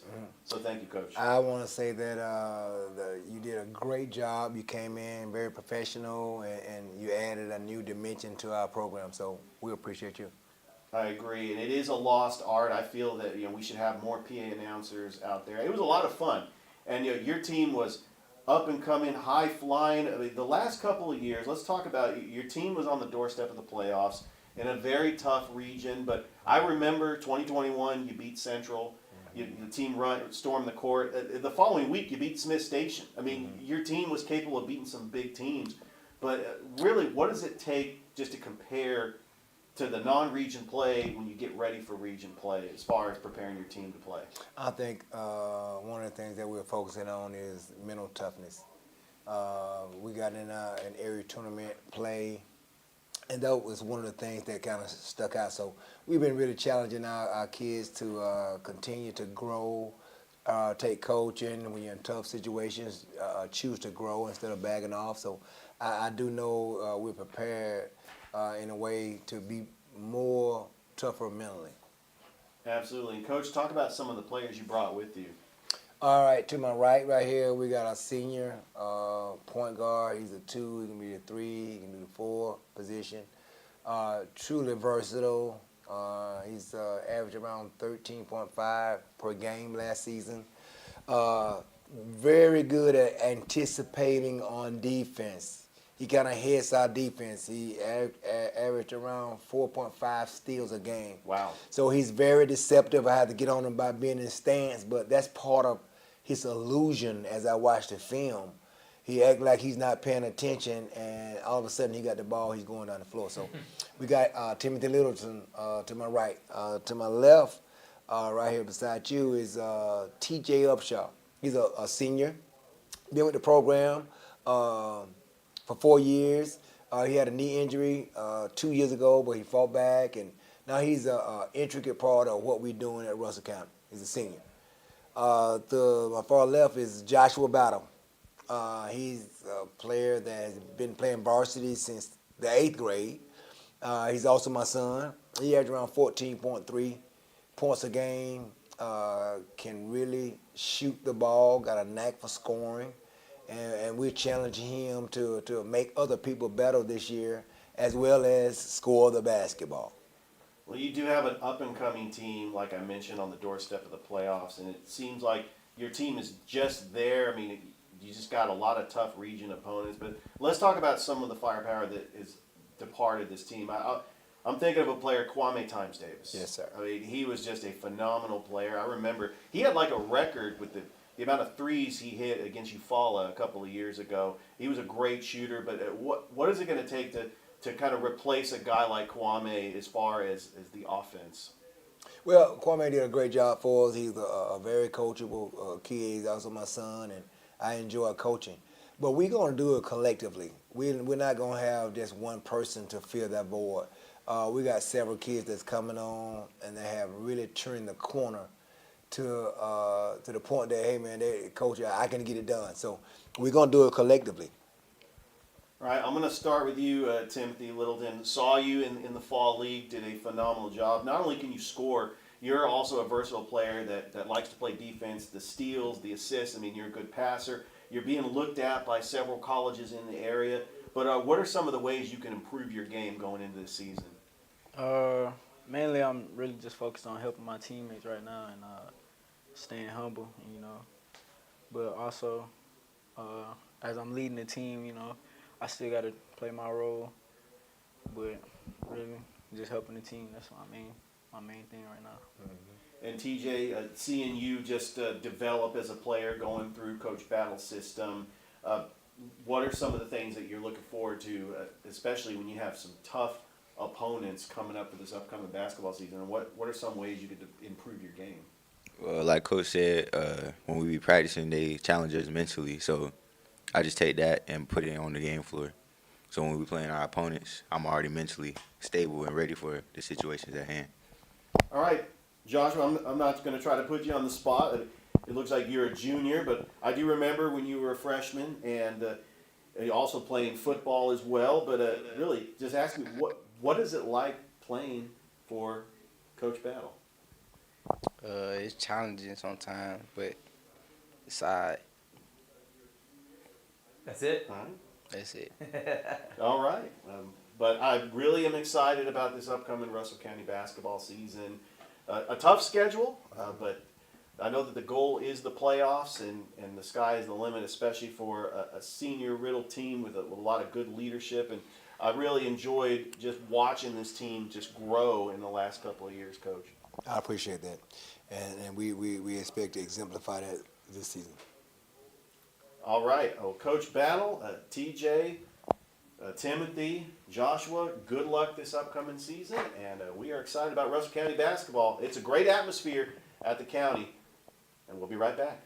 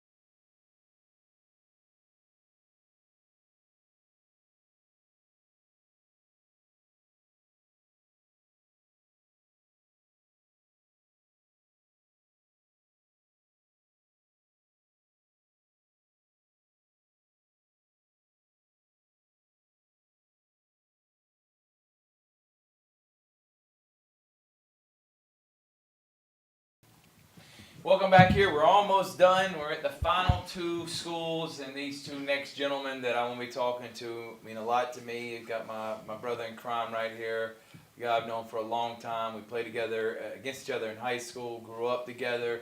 His mom swears that she changed my diapers, and she likes telling everybody that, Dee Gordon. It is Jonathan Gordon, the new head basketball coach at the Calvary Christian Knights. By the way, I want to say shout out to Coach Grant Smithwick, Coach Jonathan Norton, and his girls team that's got a phenomenal girls team. I cannot wait to see them this upcoming year. They made it close. They went at the Final Four last year, almost to the state championship. Coach Norton, legendary coach at CSU. Coach Dunn, I think she's still there as well. So you got Coach Dunn, you got Coach Norton, Coach Smithwick. Those girls programs, you better be on the lookout. And they were young last year, so be on the lookout for the Calvary girls program. Shout out to them. They won't be here for today. But Coach Gordon. Yes, sir. You've been at Pacelli, this school we're at right now. And by the way, thank you to Pacelli. Thank you to the admin. Thank you to Coach Black for allowing us to host Media Day here in this beautiful media center at Pacelli. They're one of our sponsors during the football season, and they're one of the top schools in the area. Jonathan, you came from there these last few seasons. You learned under Coach Black how to build a program up from literally the ground up. Right. Why did you decide to take that job at Calvary? And let's go ahead and then I'll talk about last year's team in a minute. But talk about why you took the job at Calvary. So Calvary has always been somewhere a part of my life. Growing up, my cousin played at Calvary. He's actually the only team to actually make it to a state championship in Calvary's history. 2006. In 2006, Yep. Kevin Williams. And so growing up, I used to always watch Kevin's games, and I always dreamed of one day putting on a Calvary jersey like Kevin, because Kevin was like my idol growing up. And playing at Calvary, obviously that didn't happen. I graduated from Brookstone, but then Kevin got the job at Calvary, so I used to always come back and watch Calvary games and watch Kevin. And growing up, we used to always talk about that state championship game and how he lost by 1 point. And that was something that has haunted him his whole life. And I told him, when I took this job, that one day, it might not be this year, but one day I'm gonna redeem that and get it back for him. But the main reason why I took the job is because I saw a program that had potential. I talked to the new athletic director, Steve Smith, who's been a long-time winning baseball coach.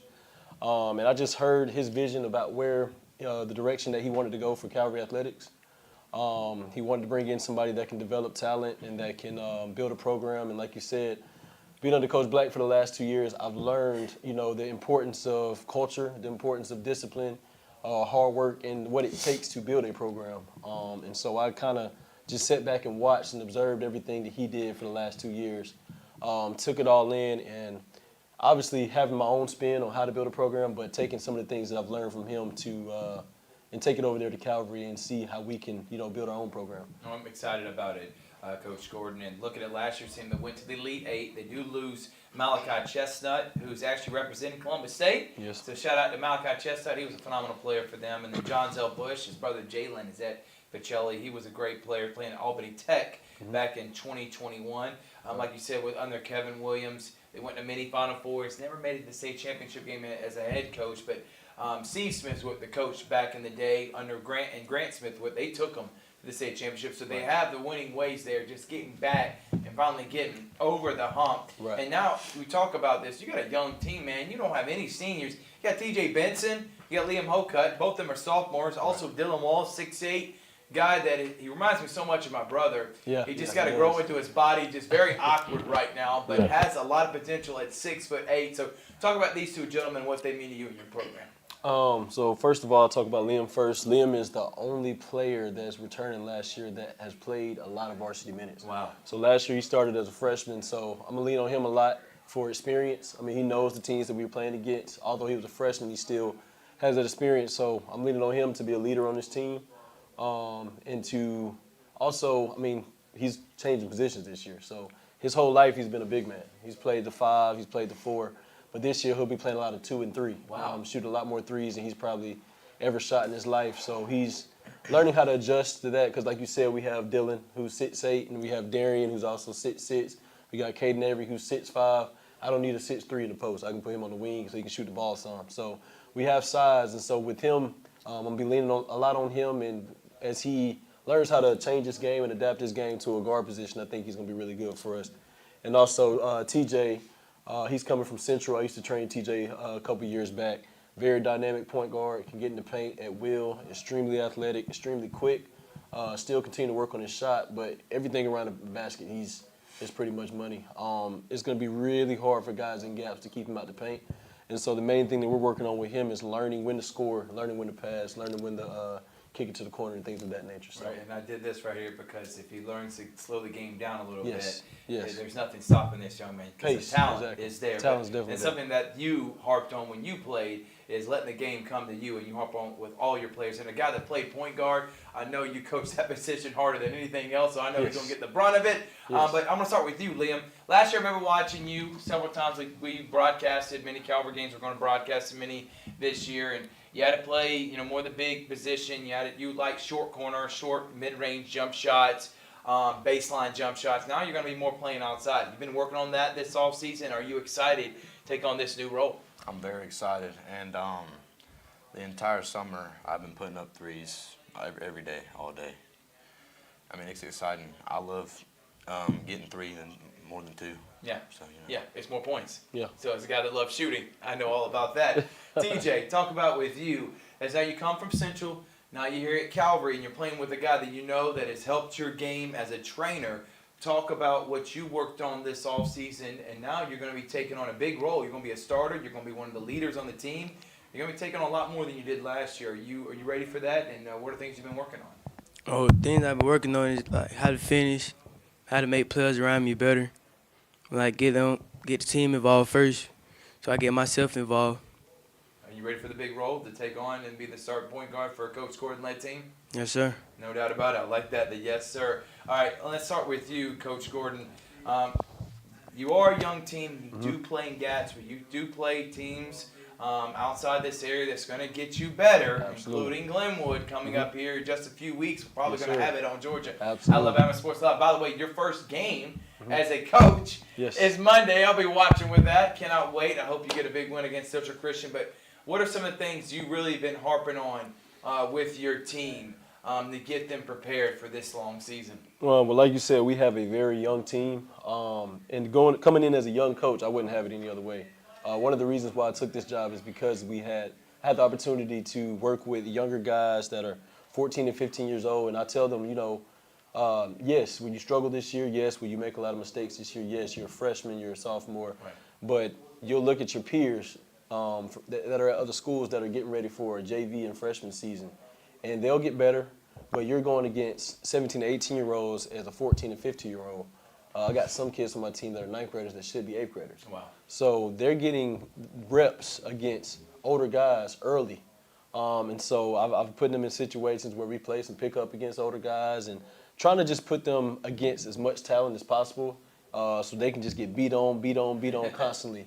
And so that they, pressure builds diamonds. So as much pressure as I'm putting them in, I'm praying and I'm really hoping that that's going to allow them to, when they do play a team in gaps and teams that are a little bit more on their level, they're going to be ready to, pounce on them because of all of the pressure that I put on them, before the season. No doubt about it. We go by this motto of brick by brick, and what I mean by, brick by brick is building that foundation first. That's our main goal this year is building the foundation of discipline, building the foundation of development, and just focusing on that more than anything. Wins will come with time. I'm not a state championship or bust coach at this moment. Right. It's more of let's develop, let's get as good as we can as freshmen and sophomores. And so that way by junior and senior year, we'll see the fruits of our labor, and then we'll be ready to compete at the highest level. They play in the Border Wars. That's a big tournament coming up where Glenwood has top teams from Georgia, private schools from Georgia and Alabama. Last question, and this is for both of you gentlemen. You talked about stuff that you've been working on this offseason. But what is it like playing for Coach Gordon? I know he's tough-nosed. He get after you. You've been getting up early in the morning, have those early morning workouts. What's it been like playing for Coach Gordon? Liam, you first, and then TJ. It's been fun. It's been a real change. He's really tough on us, but he always tells us the truth. Yeah. He doesn't sugarcoat anything. And you like the fact that he can relate to y'all a little bit more, maybe than some other coaches have in the past. He's been in y'all's level a lot more recently. And how do you feel about playing for him like that? Is it the relatability part? Is what I'm asking. It's awesome. especially off the court, you can carry on like actual conversations with them. Yeah. And just talk about different stuff. Yeah, treat you like an adult. TJ, what about you? I know you've had to train with him, so you've had experience before. What is it like now him being your head coach? Oh, Coach Gordon, a great person. He if we get something wrong, he ain't gonna stop until we get it right. He gonna be hard on everybody, make sure everybody know what they're doing. He try to make everybody better. And then off the court, he come get me every morning so we could work out. He always ask me, do I want something to eat? He just a great person to be around. Man, that's awesome. Don't make me cry, TJ. Yeah, I was about to say, don't do that, TJ. But that's and I don't want to say this before we get out of here. He'll take the shirt off his back. I've known him. I've done stuff for him. He's done stuff for me. But this is the reason. Coach Black, same thing. All the coaches here, they do whatever it takes, and it ain't for the money. Because these coaches don't get paid nearly what they deserve. Sometimes they're coming out of pocket to help players. They do this literally for them. So parents, fans, before you start criticizing, everyone's open to constructive criticism. Before you start coming at a man or woman that is giving their life to these young men and women to get to the next level, think about that before you do it. But Coach Gordon, cannot wait. You know I'll be broadcasting some of your games coming up against Glenwood here in a few weeks. It's the Calvary Christian Knights. Also shout out to Coach Norton, Coach Smithwick, and the girls program, Coach Dunn as well from TJ. Liam, we got one more. We got Glenwood coming up next on Georgia, Alabama Sports Live.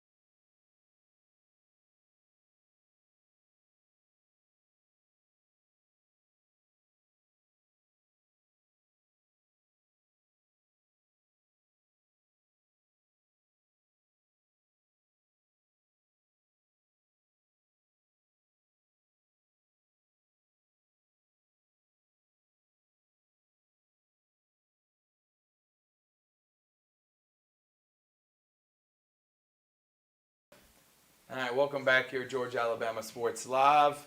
And I'm with Big Dog himself from the Glenwood Gators, Dusty Perdue, who is, we're going to do girls first and then boys. The boys team are not here because guess what? They're getting ready for a Final Four game against, I think it's at Autauga? It's at home against Autauga. Okay, at home against Autauga on Thursday. We've moved everything up. By the way, we'll be broadcasting that game on Georgia, Alabama Sports Live. Right. And then next week will be the state championship. So they're getting ready for that. So we're going to knock out both right now, but we're going to do girls first. Last year's team were state runner-up after winning back-to-back state championships in 21 and in 22. They are going to Heritage High in Maryville, Tennessee. He loves going to those Tennessee tournaments. And then, of course, the Border Wars as well. They are replacing some key players. Jasmine Burtz, who was 2 years ago playing at Clayton State, doing a phenomenal job. Maya Brooks and Jamara McDowell. But right here to my left is Takayla Davis. She is the center, and she is a post threat of all post threats. And then we got Anna Grace Griggs, a player that does it all for Coach Purdue. So, Coach, let's get into it. Last year you came up just short of winning a boys' state championship, and a girls' state championship would have been a phenomenal feat. But what are some of the things you worked on this offseason to get over the hump and get you back to that state championship winning ways? Well, we've listened to everybody talk today, and they've talked about multi-sport athletes, and we have those also. I mean, you're looking at two here that sit here. You're looking at one that plays 3 sports. You're looking at one that plays 2 sports, with track being included. Just getting them in the gym during the month of June is a fiasco. So my thing is trying to get them in as much as we can. Anna Grace spent a lot of time this summer trying to get that softball scholarship that she's been wanting, and she finally got it. She's going to Northwest Florida, which is the old Okaloosa Walton down in Niceville, Florida. So she's going down there to play. And Takayla's been offered by about 4 or 5 schools playing on the AAU circuit this summer. So we got our 3 weeks in June, and then I turned them loose for the rest of the summer just because we share a lot, and I think we've improved. We lost one girl, Emma Head, left-handed shooter. Yep. But we've replaced her with a move-in from Panama City. Her dad is the pastor at Golden Acres now.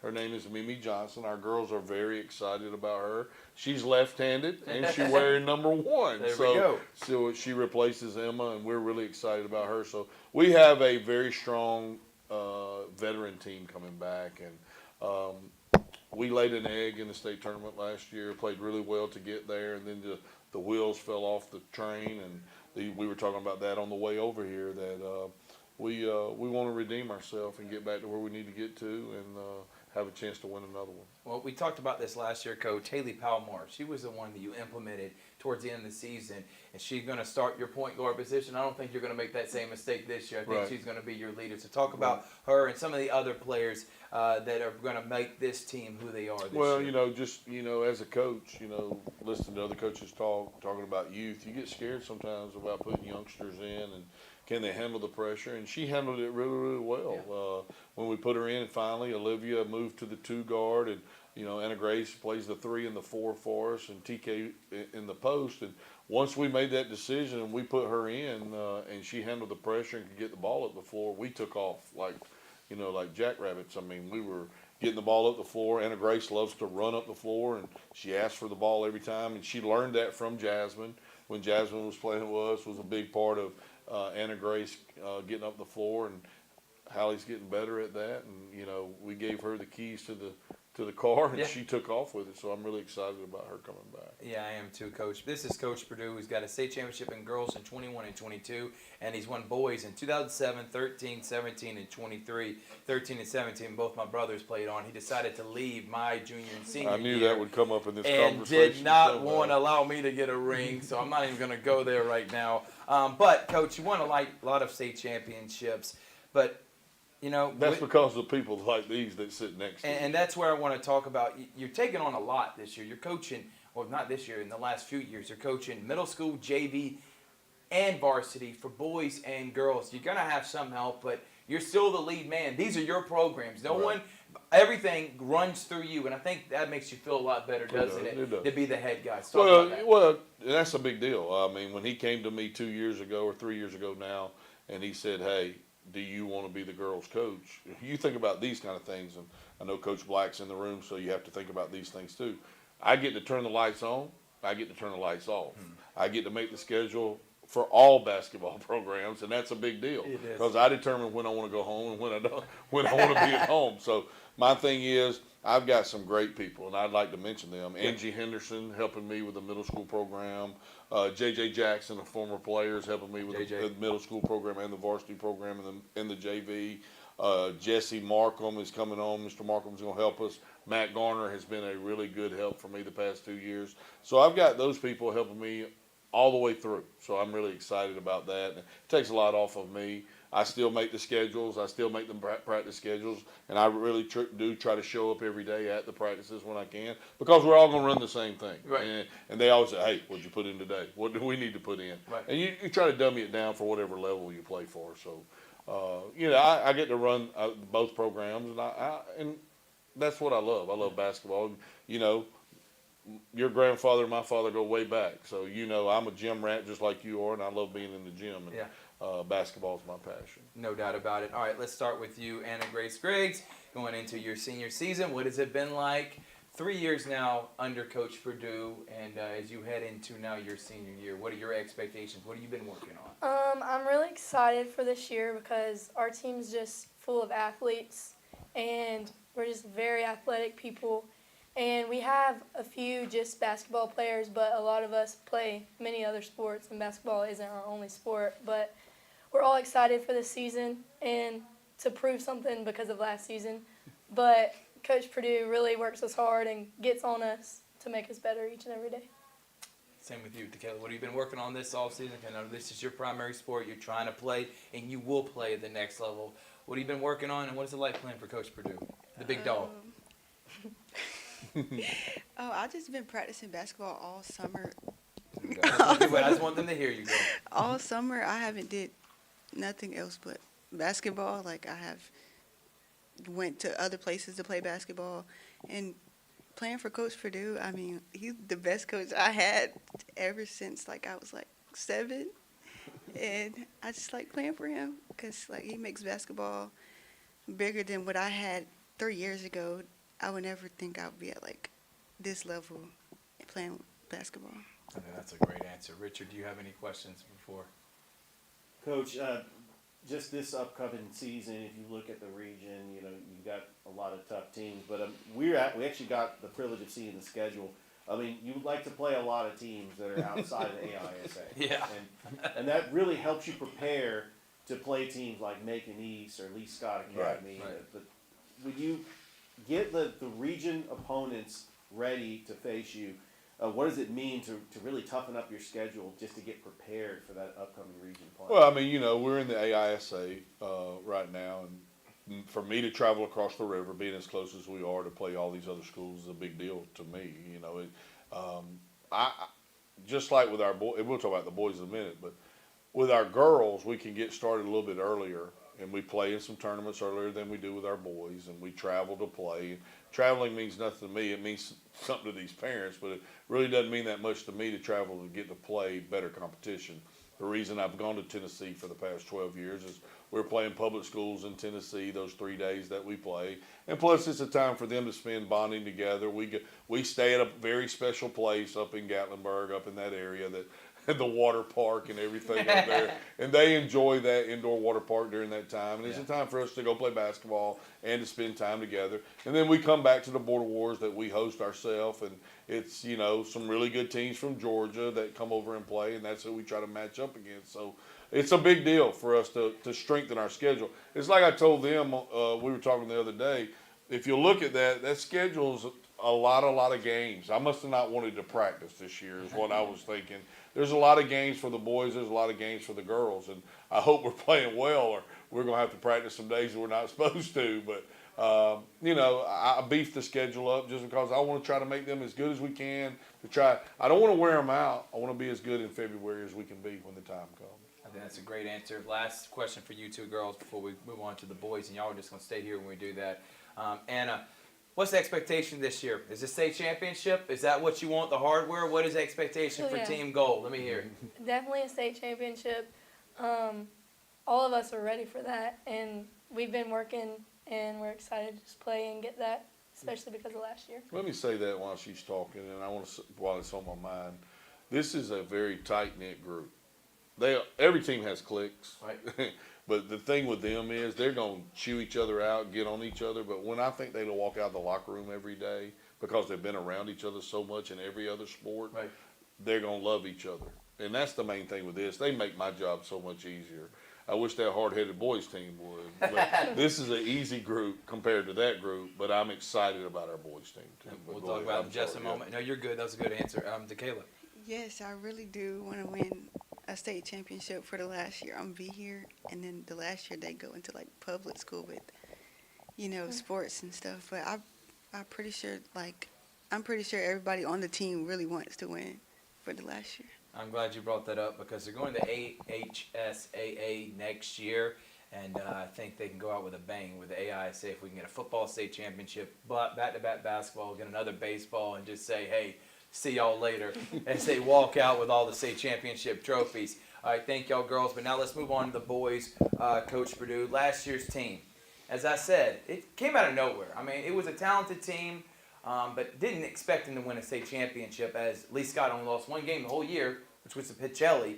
Macon And I was there that game. That was a great basketball. Great game at the Border Wars, and then Macon East beat y'all in the region tournament, so they were a favorite to win it all. You had back-to-back game winners. It was just an incredible ride, winning state championship. You're fourth as a boys coach. Talk about last year's team and talk about this year's team and some players as like Mason McCrane and Jadarian Holloway. Holloway. Is it Holloway? Holloway. Okay, sorry. Holloway, that we should be on the lookout for. Yeah, the Misfits. That's what they were called last year, the Misfits. But then we came down with a slogan at the end of the year, why not us? Yeah. I mean, we made it there, we got there, we won that first game against Fort Dale away because we were the third seed. And then we have to open up against Lee Scott in the Final Four, and we win that by one. I said, well, my guys are going to think that's the state championship right there. They're not going to be able to get over it. Exactly. And then the next night, the same thing basically happens again. And we played really well. For 2 games, they listened to everything I said, and we played really, really well. So off of last year. This year, we lost Lucas Holman, who was our leading scorer. Yep. He's playing baseball at Huntington. And I'll miss Lucas. One of the best players I've ever coached. Great kid. And we're missing Tyler Porterfield. He graduated. Played a really, really big role for us down the stretch in the post. Undersized post player, but just mean as a snake. Yep. We've always had one of those, like a Trotter Barringer. Those types, Scott Balcom, Right. Jamie Wheeler, people like that. Right. This year's team, we're carrying 13. We only carried 10 last year. 7 seniors on this squad. Wow. I'm returning a good nucleus and adding Jadarian to help us with the ball handling. I'm really excited, even though he's a freshman. He's an electric kid to play with. Mason's back as our post player. I'm excited about him. He's an Auburn signee for baseball, Yep. But he plays on the football team. So here we go. I've got 11 guys that play football, and we're going to have 3 days of practice before we play Fort Dale at home during Thanksgiving break. So we're going to try to get a lot done in 3 days to be ready to play Fort Dale. But I'm used to that. That's the way it is. Looking down that list, Cam White's coming back to play for me. Tyler Sykes, Griff Garner is a big deal. He's a big deal. Griff and Swag is what we call Jadarian. Them playing together is going to be a big deal to handle the pressure of the basketball, and I think they'll be able to run the team. But hey, River Baker, there's several guys on there that I think are going to be able to help us, and it's going to be a group that we're going to have to mesh together as we go. Lamont Burton's on there. He's going to end up going to Air Force to play football. Yeah. He'll be a big-time post player for us. I'm not asking him to do very much as far as scoring-wise, but I need him to rebound and play defense, and I think he'll do a good job of that. I'm excited about seeing where this team will be in February. Right. We may not be very good in November and December, but in February, I'd like to see where they are because it's a very, very good athletic team. Well, I was just saying, with Central, their entire team doesn't play football. So they didn't have to worry about that, and that's how loaded and big of a school they are. But with you, is it hard as a coach knowing that you're only going to get a few practices and then boom, you're right into it? And are you okay with maybe a little bumps in the road early on, losing a few games you probably should? Look to your left and to your right, and that'll tell you why I'm okay with it. Right. Because I got this to go with right now. Right. So this is the positive. And then they come, and there'll be a little bit of negative with them, but then we'll grow into that, and then we'll all finally get on the same page. So the thing with that is it's a balancing act, and I have to balance it that way. And I have to remember, hey, Coach, you can't chew on them too much because they're just getting here, and they've been in football trying to work their tail off for the school that way. So that's the way I have to look at it. Richard? Coach, I'm excited about this upcoming season, and you've got a lot of returning players and a lot of familiar faces from the football team. Correct. Griff and I do call the games on Georgia Alabama Sports Live. We're looking forward to calling that game on Thursday. But let's talk about this upcoming schedule. You got the Border Wars. December 27th through the 29th. I mean, it features a lot of private schools, including Pacelli, Calvary. I mean, when you look at a tournament, we talked about it's going to be different this year because you actually have a First time champion. ever, I'm gonna have champions. That is I'll awesome. have a championship trophy for the winner. I just thought I'd do it different this time. Usually, you already know who your two opponents are, and you come and play. It's an invitational. Yeah. So I just decided to do a 3-day pyramid tournament. You'll have a consolation bracket. If you move to the consolation bracket, you'll have a championship bracket. If you move to championship bracket, I just want to do something different. And they allowed me to have 3 days of it, so why not play 3 days of basketball? You got to understand something about me, Richard. I grew up in the gym. I grew up at the Civic Center when it was the Municipal Auditorium, watching Murphy Jenkins and Coach Gresham and my dad and James Redd. I'll take you way back if you want to know, of watching holiday basketball. So people ask me all the time, why do you play so much during Christmas? Why do you play so much during Thanksgiving? Because that's all I've ever known. Larry Bush coaching at Jordan and coaching at Rothschild. They play Christmas tournaments. They play Thanksgiving tournaments. That's all I ever know. If you're saying you're going on a Christmas vacation with me, you're probably in the doghouse because I don't get to do that. So why should you get to do that? So that's all I know. I want to play as much basketball during the holidays as I can because that's taken away from us. Baseball season doesn't have an interruption except spring break. Football doesn't have an interruption. They have fall break or whatever. Basketball has Thanksgiving interruption, Christmas interruption. So absolutely, you got to play when you can play. So that's all I know is basketball is when to play that. They've really bought into that. I don't really hear much from them out of that. I try to make it fun for them. We go somewhere right before Christmas break. So I'm really excited about Board Wars. I'm glad you brought that up. Some really good teams are coming, and I know y'all are going to be there for that. So I really appreciate it. And let me say this. I say it all the time when y'all, we cut up, and he's one of my guys. And Richard, you've grown on me, and the guy behind the camera, I laugh at him all the time. But y'all do a great job. I'm the last guy today, and I can say that. I appreciate what y'all do. Corey has really helped y'all out a lot coming over here to Pacelli and getting it started. I wish I had thought of it before Corey, but Corey's a little bit smarter than I am. But I just want y'all to know, thank y'all for what you do for every sport in the Bi-City or Tri-City area. No doubt about it, Coach Bruin. You know how much you mean to me and my family.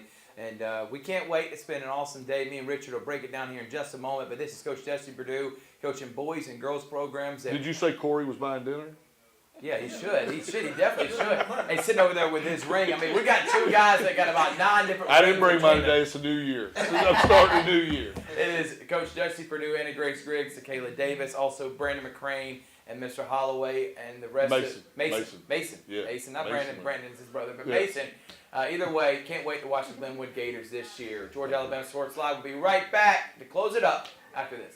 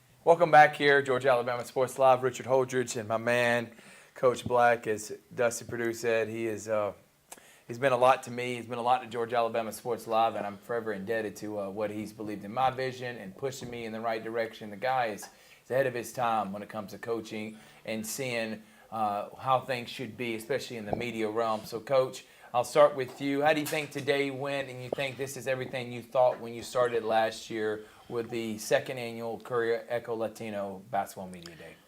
Yeah, Thrift, I thought it went really well. I think we achieved our goal of what we wanted to do, and that was bring attention and exposure to the basketball in this community, which sometimes get left behind. You know, we always have media days for football. People go crazy. It's packed out with media in here.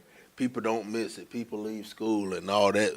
So this was really good today. I think we brought all those schools. I don't know how many was it 15? 15 schools. 15 schools to come in here and let the coaches come in here and talk about their kids and the kids talk. It's just a great thing for them to even come up here and be able to get this experience, to talk in front of the media and talk in front of on a microphone. They don't get that experience. So this was really good, man. I was impressed, and thank y'all for coming out here, you and Richard and Chris behind the camera, man. Thank y'all so much for doing it.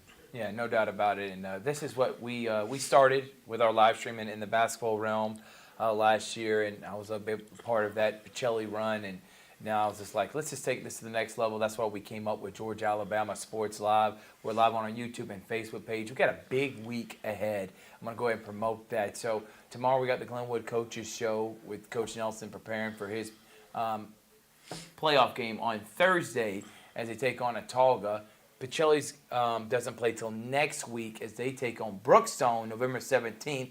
We'll say we'll keep quiet on that, but we're hoping to be a part of that broadcast. It's going to be a lot of fun. Also, Calvary, they're region champs. They're hosting a playoff game next week. But Monday, Coaches Show, also Sports Vision Radio Show, 4 to 6 p.m., me and DJ Monday and Thursday. Then Thursday, the Glenwood playoff game. We also have CVCC Girls. They're playing this week. I don't know what day it is, but we'll have a broadcast schedule that'll come out, so make sure to tune in for that. Thank you to Ben Hicks for allowing us. We're going to be doing the Georgia Alabama Sports Live show on Tuesday, and we got a great lineup for you at Happy Hour Bar and Grill. You don't want to miss out on that. Tuesday night, 7 o'clock. And then on Friday, we may be broadcasting a local team. I won't say who, but we may make something happen depending on what the GHSA says. They're very strict on live streaming, so we don't know for sure, but we're thinking we may have first-round action Friday night on November the 10th. But, Richard, give me some of your thoughts before we get out of here of today's Media Day. It truly was a phenomenal event. We thank you to Coach Black just for putting this on and really just getting to know these basketball teams as we get ready for this basketball season. I know we talk about basketball getting overlooked, but really this is where it all started for us. Thrift and I were live streaming games about a year ago, and I know that your love for basketball, I love basketball, and I really am just proud of these teams, and I really wish nothing but the best of luck for these teams this upcoming basketball season. No doubt about it. All right, well, we've had a lot of fun. Coach, any other final thoughts? Yeah, one more. Don't want to leave out Herman Porter on what he did to reach out to and the Brian coaches. Thomas. Brian Thomas on his graphics. I don't want to leave those guys out. They did we all had different roles in this to pull this off. It wasn't just one of us.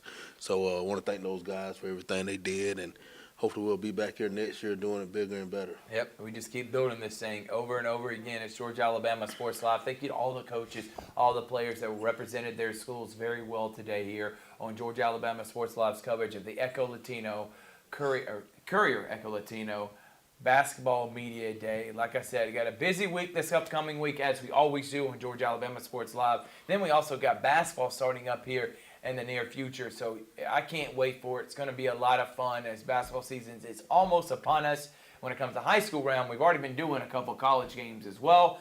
From Thrift Barringer, Richard Holdrige, Corey Black saying thank y'all so much for tuning in, and we will see you on Tuesday night from Happy Hour Bar and Grill for the Georgia Alabama Sports Live show as we get ready for playoffs and football in this area. Good night and stay safe.